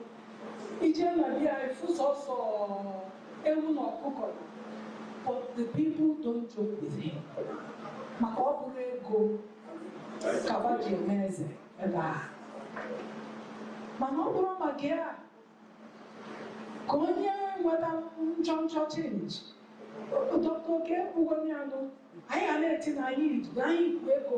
When you know Nabefa, Papa Rebe, why you were fat? One of wherever when they put dollars in millions. Moyana were full. Oh my God, I tell you, major from what to know many years ago. No, before I never seen the local government chairman. Look at Anna. I said, Kevin, see Lagos. I said, Emily. Okay, man, can you see when? You see, when you see Lagos, where they move up now, you are came and you get on the see when. I said, but if you had to go and do me far on. You had Lagos, you see Lagos where now, you also move here. Brand new 505. When you tell yes, and you put them around. Even in them some Egypt, many not so. Yes, now I have with local government channel. Nkelekwanya down. Obuzia kana. Munya mo mo bia. Omo ba driver butalu. Lagos no. You Lagos, my very Nazi, woman, if I do a good and key, I'm happy, I'm not together. Ibiana. Oko Wemeno. Whichever no one can move Babano. Or you see. Onye moya kuwa si ano mo kuwa kisi kuwa manu nkege oni moye je onu Buckingham Palace or Prince Charles onwe feature the bank I have money.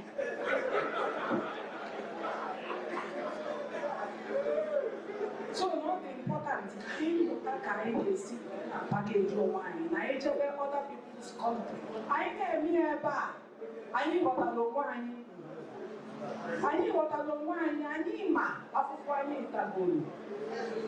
We have reason to be proud people. But when only also be capital and survived in the way we have done. When you can The kind of destruction that took place. What we see, the big houses, everything we see is like the phoenix rising from the ashes of 20 pounds. This is what our fathers had to rebuild this homeland that we see today. When on the other, with all our limitations, they will achieve. So I am my if journey see. Come on, if I can know. I work also, I can know. Kaimon Kai is when they relate to the India Befa. Makani, in a good no Befa. Oh, Nina Pulu, where you have a Befa. No far to me, Brabu. Wow, Tifaka, on a Befa, only fear and watch you as I gave a banner. You can't remember what I can never.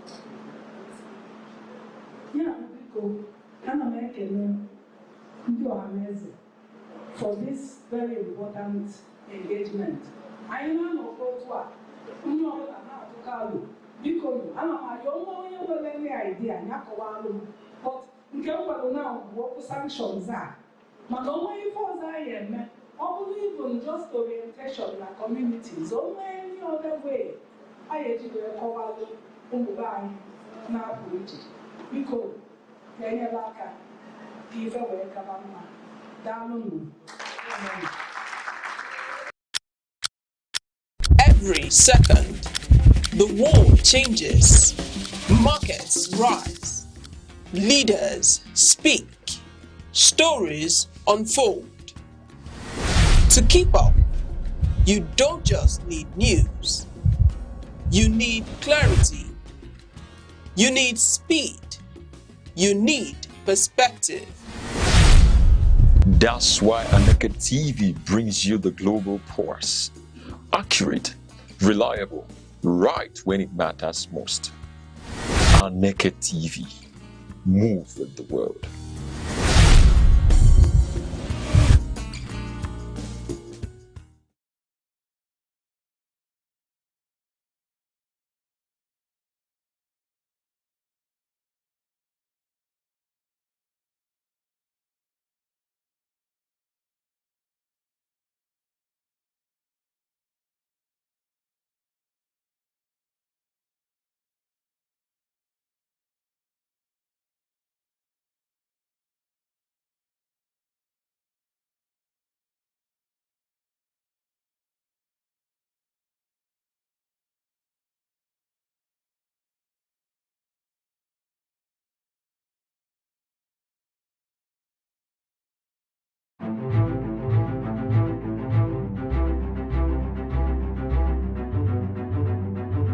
Morning headlines before you step out.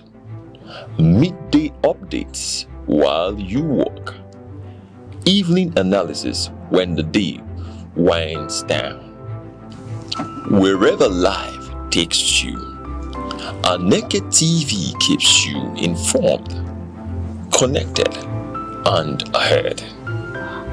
Aneke TV. Move with the world.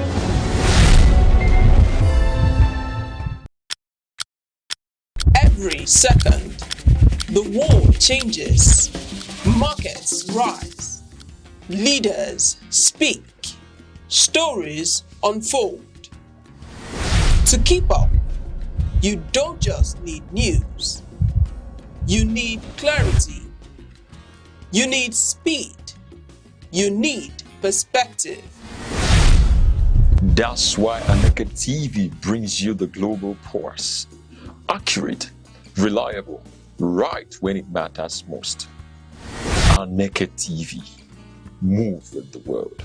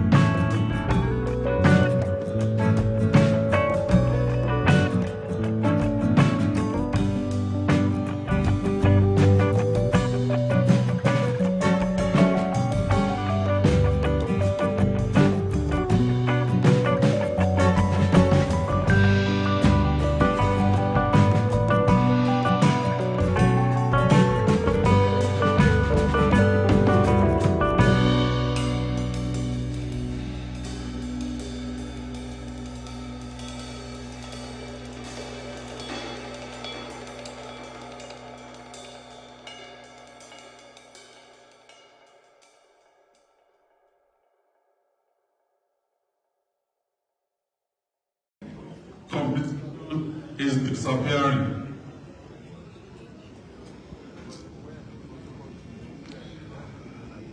That's something that we should treat.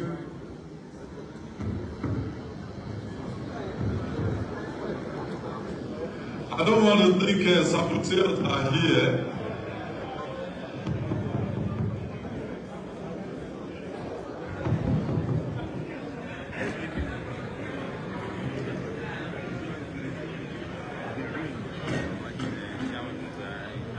Well, this is not something that we should treat lightly, because democracy is not destroyed overnight. It is weakened step by step until people begin to feel it no longer works for them. Whether one agrees with this concern or not, it is no longer something we can discuss. Because the opposition becomes effective, democracy itself begins to lose meaning. We must be clear about what means.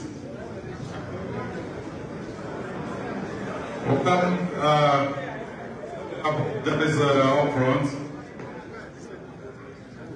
The banquet hall is supposed to be working.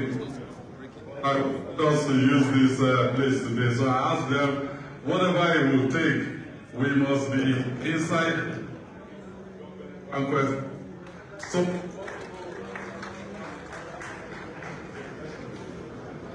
it's possible that we have teething problems, but we'll manage through. So there must be clarity. What we're witnessing, what it means. Democracy is not defined by the success of one party. It is defined by the existence of alternatives, by the ability of citizens to choose, and by the confidence that those choices matter. Once that disappears, what we have may still be called democracy, but it will no longer function. One. That this discussion is happening here in Ibadan is not by accident.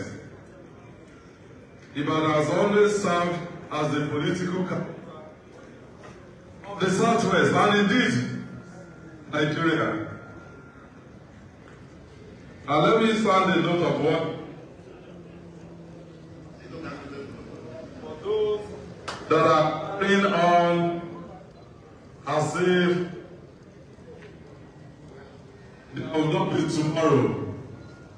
They should remember that Operation Went here started from here. Wild West. Back in 1950, this city hosted a conversation that helped shape Nigeria's constitutional future. Those discussions were not perfect, but they were necessary. They were driven by a recognition that the structure of a nation must be deliberately built, protected, and when necessary.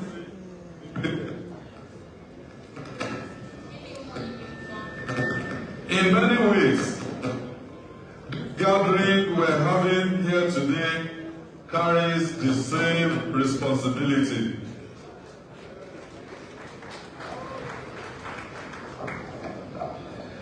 Let me also be clear about what this meeting is not. It is not a gang against one man. And it is not about individual ambition, president.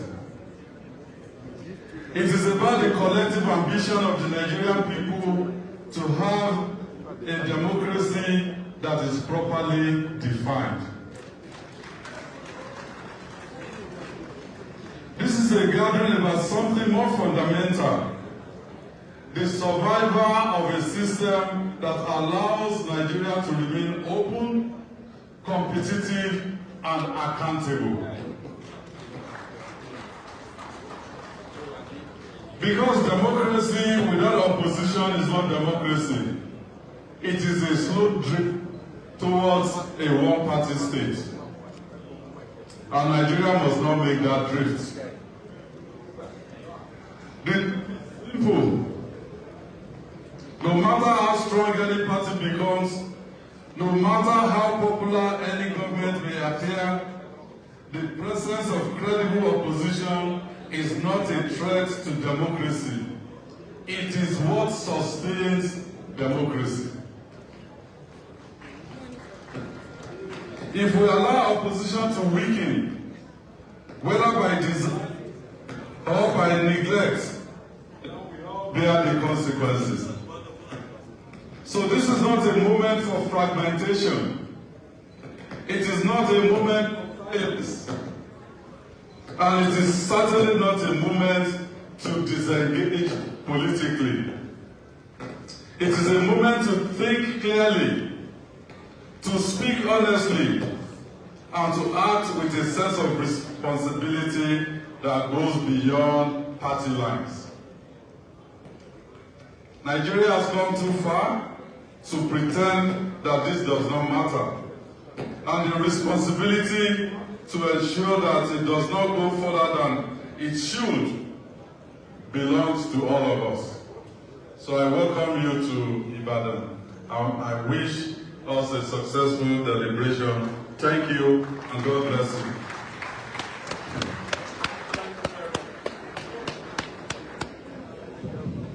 Your Excellencies, distinguished ladies and gentlemen, I'm not sure that is how you clap for a good host. Give him a beautiful round of applause. His Excellency Engineer Oluseyi Makinde, Governor of Oyo State, and our host. Just before we introduce the next item, Your Excellencies, distinguished ladies and gentlemen, it is good to highlight the fact that deciding to host this is a choice Engineer Makinde has made. And he's well aware of the consequences of that choice. But we remember that there's the argument whether we are made by history or whether we make history. Today, gathered in this hall, all of us have decided to dictate to history because history itself is recording. If you agree that you are about to make history, give yourself a round of applause. Right now, very quickly, because we will spend not wasting time, move to the next item, which will be the opening addresses by the co-chairman. But drawing from where Engineer Makinde has gone historic, when he went on to tell us what people in the past did when they faced a similar situation. Today has always been historic. And today, in 1959, the greatest civil engineering adventure was undertaken by human beings. And today, we're about to take the greatest political engineering adventure in this country. On that day, St. Lawrence Seaway was officially opened, linking both the Atlantic Ocean and the Great Lakes. Today, you are gathered to create a linkage that Nigeria's political history will hear you. It is not in my mouth to say. It is in the mouth of the two gentlemen who have co-chaired these processes, leading us to this momentous event. Let me therefore invite first, former President of the Senate, a distinguished gentleman in every right, a gentleman whose definition is about stability, about character, about principle, about consistency. Help me welcome, for his opening address, His Excellency, distinguished Senator David Bonaventure, Chairman of the ADC. That's not how we clap for a man of integrity, a man of character, a man of principle. Your Excellency, sir.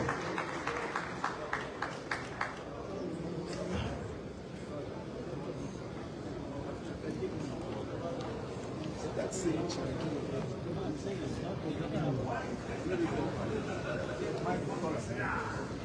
Sorry.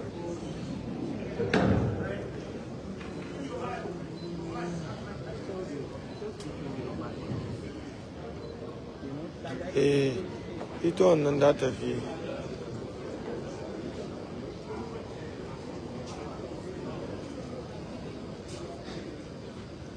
Your Excellencies, Your Excellency, the former Vice President of the Federal Republic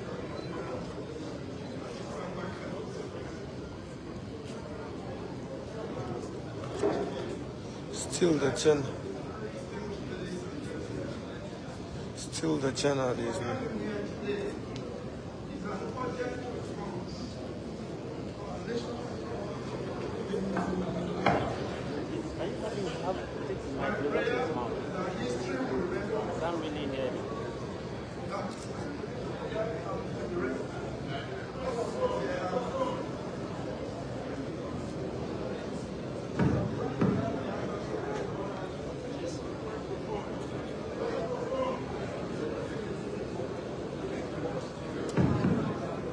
It's not working, it's still.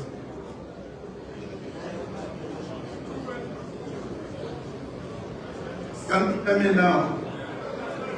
Thank you. Our gathering here today is an urgent response to an issue to patriotic duty. Who remember us, but when the nation cried out to be rescued, all of us here answered. That when we had the agonies of mothers that just buried their children, bandits, all of us here answered. That when we saw the silent agonies of fathers and husbands and their wives raped by terrorists, all of us here answered. That when children went to bed hungry, all of us here answered. Will ask us,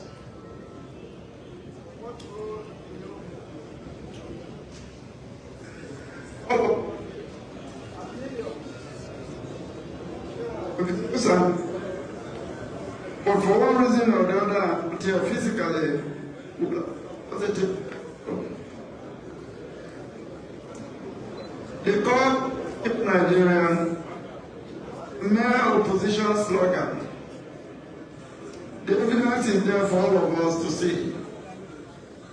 Across the length and breadth of our country, insecurity has become a defining feature of our daily life. From the avoidable protracted insurgency and terrorism to the relentless banditry and mass kidnappings, the rise of violent crimes in our urban centers, Nigeria faces a historic challenge.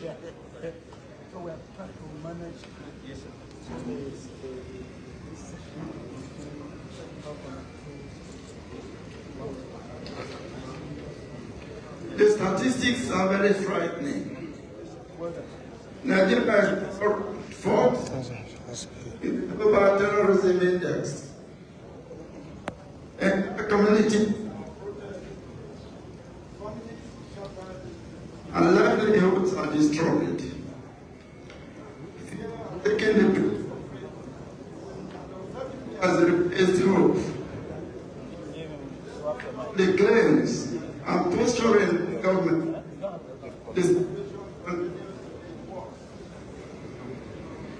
yet the government whose primary duty to this carry on with the shocking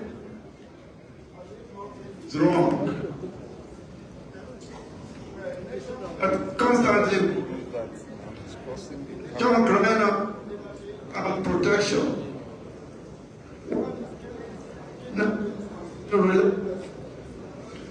The APC-led government is behaving as if all is well. The government is preoccupied with election matters.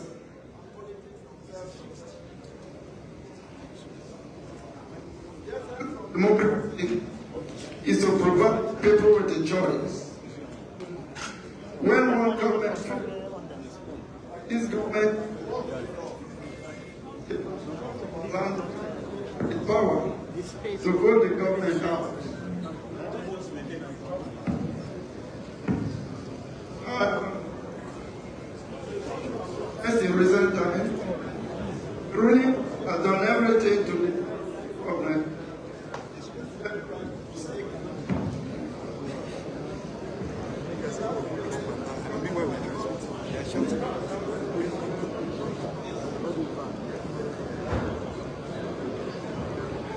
In the last 3 years,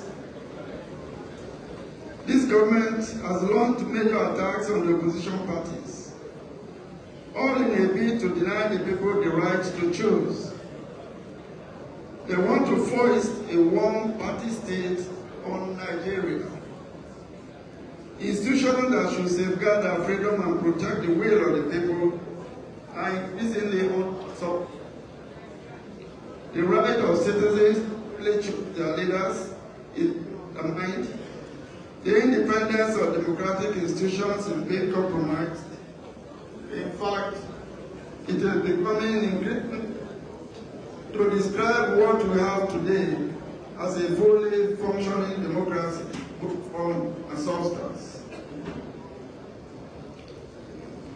The task before us is nothing short of a national rescue mission. It is a mission on our top, compelled by this April and development.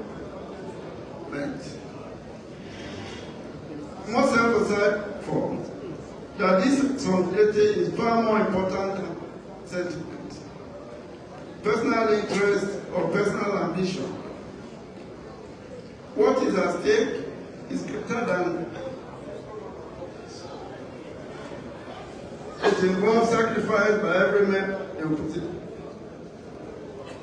I have no doubt in my mind that no single opposition political party, no matter how strong, can confront a system so entrenched and so determined to retain power at all costs. What we are faced with is a regime that has shown, in both words and in deeds, a willingness to weaken democratic structures and suppress opposition voices. Let's not make a mistake about this. The move towards a one-party state is way. It has never happened before in this country, and it will not happen in our generation.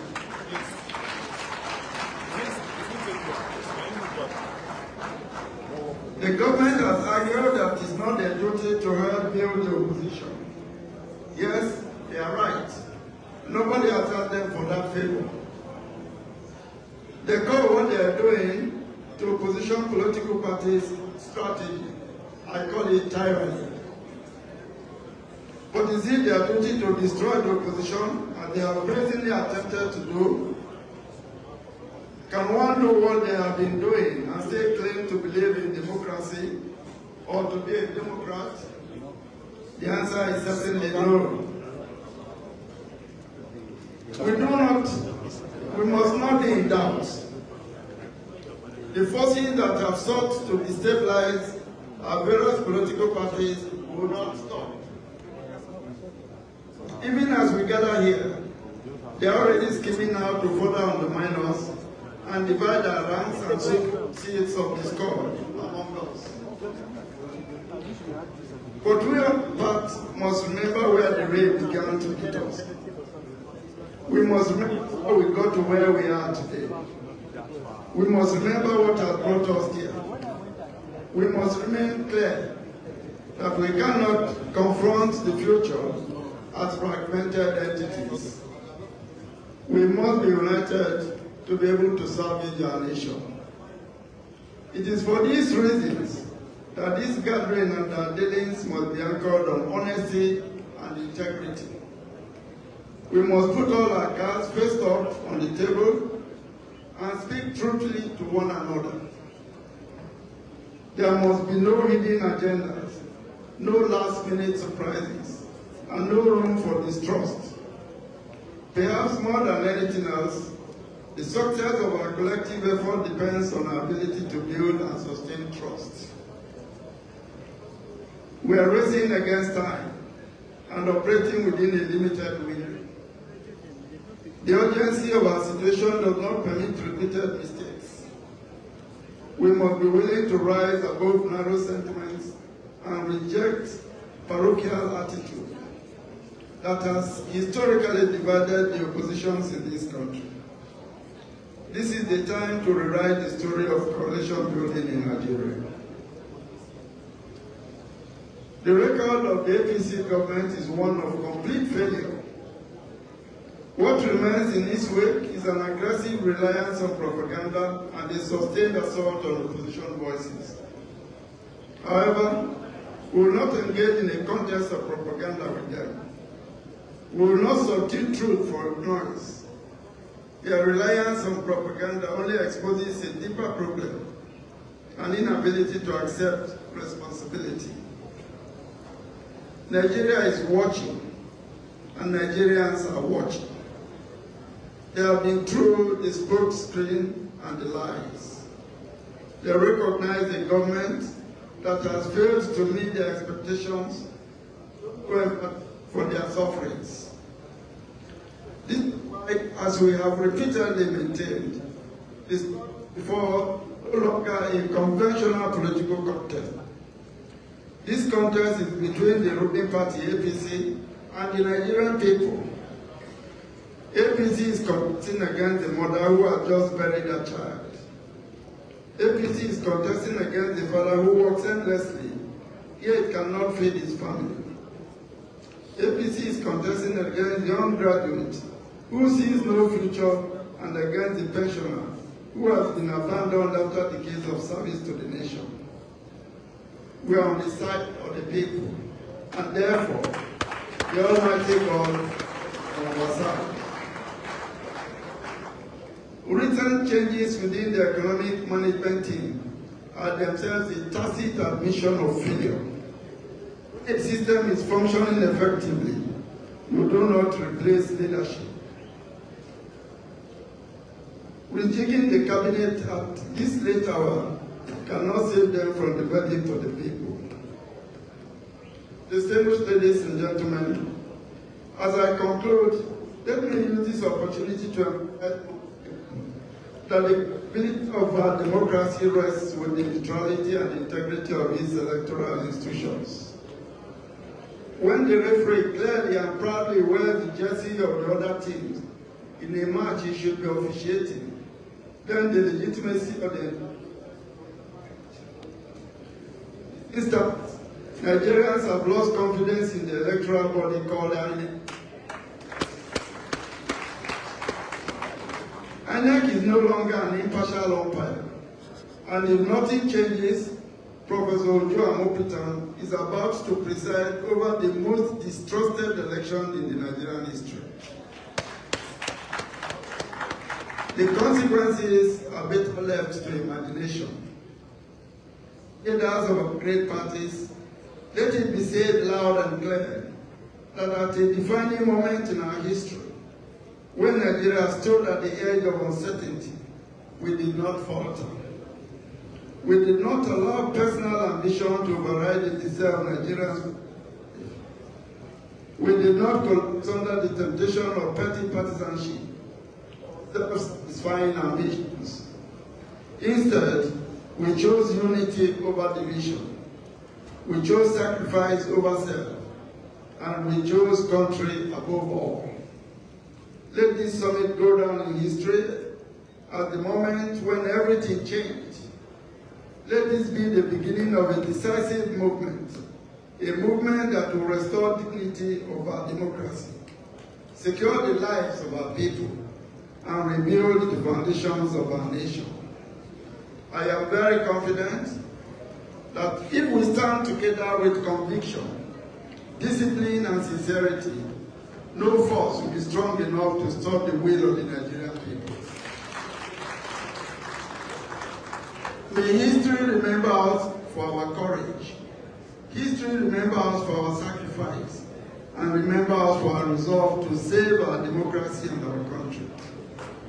May it record that when Nigeria called, we answered with unwavering commitment, and when our people needed us, we did not falter, and we did not fail them. Thank you, and God bless the Federal Republic of Nigeria. A round of applause for His Excellency Distinguished Senator David Mark. I'm sure he deserves a better round of applause, please.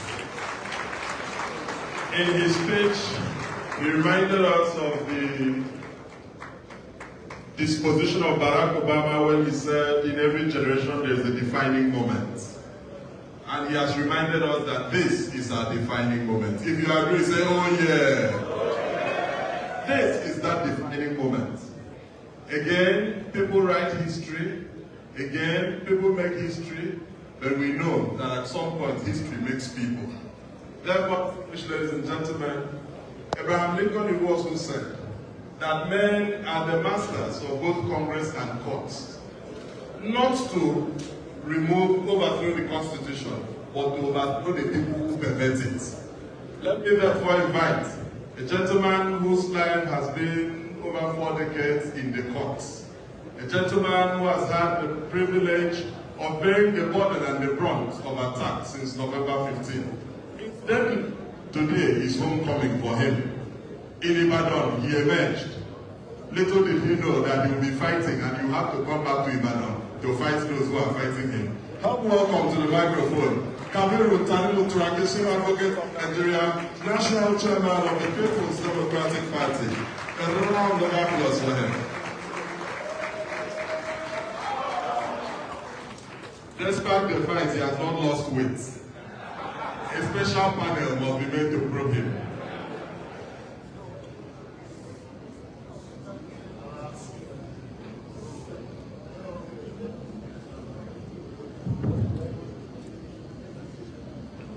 Your Excellency, our host governor, the performing governor of Oyo State, His Excellency, Governor Oluseyi Makinde,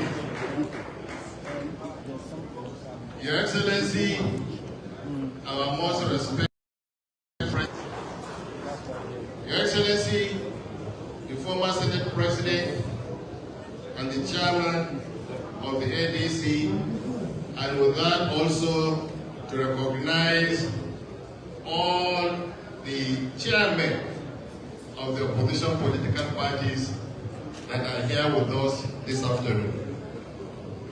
Distinguished opposition in Nigeria, distinguished patriots, distinguished invited guests, distinguished members of the fourth estate of the realm, and distinguished Nigerians.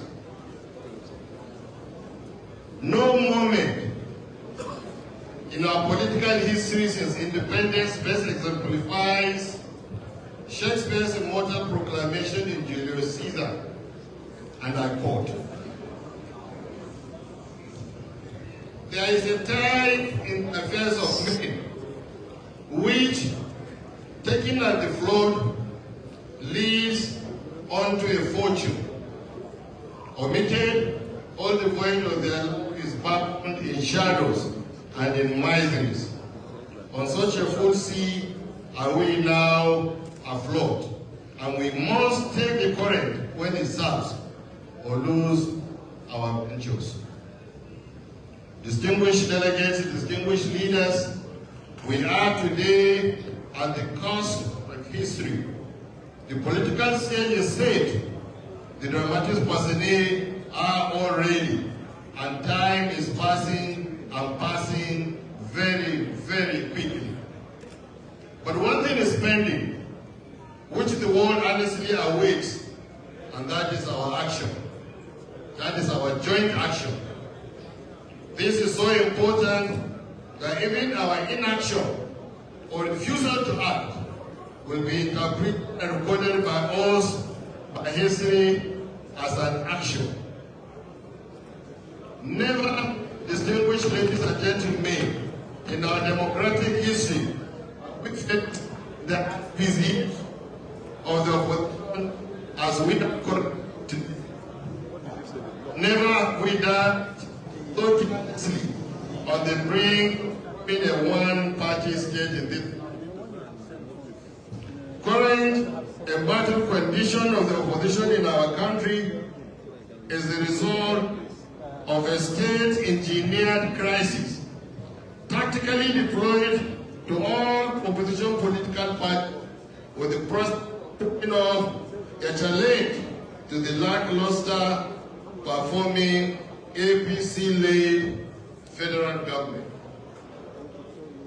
We are here today with personal evidence of onslaught are not speaking from hearsay, no guesswork, but from concrete life experience which we have gone through and which we are going through, and which, unless decisive action is taken by us, we will still be going through.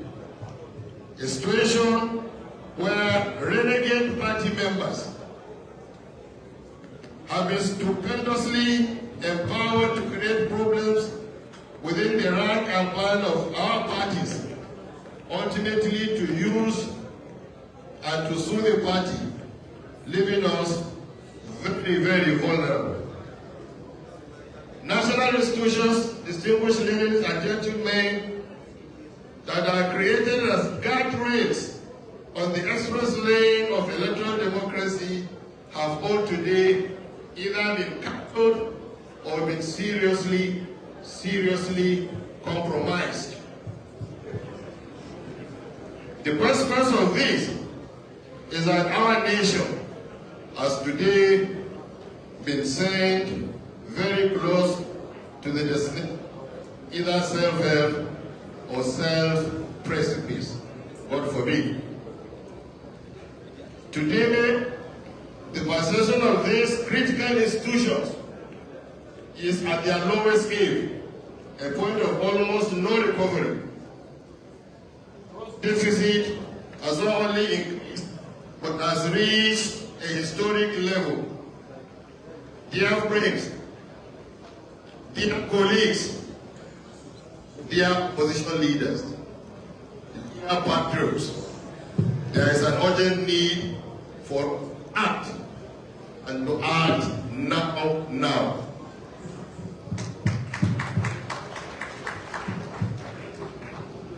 This moment calls for deliberate action in defense of democracy, action in defense of our citizenship, action in defense of principles and honor. Yes, demands our collective action summit most important and most appropriate at this time in our history. We must deploy knowledge, we must deploy tact and strategy to undertake the onerous but doable task of dislodging the non-performing APC federal government in the interest of the survival of democracy and for the purpose of emancipation and our fellow countrymen and women. Your Excellencies, distinguished ladies and gentlemen, I'm sure that by now all of us have reached a consensus that there is an urgent need to act, and to act expeditiously. So I will very quickly leave us with questions, the answers to which should point us in the right direction at the end of this summit. Number one, what if our parties are taken away from us and given to their cronies, as they have been boasting that they are going to do? Number two, what if the APC-led federal government continues to double down on the constriction of the political space against the opposition and the opposition political parties? Number three, what if the persecution of opposition leaders continues unabated? Number four, what if the non-ruling party and government, inec, and other national institutions have concluded plans to make the country a one-party state? What if, and what if? The list of what ifs is endless, and you can add your what if. My top-of-the-mind solution is activation of a joint opposition, a framework which can be called either the Ibadan Accord or, if you like, the Ibadan Declaration.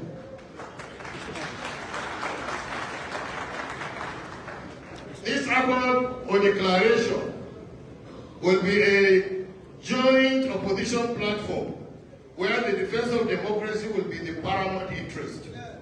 We must consider the power of the stick and the bunch of sticks. Breaking the easiest thing that can be done. But when you get a bunch of sticks, then it becomes difficult for the strongest person to do. These distinguished ladies and native is the task that is now facing us. To succeed, it is inevitable that we must come together. But the coming will be guided by sense of equity, by fairness, by justice, by transparency, and by fear of God. This point has been raised earlier on by His Excellency the Chairman of ADC, Senator David Mark, and there's no underscoring the significance of this. We must be seen to be dealing with ourselves and each other fairly, honestly, and justly. If we are accusing the APC-led federal government of being unfair, of being unjust, of being inequitable, then we certainly cannot allow ourselves, when we deal with ourselves and each other, to also be accused of what we're accusing them of doing. We must not cut this in the air or work on unrealistic assumptions. We must use data as a guide to our analysis and listen to the voices of the people. For us in PDP, we have resolved that we will open our ears and listen to what Nigerians want. And what Nigerians want is what we'll give to them. I therefore want to urge on all leaders of other political parties today that are seated here, for us to agree to say that the first thing that we need to do in succeeding to dislodge in the non-performing APC-led federal government is for us to go back to the people. Let us go back to the people that they have left. Let us talk to the people. Let us listen to the people. Let us hear the people. Let us understand what it is that our people want. And then let us strive to make sure that we give to our people what our people want. That is what we're going to process. As I end my brief address, I want us to agree to the party banner with the resolve to work together to rescue Nigeria from the cloak. We are proud of you for standing up to be counted on the right side of history at a time like this. You have shown beyond question that you are indeed a true patriot who places national interest far above ethnic and other mundane issues. We are sure that this investment you are making in the sustenance of democracy, in watering the seed of democracy, in ensuring that the democratic space is widened and strengthened, is something by the special grace of God that will bring humongous returns to you, whether in the short course or in due course. Let me also admit that indeed there are other leaders in the opposition that are also working like His Excellency to ensure that the opposition remains alive and that the project of making opposition work together, of strengthening the opposition, is something that becomes a reality. I would want to recall the governor of Bauchi State, Governor Bala Mohammed, and the chairman of the PDP Board of Trustees, Senator Adel Poswaba GCON, all of whom are unavoidably absent in this great event. So we appreciate the sacrifices that they have made and other leaders in other political parties that have been consistent in ensuring that Nigeria is not reduced to a one-party state. I must also commend all other political parties that have agreed to the convocation of this all-important summit, most of whom were contacted by agents and government and urged not to attend. That you've decided, in spite of this stupendous pressure on you, to attend shows that you have passed your first integrity test. We pray that we will all pass all subsequent tests that may be coming our way. In the end, I wish all of us fruitful deliberations and successful outcomes. But let us not forget that this is our time. Let us not miss it. Let us not also forget that if we do, our country will be doomed. God forbid. Thank you very much for listening, and God bless.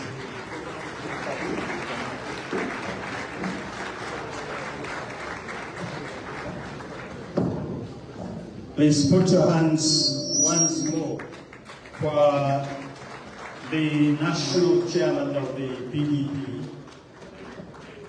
Barrister Kabiru Tanimu Turaki, Senior Advocate of Nigeria. Your Excellencies, distinguished ladies and gentlemen, let me share a quick factual story about this event with you. It will take a minute.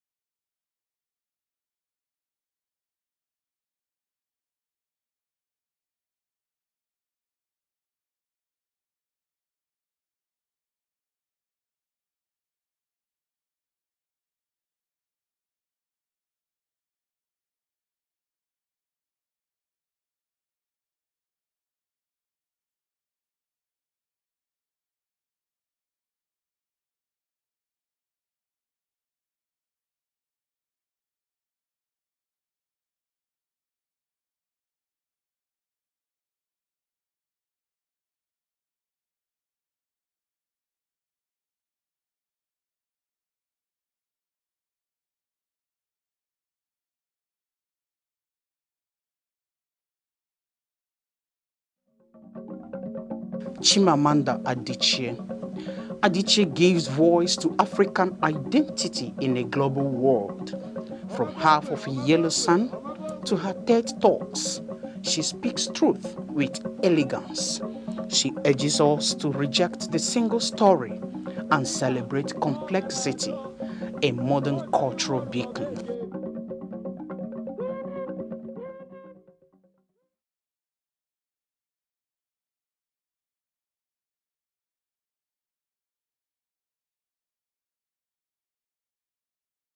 In the stories of ancient Greece, Achilles was more than a warrior. He was a hero whose strength could turn the tide of war, whose courage inspired loyalty, and whose presence commanded respect. His name had endured across millennia, a symbol of valor, power, and influence, a figure whose actions shaped destinies. Yet, Achilles' legacy was not only in the power he wielded, it was in how he used it. He fought not for personal glory alone, but for the honor and protection of those who depended on him. His might was purposeful, guided by responsibility, and measured by the lives he safeguarded. Today, Nigeria faces battles of different kind. These are battles fought not with swords, but with policies and principles. Our enemies are corruption, insecurity, inequality, and leadership that too often prioritizes ambition over accountability. These are struggles that affect millions, shaping the future of a nation rich in potential but fraught with challenges. The story of Achilles carries a lesson for our time. Strength without wisdom and responsibility is hollow. Power without vision can destroy more than it builds. Leadership in Nigeria demands more than force. It requires courage, foresight, and a commitment to the people. True heroism is not in personal triumph, but in the welfare of those entrusted to your care. The heroism Nigeria needs is tangible. It is reflected in leaders who listen to their citizens, govern with accountability, and deliver policies that empower communities, safeguard livelihoods, and create opportunity. It is measured by children in classrooms, families with secure futures, and communities that thrive. It is heroism that transforms potential into progress and challenges into triumph. Achilles' greatest victories were those that protected his people and honored his obligations. Similarly, Nigeria's most enduring successes will be those that prioritizes its citizens, safeguard their future, and uphold accountable people-centered leadership. Strength exercised for the common good, rather than personal gain, is the truest measure of greatness. As the nation charts its path forward, the message is clear. Leadership must be courageous, visionary, and responsible. It must fight not for applause, not for legacy alone, but for the prosperity, security, and dignity of every Nigerian. When strength is wielded for the greater good, it becomes enduring.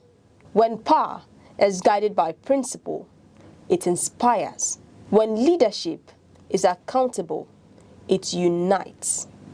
The chapters of Nigeria's destiny are still being written. Its future rests not in the triumphs of a few, but in the collective progress of millions. The nation's victories will be measured not in fleeting fame, but in lives transformed, communities empowered, and hope restored. In the spirit of Achilles, Nigeria must find strength that serves, courage that protects, and leadership that uplifts. In that strength lies the promise of a stronger, united, and more prosperous nation. One that honors its people, secures their future, and fulfills its boundless potential. Every second, the world changes, markets rise, leaders speak, stories unfold. To keep up, you don't just need news, you need clarity, you need speed, you need perspective. That's why Aneke TV brings you the global pulse. Accurate, reliable, right when it matters most. Aneke TV. Move with the world.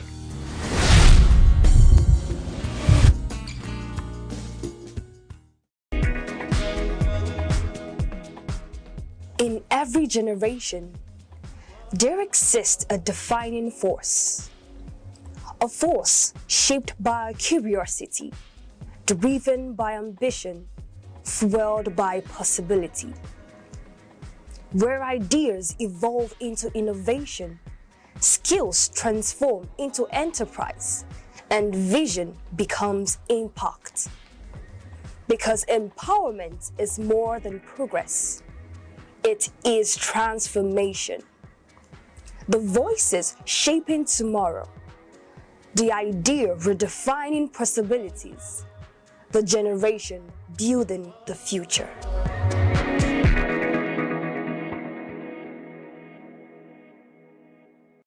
Pleasure to have you join Youth Focus once again on Aneke TV. It is a program that follows up on the lives and activities of the young people. Of course, the Gen Zs, in all of the things they do anywhere they find themselves in this world. To achieve this, we make opinions, we give commendations, motivations, criticisms. And that's why we say a big thank you so much for being a regular participant on this program. We can find us on our socials, our Facebook, our TikTok, Instagram, and YouTube at Aneke TV. And you will regret you did. Thank you so much. My name is Chukwamaka Obasi. And today, our focus is on love at first sight. Yes. Then permit me at this juncture to introduce to you a wonderful student of the Institute of Management and Technology, IMT, Enugu. She is a student. Chimzi, Miss Chimzi, and you're welcome on the show. Thank you very much. It's nice being here. All right. How much do you believe in love at first sight? Wow, if I'm to rate it from 1 to 10, I'm going to rate it at the rate of 4.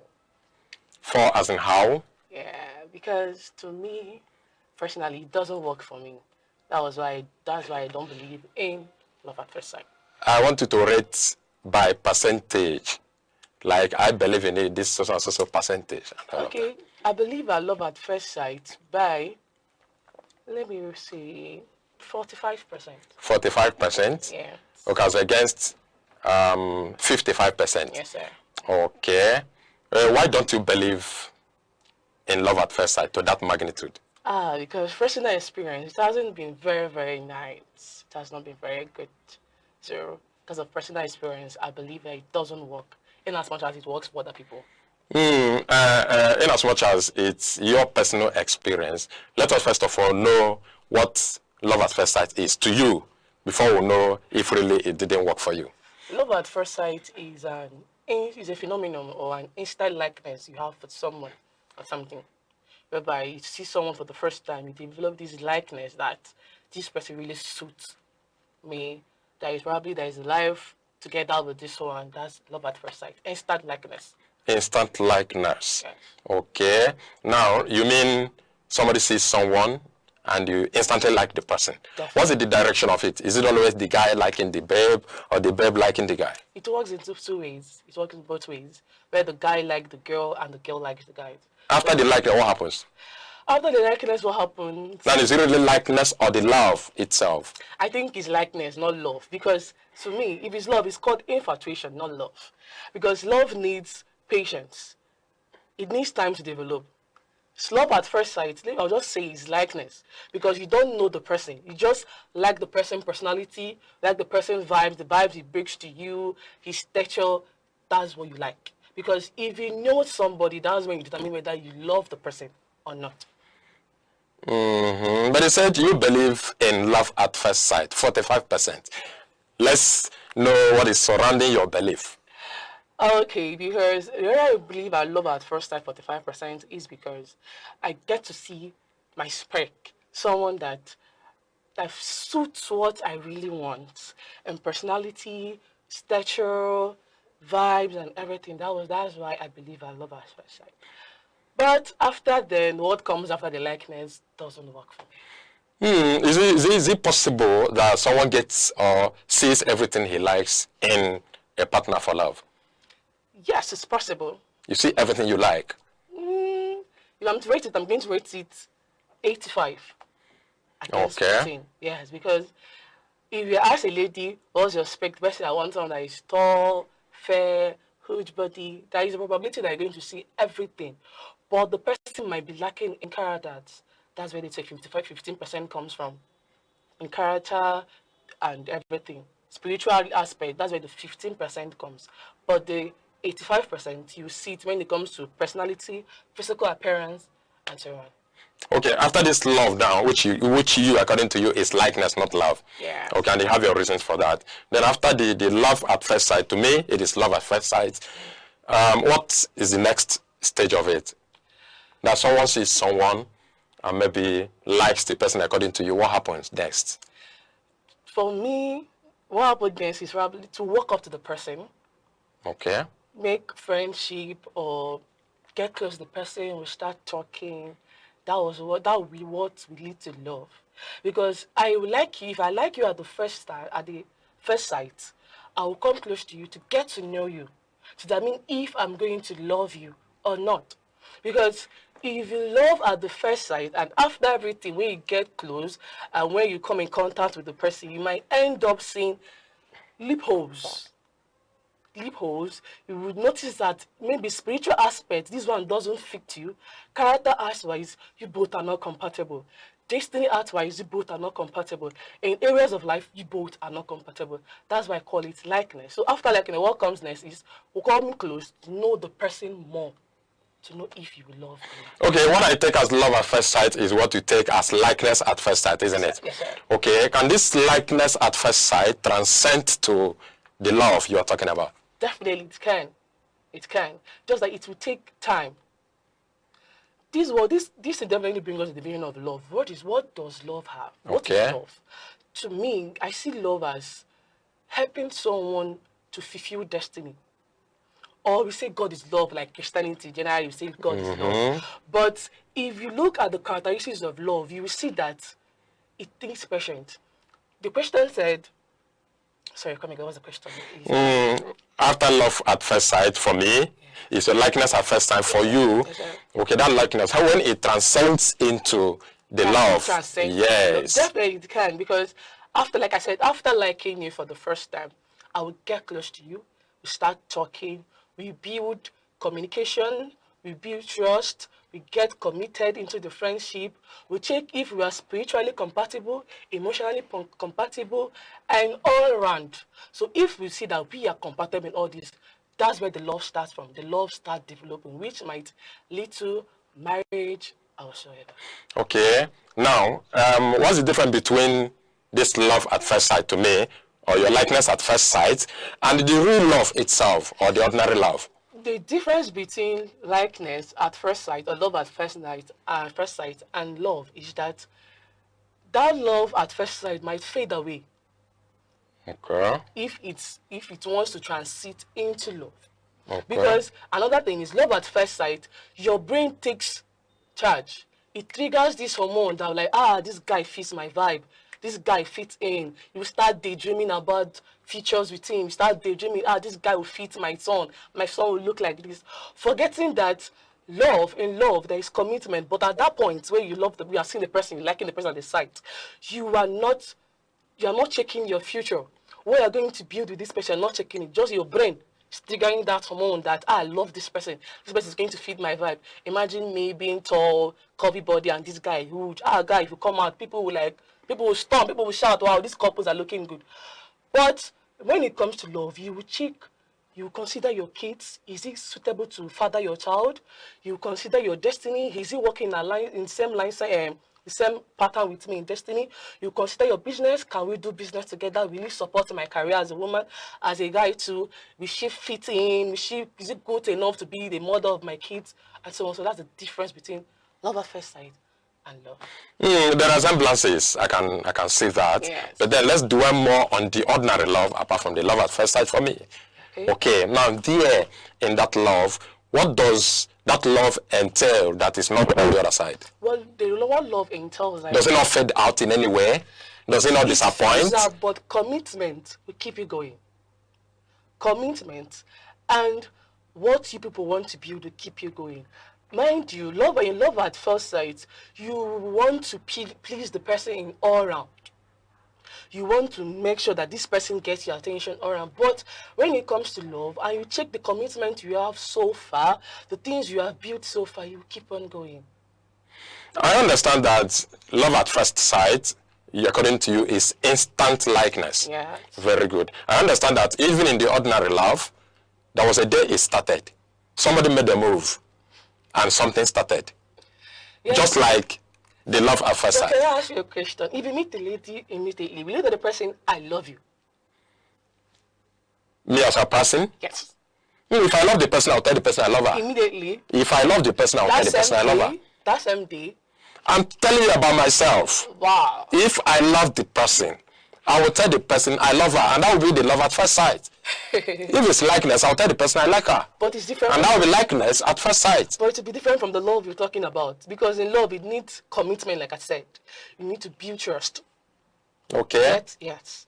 That's the difference. Okay, then in love at first sight now, what's the direction? I've asked this question before, but I want to dwell more in that. And you said it's a two-way thing, that a guy can see a babe and then make advances, that's love at first sight, and the babe can as well do the same. Yes. Is it more prevalent on the side of guys or on the side of babes? It's more on the side of guys. Why? Because ladies will be too shy to walk up to you to ask you. But do they do that at all? Yes, they do. But how do they do it? Only if you're there. Because you have tried it before. Like, I remember when I was still at one market, when I was still in one place like that, there was this particular guy that I so much liked. I was like, I had to walk up to the guy. But after I met the guy, okay, you've tried it and it didn't work? Yeah, it didn't work out. Is that why you said that's nothing like love at first sight? Yes, I've had 3 experiences, so I concluded that it's not. And you were the one that made the advances? Not really, no. Okay, one did that to you? Yes. Yet it didn't work? Yes. Okay, what of the ordinary love? Is it working for you? Definitely. It's working. How did it start? Wow, it started, the guy walked up and said, you look like someone I want to build something with. I was like, okay, let's see how we go. We started with close friends. We became close friends. We spoke about things about life and so on. That was how I developed love. Yeah. And it started working? Yeah. Congratulations. Thank you. Thank you so much. much. Okay. All right, thank you so much, Izzy. I've said my congratulations once again. Thank you very All right, much. I want us to observe just a short break now. After the break, we'll come back and we'll continue. Our viewer, thank you so much for being there. Just a short break. We shall be right back. Don't go away.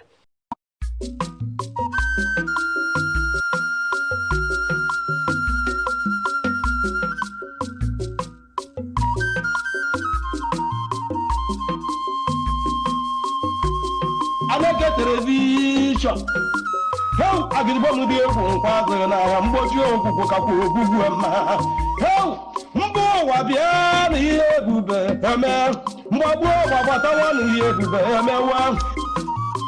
Aneke television on the Melo, Yamela Madia, in our uncle, in America, Putanwa, in our Hosu, in our African, the one Aneke television, the Arcades, your man, the one Aneke television, you do man. Help me, Mela Madia, who me, Bodia, Nanka, Bunkai. You might have a girl, if you want to come over soon. You better have you what I look at television. Oh, boy, I'm a good idea. What the social media, what the All right, thank you so much. Back from the short break, we are still on the program Youth Focus on Aneke TV. Our topic for today is love at first sight. Funny enough, Chizzy, before I went on the short break, you said there's nothing like love at first sight, that it is likeness, instant likeness. Yes. And I believe you. To an extent, I believe you. All right, funny enough, back from the short break, we have Chizzy Ene here, Miss Chizzy Ene, who is a student of Institute of Management and Technology, Enugu. You're welcome. And good enough, in our break time, after that break, of course, we'll have another guest here. We'll have Ifoma Lovett Eke, who is a farmer on the studio. Ifoma, you're welcome. Thank you for having me. All right, we are going to play discussing love at first sight. First of all, to key you in, I want to ask you, how much do you believe in love at first sight? Okay, so thank you. You know, people have actually... I'm happy we are now talking about this particular concept. For me, there's nothing like love at first sight. I think it's just a misinterpretation of the first feeling you get when you meet someone. So the right word... That first feeling, what is it called? Yeah, that's what I'm going to say, that for me, it's just an attraction. There is always attraction at first time. When you first meet someone, there is always attraction, you know, between you and the person. It could be... You don't really have to be, you know, when we talk about love, we just think of it as just romantic, you understand? So it could be just the person's intelligence, it could be just, that's a lot of things in people that will attract you. But because people don't pay attention to details, like they just use words for using sake, they'll just say, I love you. See, the worst thing you can do to me as a man is meeting me, you don't know me from Adam, and they're telling me you love me. Even if I have a business to do with you, it's off. Because I know you can't even regulate yourself. You don't even understand can't even interpret what is going on within you. And so how can you be able to, you know, handle the business we're about to talk about? So it's just simple attraction. Let's hear the definition of love from you before we move on. Okay. Because I don't really have that capacity to dive into that deep ocean. It's only God that has actually ever demonstrated what love is all about. Yeah, but I'm just going to tell you that in simple terms, love is enduring. So love is not what you feel. It's not. Love is measured after a long time. When was our own stuff like syphilis have come and gone, when you have seen the person's low time, in downtime, the ugly side of the person, and every other thing that you will never even imagine while meeting that person the first time. And you still want to keep in touch. You still feel like, I still want to be involved. That's when you start talking about that word, love, the concept of love. But outside that, what you're just feeling is, okay, my spiritually woke friends may actually tell me it's lost. If it's just the boobs and the hips is what you are just vibrating to, you understand? But if it's, I like the way, this girl talks nice, this girl, she's intelligent, this guy is, cute, he's polite, he's, that one is attraction. But if you just like, if I touch, see the curve, all those things now, that one is lost. Yeah, all right, thank you so much. Thank you so much. Moving forward, to you, it is attraction at the first sight and not love at first sight. To you, Chizzy, it is instant likeness at the first sight and not love at the first sight. The fact is that we have established a fact that there is something that happens at first sight. And not at all people, or does it happen to everybody you see? No. It doesn't happen to selected people? No, it's not a matter of selected people. It's not selected people. Like, it's something that happens randomly. You don't even choose who it happens to you. But may I come in this way? What is the motivator?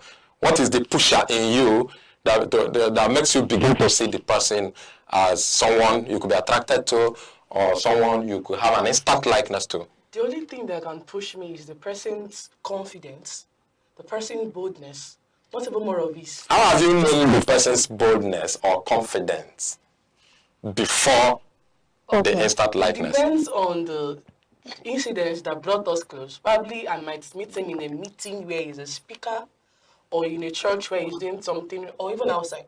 That's why I said his boldness or the way he speaks, not even his physical appearance. But that can happen between passers-by. Not even in a program, not even when a person must have demonstrated one thing or the other. Between passers-by, it can trigger off. Yes, but that's why I would not really take that idea of what pushes me, because, like I said, I don't choose who it happens with. It's something that happens in a set. Do you understand? So it's not like I'm preparing or like I'm actually looking at this and let me see what will push me. No, I don't know. So like, immediately you buy something, okay, I was just buying something from one woman like that, and then the neighbor just came. The way the young man handled was that, this guy is really genuine, like he's a genius, It's an attraction. I don't know him from Adam. I just came to Boston and I saw him. So I can't say that what pushed me. It's something that happens without even knowing it. So it's not when that signal now hits you and say, actually, I think I like this. So it's not something you prepare for. I want to ask you a question I've asked Chizzy before now. Okay. After, according to you, the attraction at first sight, what happens next? Like what happened to you, do you leave it at that and you left it? You went your way? When it happens, what is the follow-up? See, it's not all the attractions, it's not all the people you felt so good at meeting that you pick up conversation. Except there's something that actually maybe you continue to see, or maybe there must be something that will bring people closer again before you start thinking if I can actually, this person may make sense. So, but just that you're walking along you and you met someone, it's not enough for you to continue conversation with that person. But I mean, you can just admire the good, work of God. Because for me, I like people with good qualities. So the fact that I try to see at that moment doesn't mean that I will have more to do with you, except there is need to. Look at the angle I'm coming from. You're a woman. Okay. I am a man. Walking along the road, oftentimes somebody has said, "Excuse me, please excuse me." And maybe you may offer an attention, and before you know it, you start talking. You may talk to the extent of maybe exchanging your contact and all of that. That is the angle I'm coming from. Okay. When that happens, you can't tell me maybe you need another day to start talking and all of that. Okay. What is really happening there? Okay. Well, if it happens in that situation now, okay, first, because you won't really know someone just in that minute, like I said. If you have reason, maybe by the person's appearance, you feel like, okay, because see, the truth is, appearance matters a lot. For me, God help me. For me now, even if you're an angel and you're a guy, you perforated your nose, your ears, your tongue, you have to. God help me, I don't know what's going on. Let me not go. I understand. Just put yourself together. Chizzy, let me come in from this direction. Have you ever tried walking up to somebody to say, "Good afternoon, sir. I like you," No. and all of that? No. Have you done that? No. You have not done that. Yeah. But oftentimes men have done that to you. Yes. Good. To you, it is attraction at first sight. To you, it is instant likeness at first sight. Yeah. But to me, it is love at first sight. Now, what is the rate or the measure of acceptance when this happens? First things first, if you walk up to me for the first time, that is if the love is coming from your own side or the is coming from your own side. First of all, I need to consider how you are dressed before I can be able to address you, the matter you're talking about.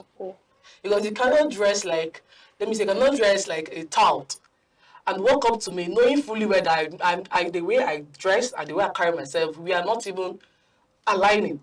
So it will determine how I'm going to react to what you are saying. First of all, we start with the way you are dressing. So I will start considering the percentage I'm going to give to the acceptance. If the way he's dressed and the way he spoke, it's matching up to the standard a little bit, then I can consider giving you my attendance or not, my attention or not. Okay, this is what you call instant love. That is likeness. Yeah. Instant likeness, sorry, and it is attraction at first sight. Mm-hmm. When this happens, and maybe you start talking, and something led to another, and to another, that is a type of love that began.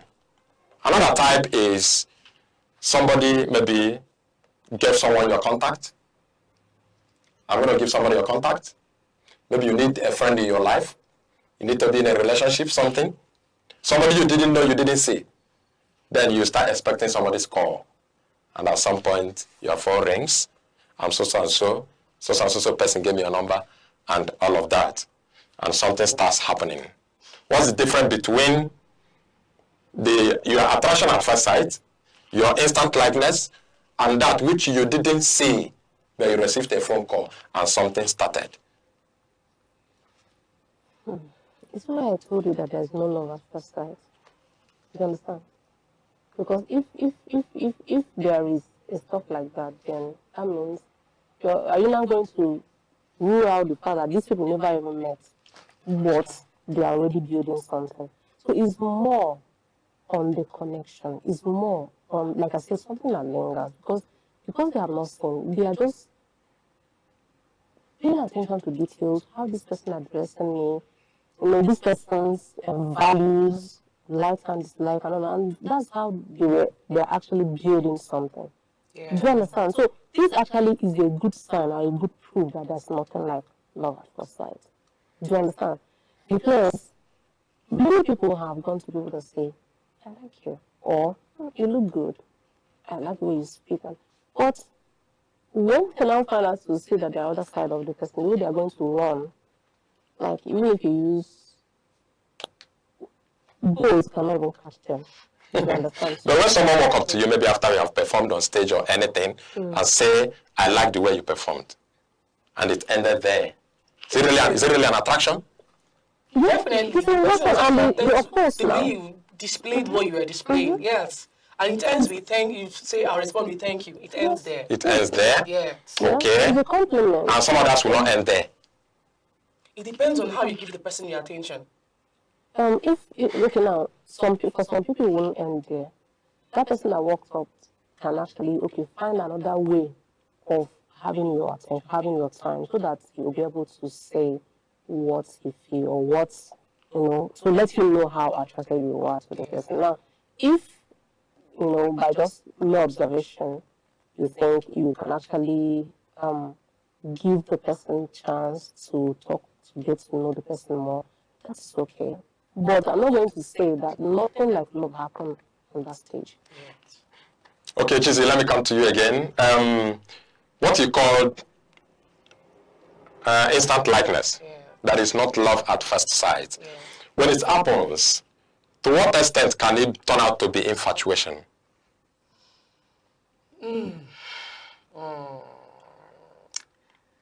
To what extent? To what extent? It goes a very long way, because it actually depends on what the person has in mind. It actually depends on what the person has in mind. Because, okay, for example, if I'm to use, I walked up to you and tell you that I like you, and let's get into talking of friendship. It depends on what I have in mind. Some walk up to you because of the way you performed or what you did, like what attracted them to you. So just come like, the way this person is, for the guys, your boobs, your this, that's where the infatuation comes from. The infatuation, the love and everything. So the extent, like, it depends on what the person has in mind exactly. I want you to take it from the angle of promiscuity. Okay. Yes. To what extent can someone getting attracted to you, or you got attracted to, will turn out to become promiscuity? Not really what it should be, or maybe something that will transcend into the real love. I think I need to rephrase that. I'm trying to examine your ability to identify what is and what is not when someone is attracted to you according to you. Okay, so if I get what you mean, you're trying to ask me, how do I identify if someone is promiscuous? Very good. Coming to you and not for the real love. I done that first time. Okay, now, so this is it. The person is just going to say, I like your calls, the call makes sense, or the book makes sense. I mean, when I don't want to sound, but when I'm talking about this, I like being raw, because this is what I see every day. But because of the fact that it's not everything you put out on the media, because for the sake of, so that's that. But when the person starts making some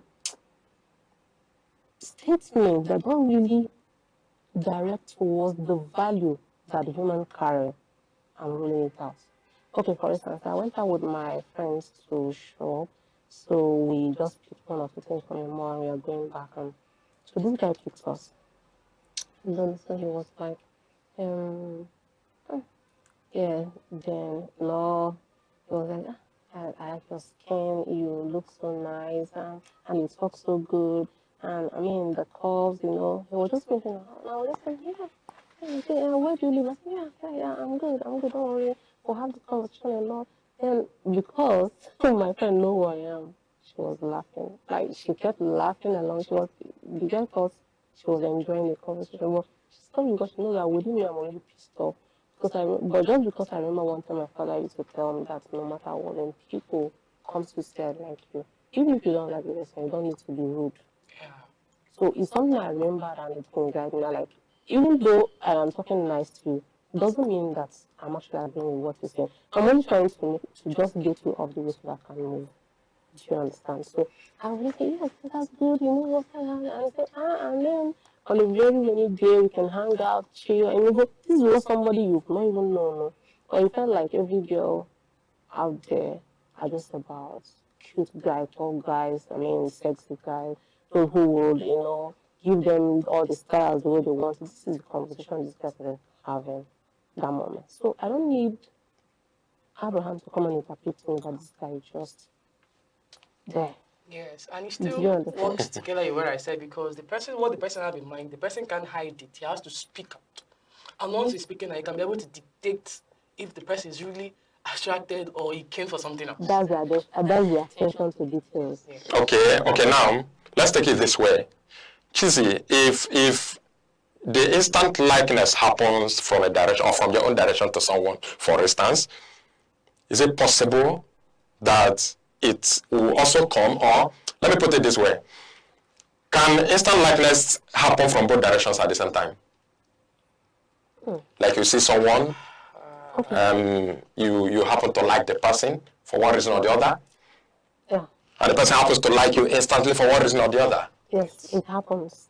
I won't lie. It happens. Okay. Yeah, because they say like charges attract and like charges repair. So sometimes you see that you're just attracted to the energy, just the same energy as in you, or an energy that complements yours. So it happens. So you can just meet each other and we are good. You know, before you're started talking like you've known for ages. The You vibes together, your yes. morals is aligning with hers. Exactly. What you believe is aligning with the person. Exactly. So the person will just be saying something. I say, how do you know what I have in mind? No, you don't discriminate. I mean, how did you know? Oh my God, how did you know?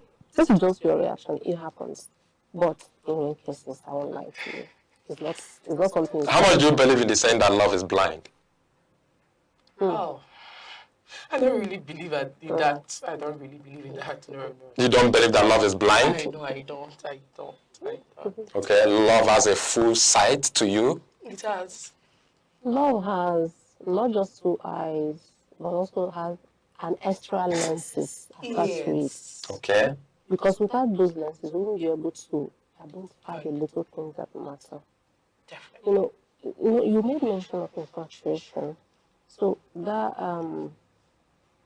when you are infatuated, they misinterpret it or misconstrue it as love. And then they are just all about the energy, that will move on with the cruise, move on with the vibe and all of that. Love is beyond that. When the vibe is not there and move on, that's when you now know exactly what keeps you. So the attraction brings you closer to that person. But now what you're carrying, your personality, your values, the kind of energy, commitment, everything that you believe in is what will keep the person. If it's true, according to you, that love is not blind, and you say that love doesn't only have a full sight, it has lenses attached to it. That's cool. But Chisi, let me ask you this question. If that is true, why is it that a lot of people make mistakes in this love business? Yes. A lot of things they live to regret. If I had known that this is this, if I had known that is that, I wouldn't have come in and all of that. There's no way you will say you will not know, because the person will definitely show you, even if it's the slightest sign of it. Just that we have chosen to believe that love is blind, that it can conquer everything, it can endure everything. You will not ignore those signs, those little things that it shows you. Because there's no way you tell me that, okay, let's, for example, that you married an abusive husband and then you started regretting. There's no way you tell me that when you guys were courting, that he didn't show that. He will. My friend will tell you that if you want to know who this person is, provoke the person and watch the person's reaction.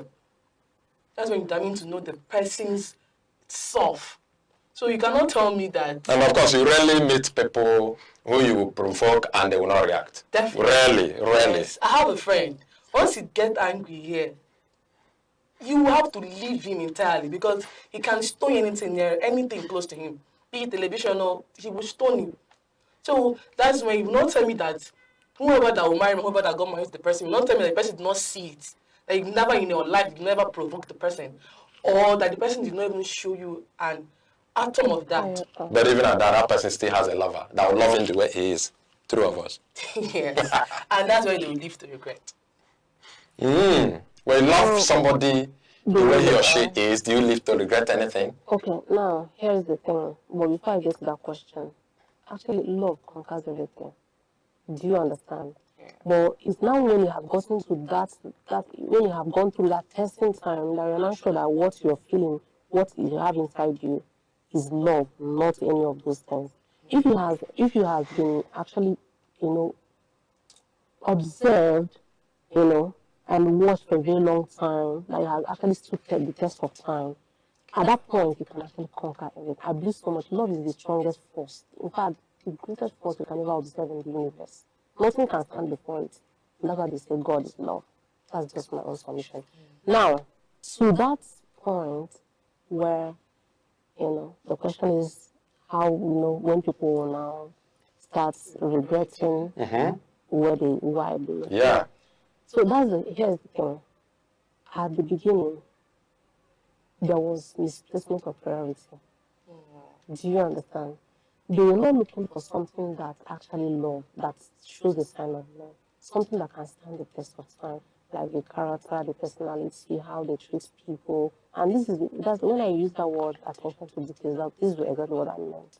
So if someone is really nice to people they feel they are not getting anything from, do you understand?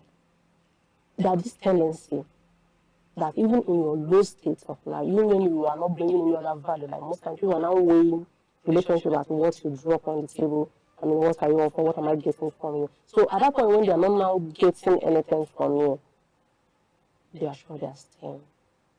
Because it's not how they treated somebody they didn't get anything from. But if because they so much love you, they take you to a restaurant or you guys went out and, you know, the barman, you are a stupid guy, he was just, you know, neglecting anybody, you know, talking anyhow to people. How do you think that when he's fed up or when he had just seen you finish, they're not going to be the person, you know? So we are not going to be the next victim of that. So I think why they have to progress is they misplace priority. Men look for curves, men look for boobs, men look for ladies that have 110,000 knowledge of sexual copulation style than women who are actually groomed, family oriented, who are responsible, who are loyal. In fact, the truth of the matter is, how do you know what you're saying? Are you a man? What are you saying? We're in the society. I have sisters, I have friends, I have classmates, I have nieces. I have people that are married and they're around me. Okay. I have friends. So I don't see, one thing is that people don't, that's what mistake people make. All my life, I've never allowed things to happen to me before I learn. Do you understand? People, when you want to talk about it, say, hey, have you explained that? I don't have to. Because these people are human, there's nothing different between if my classmates pass through this and we are both women and we share the same value. I mean, what's the difference? Okay, that's cool. Continue with what men love in women. I'm interested. Oh, really? Yes. Yeah, so when they are just looking at all those things, they won't now want to know if tomorrow, and of course, when they have that money, they feel that they can go, that not everything is solved. They don't want to look at that woman that's so loyal or that's respectful, that even when the money is not there, the woman will still respect me. Do you understand? Because men love respect a lot. Do you understand? And sometimes you find that it's because of what you have or your social status. Do you understand why some women are coming to you or why they want to stay with you? But the moment those things are not there, you are just on your own to your tent, oh Israel. So that's it. That brings us back to this attraction. According to your attraction at first sight, for what reason are men really attracted to you as a woman? Wow. For what genuine reasons? For one genuine reason that I knew... Because it's a possibility that a lot of men attract to you for different reasons. Yes. Good. Yes. I have one that spoke to me. He was plain. I was like, one of the reasons why I got attracted to you was the way you carry yourself and the way you speak and handle some issues. The day he spoke to me was like, I've watched you and I've seen you, even when things are people are in chaos, the way you stay calm, handle things, the way you carry yourself and the way you speak, it got me attracted to you. And some will tell you because of your shape, your figure, that is what attracted me to you. And some can tell you opposite of what they have in mind. Yes, in order to get your attention. that is meant for you. Okay, if you let me come in this other direction, from this other direction. Okay. How much does this attraction at first sight happen to be natural? How much do you find it to be natural and not man-made and not fake? Not man-made. The truth is, every attraction is natural in its first state. Let me ask you a question before you continue. If you say that every attraction is natural, if one comes to you for the reason of attraction and is telling you opposite of what he has in mind, is it natural? Okay, so the thing is, in that first instance, I won't be able to figure out if what you're saying to me is what you meant. Yeah. So I'm not going to judge you because it's natural. Law of attraction is a natural phenomenon. Do you understand? So if you come to me and say you like my way, you cherish my way, I know you want us to be friends, it's cool. I won't say no if at least if I by me looking, I feel like if you dress where I can actually address it like that. I won't say no. Yeah, because I believe that it's a natural thing. Even in lower animals, I'm a natural scientist, so you even observe it, from little creatures. They too have a way of showing affection. And that's the part I so much love about lower animals. In fact, each time I read about them, I get so excited. They are not like human beings. They are not transactional in their way of, showing affection. So when they come to me like that, I would like thank you. I really want to thank you for actually considering that. Yeah.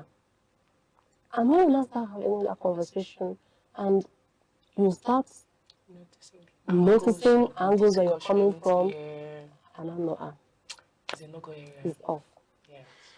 Okay, Chizzy, why do you think some people, just like you, it is instant likeness, sorry. Why do you think some people can argue with you from now to tomorrow that love at first sight is a reality? Why they can argue is, the thing is, people believe things differently. People believe, to you are still insisting it's love at first sight. You have your own view. I don't have an opinion. You don't have an opinion. People believe things differently. What I might believe might not work with you. What you might believe might not work with me. So that's why they will argue to an extent that it is love at first sight, not likeness at first sight, or attraction at first sight. Now, Nifi, how do you address people who believe, hook, line, and sinker, that love at first sight is a reality?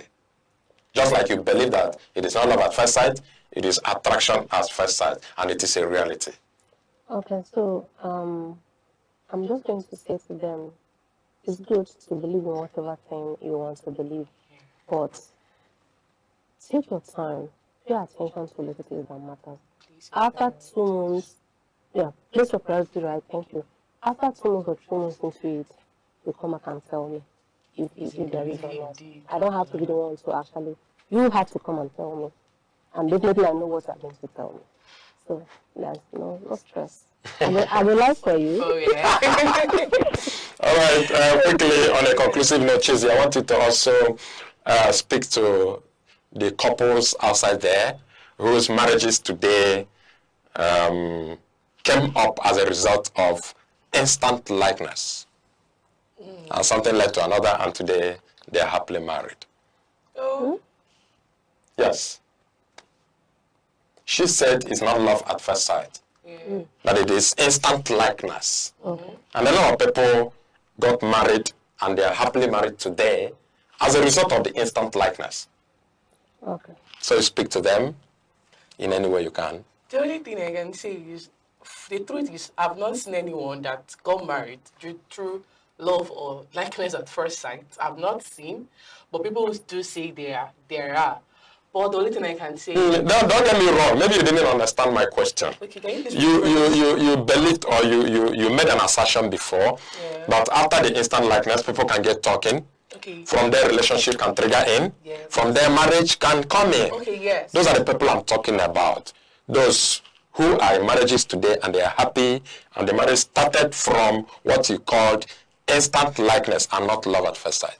Okay, the only thing I can say to them is, wow, they really proved that there is likeness at first time, instant, and kudos. That's the only thing I can say, because I don't have any other things to say to you guys. All right, thank you so much. Thank you so much, Miss Chizzy Ene. Thank you so much for coming.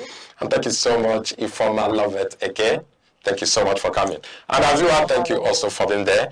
It's been a nice time we shared with you, talking on what I call love at first sight. That is, for Chizzy is instant likeness, and for Ifoma is attraction at first sight. Thank you so much. I don't know what it is for you, but whatever, we're going to meet again. My name is Chukwemeka Obasi.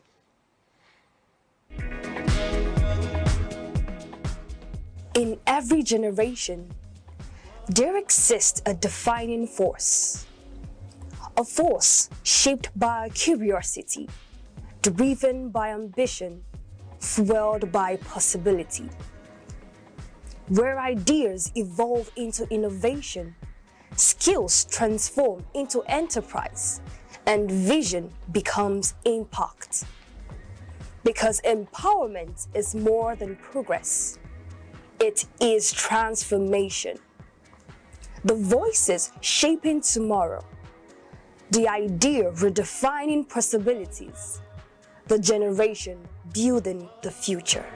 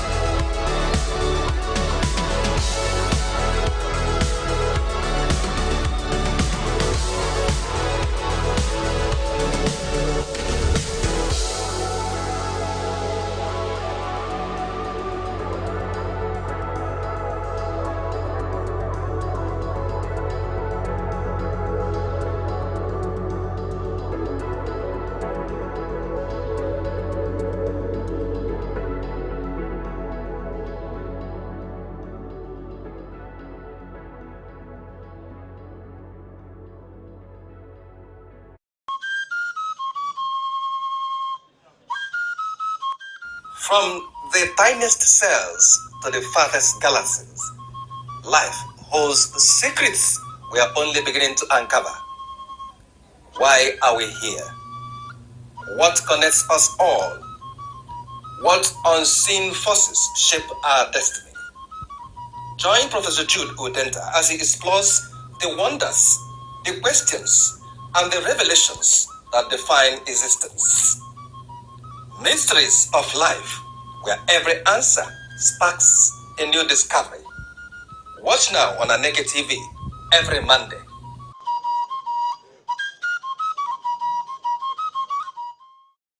You're welcome, viewer, to your program, The Mysteries of Life. Today we want to discuss the issue of superstitions. We always wish one another luck. We always think of this and that. There are so many beliefs in life. And then, of course, our brother here, Mazi Gabriel Nnemeka Anichukwu, has been a very superstitious character all these years, as you can even, confirm. So we want to look at superstition. What is a superstition? What role does it really actually play in life? The good, the bad, and the ugly. Superstition is a very controversial phenomenon among humanity, because it thrives on strange but real events which human beings say they don't exist, yet they exist and we feel them. Superstition is belief and practices that cannot be analyzed objectively, standing on logic, tangible facts, and evidence or sound judgment. That is a phenomenon that lacks. You cannot. It cannot be approached, addressed objectively using verified standards. For instance, superstition is you believe that if you do not say rosary, for instance. Are you looking for my trouble? No, I know. Don't even go there. I don't know. Don't go. For instance. Don't use my rosary now. It's a belief. It's beliefs, practices that we have in our cultural milieu, in a cultural setting, that cannot be proven through critical thinking or rational thinking or reasoning. Yet, they shape our values. Thank you. I want to study. I like what you have just said, the shaping of values, and I want to use one. Because Africa, those who travel abroad, they always accuse people of being superstitious. But I have also seen that, in my little study, I found out that the white man is even more superstitious than the black man. Because he believes in that Friday the 13th of every month, is regarded as an unlucky day. That broken mirrors have their own. That black cats have their own. That knocking on wood, has its own. That spilling salt has its own. There are so many. In fact, there are more superstitions in the Western world than in the whole of Africa. But one of them that I wanted to look at, because we are looking at the good, the bad. We look at the good ones. If you hit one particular leg against anything, then you could say a good thing is coming.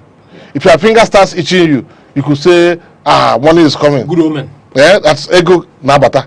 Now, but this idea of what people is in superstition. Now, what people is in first? What was the problem? Why were they doing that? Or now why Why were they? You know what follows it. See where to Ipo, that child is thrown into the evil forest. You know that our forefathers, we are less superstitious because of scientific research, social and scientific research that thrives in our modern era. But I'm not saying actually that totally all they believed that time we are false. Because because they still believed it. It happens according to that they believe. For example, it said Obanje. Obanje, what if we say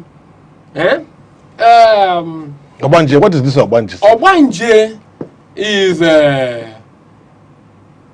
Yoruba call it Abiku. A child that comes and goes, reincarnates and incarnates and reincarnates to put the parents in perpetual suffering. Though sometimes those Obanje comes and goes based on the karma of the parents. Okay. Some Obanje phenomenon is linked to parental karmic consequences of their evil lives in their former worlds. Wow. Because nothing goes for nothing. There's no smoke without fire. That means you believe in reincarnation. Why? That that position is strange but real. Okay, reincarnation. Yeah. So back to what I'm saying. Yes. About the yes. Is now I want us to believe with Obanje, so that the people will be learning from what you are saying. Obanje is it not this is it not this SSB problem that people came to call Obanje? No, it's not. Because I believe it is the SS. Okay. Sickle cell. Do you know that in the olden days, they don't go to some of these most of them don't go to check blood. I know blood group and all those. But still, they give birth to children that are not seculars. Yeah, but that was it. They call it Obanje. You know, they were calling it Obanje because they were coming. But the issue was that the parents were never checked. You know, because we have this thing, we don't have that in abroad. You know, in the white man's land, the Western world. This what do you call it? Sickle cell. Sickle cell. But we have it here now. Science has come. People have come to know about is it genotype or whatever, and then they now handle it, and people are no longer buying in that. Do you know that even from that pre-modern Africa, pre-modern Igbo land, that whenever they want to get into marriage, they go to what they call a seers, alpha. Then is in that alpha, I believe that the DBA diagnosis through the crystal ball, human to me, that if there is possibility of giving birth to a secular, you say that the gods, because when you touch that alpha means whenever you touch that horn or there's spiritual science, it will take your ancestors and gods of your land will speak. So when they are speaking, they are trying to encompass, to embrace all that concern that marriage, that marriage between two persons. So they will tell you that this marriage will not work. They will not call about giving a child to that is a secular, but they said you are gods. The Alpha says this marriage between Mbeka and Kongo will not work. But asking the debate to explain the details, he might not, but that the gods and ancestors are speaking through the Alpha, this marriage will be a baradash. It don't work. It will lead into there is evil omen. That's what it is. So it means that time, that issues of secular or whatever, the gods also and ancestors who speak through the Alpha knew and will tell you, leave this person. You are not meant to marry this person. Okay, but and they used to follow. It was working for them. The fortune tellers, they were doing their work. Yes, it now, this is about the Abiku thing or the Obanje thing, and we now know better today that it is not about a number of things, but this. Yes, you mentioned fortune tellers and crystal ball and all those, because this is also in the white man's land. In fact, fortune teller is not an Igbo word; it's an English word. Exactly. So, you know, divinations, all those things, spiritism, diviners. These things are not English. They are not Nigerian. Because position is tied to magic. It's not tied to magic, it's tied to something supernatural. Yes. Like if you wake up and your eyes are twitching like that, you say, hey, I'm not going to achieve it. Even when I'm talking of superstition, for instance, whenever you come in contact with a sanctified abode, like the Blessed Sacrament, whenever you are going on a dangerous travel, you can go to adoration. Yes. Once you behold the Blessed Sacrament, that superstition means that you believed that this Blessed Sacrament fortify those who went into that dangerous journey in the past, and you're invoking St. John, St. Anthony, St. Mary. Let them come. It's all superstition, and because you know that religion is shrouded, is interwoven with superstition. That's your own. Our own is not superstition. We believe. No, wait now. Don't worry. Don't worry. Religion. Can you prove it scientifically? People have been proving it scientifically now. Excuse me. Now, you see, it's based on beliefs. No, wait now. Beliefs. If you come to he not give it to you. Good. He gave money, a kind of philanthropy. He lived a life charitable. He lived a life charitable. Charitable. He doesn't lie. He lives on honesty. No. See, Mas. So the Bible is clear. Wait now. The Bible is clear. But I'm telling you, the Bible is clear. The Bible is clear about The Bible is clear. Listen now. I'm not trying to make a name now. When you call him, he will answer. You are now taking over. You are taking over my work. Let me tell you what I'm doing now. If you go to the Bible, you will see that when Jesus gave up the ghost, that the holy men that died in the past, they all rose. Exactly. No, so there are still saints, even in Africa. But incidentally, we have no scientific way of doing it because of proving those things. Why? Because an African man, like you just mentioned, wants to travel, and he believes that this journey is not for the faint-hearted or the weak. What does he do? He goes to the Blessed Sacrament, prays. He tells Nemeka and Ichuku, remember me in your prayer. He even gives Nemeka and Ichuku, when you go to a chapel, please use this one and to pray for me. Then he goes to the native doctor, please, I'm traveling, pray for me. Then he goes to, he meets a pastor, please pray for me. He meets a pastoress, please pray for me. At the end of the day, he doesn't know where the source is coming from. But the white man that lives in Santa Monica town or Rita town, she prays through Saint Rita. All of them. And when any good thing comes, he says it is to him. To Saint Rita, to Saint Jude, to Saint Anthony of Padua, to Saint Francis. But our own people, they don't attribute. So when you come, the proofs before you now go into their relics, it's complicated, because we have this multiplicity of our own belief system, which is what gives rise to what people now say we are superstition. We are not as superstitious as even the Europeans, but we are superstitious. But I want us to go back to this Ezenu business. Ezenu, yes, is a phenomenon that are forever linked to evil things that is connected to their child. So, though Ezenu might be a kind of biological. No, I'm happy that you are coming here because there's a biological aspect of it. Yes. You know that not all of them should be biological. Though we have biological processes, analysis of it. But they believe based on happenings, based on chances, they have proven that most children that we are Ezenu potent evil. That was their belief. Yeah, but it was bad. And it led to a lot of bad things. Because they threw them into the fruitful forest. They led them to die.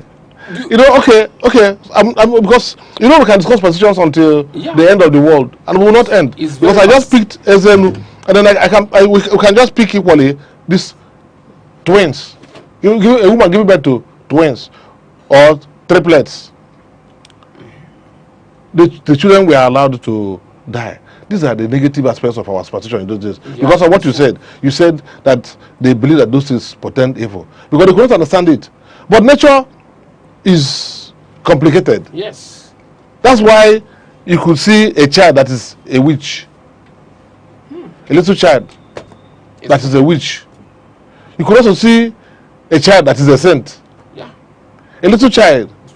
The child is a saint. You could see a child that is a genius.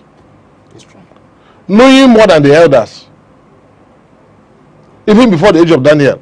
It's true.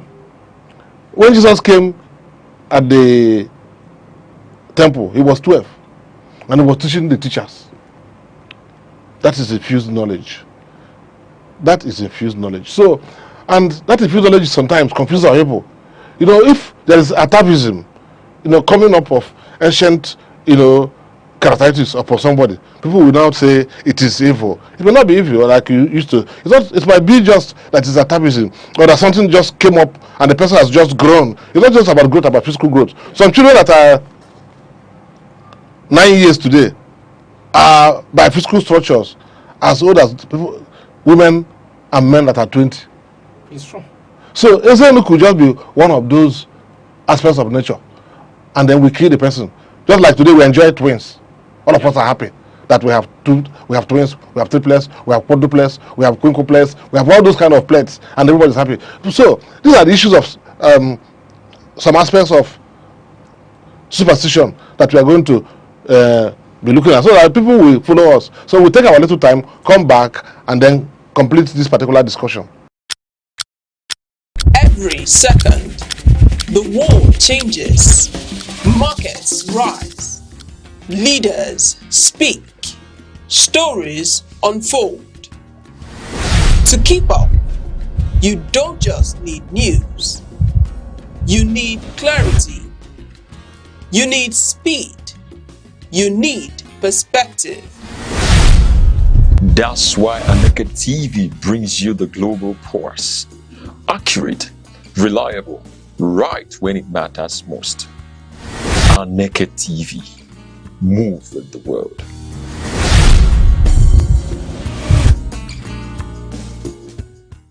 So now, having looked at some of this, because we have so much of superstitions. Like if I have, I have here, they say bad luck omens. Bad luck omens. They say breaking a mirror is thought to cause 7 years of bad luck.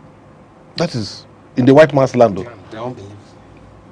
But when people come here, they say our people are very superstitious. We are not half as theirs. Yes. No, check. Even this people, this Artemis 2. Artemis 2 has a place. In fact, all their spacecrafts, they have a place to take off. Okay. To ensure safety. And they have a place they land. To ensure safety. Yes. And there are things that they are going to check, and they will say you cannot fly now. Okay. Not just the one that you are seeing, Yeah. There are things that they will say. Into the mysteries of life. Yes. They will say you are not taking off today. Yes. In fact, we are going to suspend this takeoff until we are ready. Just for instance, in our own environment, whenever somebody uses left hand to give you something, that is because I cannot accept it. Even if it's giving 100 million naira, say, no. You turn it to right hand. So some people will tell you, give me my money. If it's my left hand, give it. My money is my money. Give my money with your left. My left. No. Whenever they you give to them through the left hand, there is a kind of ritual to go and perform. I know. They will go and sanctify that money that you give them with the left hand. Yes. So make it holy. To make it and will be fruitful. Yes. Because they believe that if you do not go to a god of transforming it to good omen, it will result into evil. Thank you. So there are so many of them, and why we are talking about it now is because many people think that being superstitious is peculiar to Africa. No. It is not. Yeah. Because we don't have all the time. Because if you had all the time, you would see that there are so many superstitions, so many of them in the Western world. There are ones that are general, then that black cars, knocking on wood, spilling salt, umbrella indoors, walking under a ladder, locking. And for instance, even in our home, yes. In our environment here, whenever you go to a mortuary, said you have to knock at the door of the mortuary before you open that. Ask any mortician. Any mortician will prove it. Any strong mortician will prove it to you that they can't move into the mortuary. They keep those so-called dead corpses without knocking. They say that if you enter there without knocking, that some of them are naked. For instance, do you know that in the mortuary, that due to the spirits there, that some men meet women there? I don't know now. How can I know? Ask any mortician. Many things are happening in the mortuary. That's why they said that if you enter there with, I'm talking from what the morticians have just said, those who are there and the old men say, if you enter there without knocking, they will attack you. Because just like when you enter into my room now, maybe I'm naked, maybe I'm not well prepared to receive somebody, I can say, why did you? Yes, you react. So they said that in the mortuary, those people, those corpses that were called dead, they said they are not dead. they still operate like. And we don't want to talk about these stories because there are so many such stories. Like there's a mortuary at Anambra. Somebody said that somebody from that mortuary left that mortuary to drink at a nearby restaurant. But I heard it was here in Enugu. No. After drinking the bottles, it was proven. So when they say exposition, for instance, if you are moving the corpse of your father or mother or whoever or brother, do you know that there's something that will happen? That it will not allow the people carrying that corpse to bring it down. So we have always had so many stories. Like there's a story that is now, trending around. The young man, the father died, but he was in America, and maybe because things were not going well. But maybe whether it was going well or not, the man felt that it wasn't good, that he should bury the father. He left the burial for the people on the ground here. On that night that the father was buried, he died equally. Okay. So, and the people are now raising money to bring him home for burial. Okay, this linking to superstition beliefs. People are now saying that it was possible that the father killed him.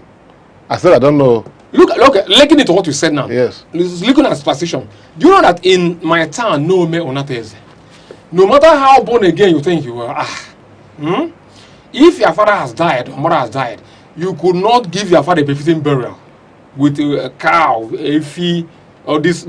That there's nothing will make you when your mother-in-law, father-in-law dies that will make your friend. You carry cow to attend the burial of that person. That if you do it's position. It's not position. It's just that you don't give what you don't have. No, it's not position. It's working. It's working now because you cannot survive it. No, it's because you don't give what you don't have. That in my town, it's not position. How can you give to that person? In my town. Yes. If there is going on, if you have not done that, you don't dance it. When they want to beat that drum, they will announce if you have not done shift from this place. Because once you and they beat it just briefly because so that somebody will not come in. From experiences, many have done in my town because they dance that without knowing, without giving without knowing. Or there's one that if your father is alive, you don't dance it in my town in So once you dance it, those who dance it died mysteriously. So that is position. When they say it's not something you can cover with the blood of Jesus Christ or grace of Jesus Christ. It's something that is real. That has happened often and time proven in my town. So come to tell me that when you have not given your father a burial or your mother a burial, you just because you are rich, you took a cow to attend somebody's burial. My child told me that her teacher said that 2 of her brothers died mysteriously. That they did not give a fitting burial to their father. That 2 of his brothers that were rich took cow and attended the burial ceremony of their friend. That 2 of his brothers died within 2 days. If I call that school at the end, you will know the school. I don't want to go to that. No, we don't want to go there. But the point is, what my child, it's more a child who has not an adult told me, say, Papa, Daddy, this is what our teacher told. Said, Daddy, is it real? I said, it's real. That this is what is happening in our own society. Said that before you give some and give befitting burial to your father, if another person, you must do it for your father or your mother. Said that. So I was surprised when my child asked me that question. You don't need to be surprised because your mother Aneke. No, the age of the child. That's why we talk of. That's why I talked of. No, that's why I talked of. Because some of those things are things that are supposed to be. Because if a child is precocious, this precocity, people also mix it up with things that are supernatural and superstitious. No. Those things are there. Do you know that most of people who had some bad marriages or bad businesses, they had the premonition came, superstition, but they doubted. That's premonition now. Yes. So are you going to call premonition superstition? They are all superstition. They are not superstition. They are superstition. Yeah? No, premonition is a gift. I had a sign that I should not go and marry. No, it was a sign now. I don't go to marry this woman. That sign. No. I fed Aneke, you are a man, and because you're a man, you are a god, you are a priest, yes. you are a king, you are everything. You have a soul, you have a spirit, you have a body. Your spirit will tell you what to do. And if your spirit wants you, because the other that you are going to that you won't be getting all the voices, both the positive voice and negative voice, but you are going to know the one that is going to work. It's true. Eh? But So yeah, that will also come, but you know where you're headed. That's why, like you said, when the person wants to travel to some places, the person goes to empower himself. Yeah. So because this journey is not for the faint-hearted. So I want to thank brother Nemeka, who is doing well, helping us in regard to trying to understand someone. Life is very, very mysterious. Yeah. We are still waiting for the report from Artemis 2 astronauts. They have not given us the report because, you know, something happened to me last time. I didn't know why I have 4 tanks. You know, 4 tanks in my house. But the black tanks were always giving me clean water, and the other tanks were giving me their own kind of no, that's transition. So I want to tell you what people think of this. So, it was the plumber that came and said, okay, I said, you cost it now. I said, so that other tank is yellow color, but if it is black, that the sunlight will not enter into it. So, and I was looking at that moon, because if you see the moon, there's a side that has light and the other side. I don't know whether they entered there. I don't know whether they didn't. But we are still waiting for their report. So having said that, life is mysterious, viewer, and you just handle the ones that you can handle and continue to pray to God for protection regarding the ones we cannot handle. So what's your last message for the listener? My last concluding message is that whenever you get some strange signs, whenever you want to embark on certain issues in your life, yes, sit back, use your intuition, ask your spirit and your God or God's ancestors, what are you going to do? And they will always tell you what to do. And you get it right. Thank you. Thank you. So with this, we continue looking at the mysteries of life. There are so many mysteries, and we hope that God will help us to continue to do our best at understanding as much as we are allowed to understand, you know. So with this, we say we hope for the best for the future. Bye.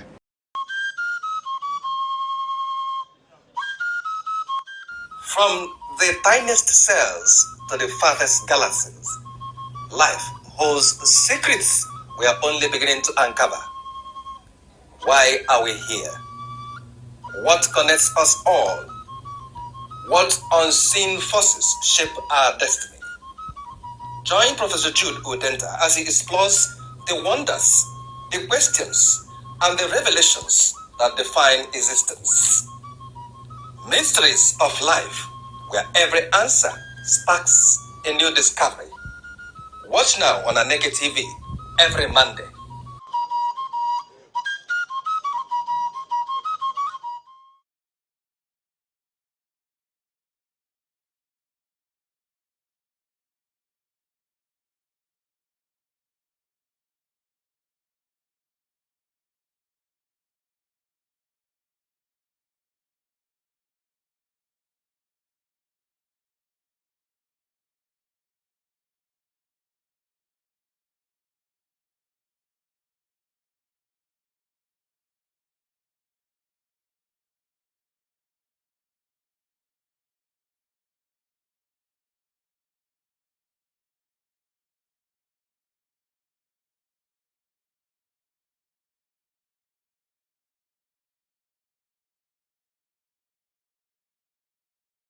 To be a man is not to be hard, but to be whole. A true man feels, weeps, protects, dreams. He does not hide behind silence. He speaks with strength and softness. He carries responsibility, yes, but also joy. He provides, but he also hugs. He's not just a builder of homes, but a nurturer of hearts. A man is not less when he leans on others. He is more when he uplifts them.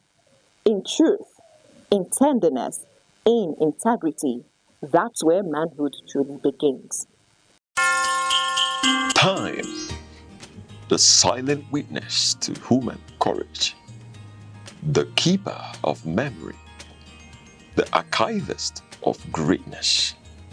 Across the vast landscapes of Africa, from the savannas to the bustling cities, voices once rose, ideas once bound, and visions once dead.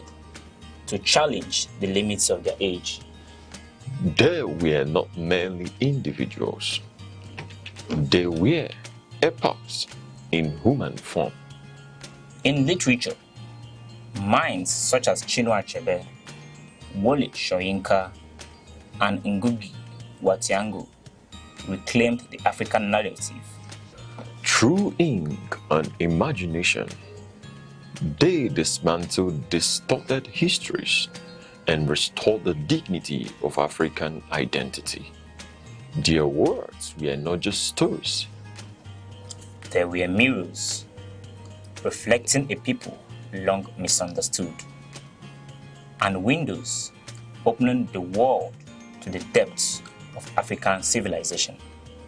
In the realm of science and knowledge, pioneers like Philip Emeagwali proved that African intellect could reshape the frontiers of computing and technology. Their work was a quiet revolution, reminding the world that innovation knows no geography. And in leadership, towering figures emerged when history demanded courage. Men like Nnamdi Azikiwe, Kwame Nkrumah, Nelson Mandela, and Julius Nyerere redefined freedom, not as a privilege bestowed, but as a right reclaimed. They spoke for millions. They endured prisons, exile, and resistance. Yet, their vision transcended the politics of their time. They dreamed of a continent awakened. Today, their echoes travel through generations. In every African classroom, in every curious mind, in every dream that refuses limitation. For history is not merely what has passed, it is the foundation upon which tomorrow stands. The past still speaks. Its lessons remain. Its voices endure. This is not just remembrance, it is inheritance. Echoes of the past, where history breathes and legacy lives on. Nigeria, a land of striking contrast, where nature unfolds into dominant ecological identities. The lush southern forest and the vast northern savanna belts, stretching from the humid Atlantic coast to the dry fringes of the Sahara. Nigeria's vegetation is shaped by climate, rainfall, and human activity. Broadly, it is divided into the southern forest zones and the northern savanna belts. In the south, abundant rainfall gives rise to tropical rainforest, thick, multi-layered ecosystems, rich in biodiversity, towering trees from a continuous canopy, sheltering countless plants and animal species. These forests are not only ecological treasures, but also economic lifelines supporting agriculture and livelihoods. Closer to the coast, fresh water and mangrove swamps dominate. Here, water and land intertwine, creating unique habitats adapted to flooding and salinity. The mangrove forests of the Niger Delta are among the largest in Africa, vital for coastal protection and marine life.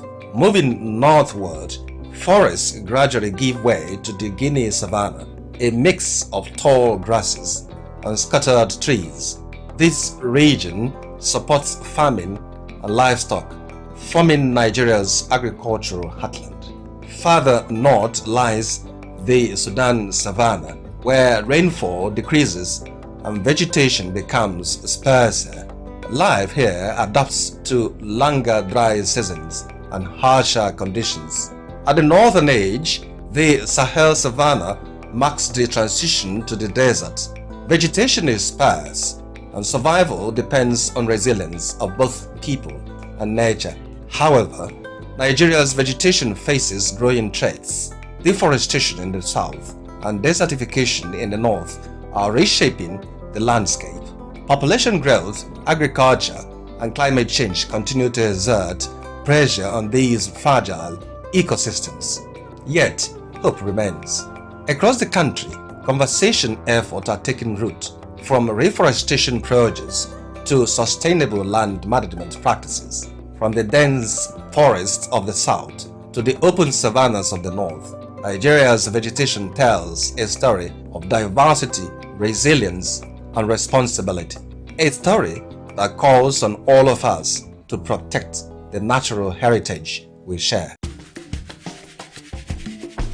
Every day, the world produces noise, but only a few moments produce meaning. Information is everywhere. Understanding is rare.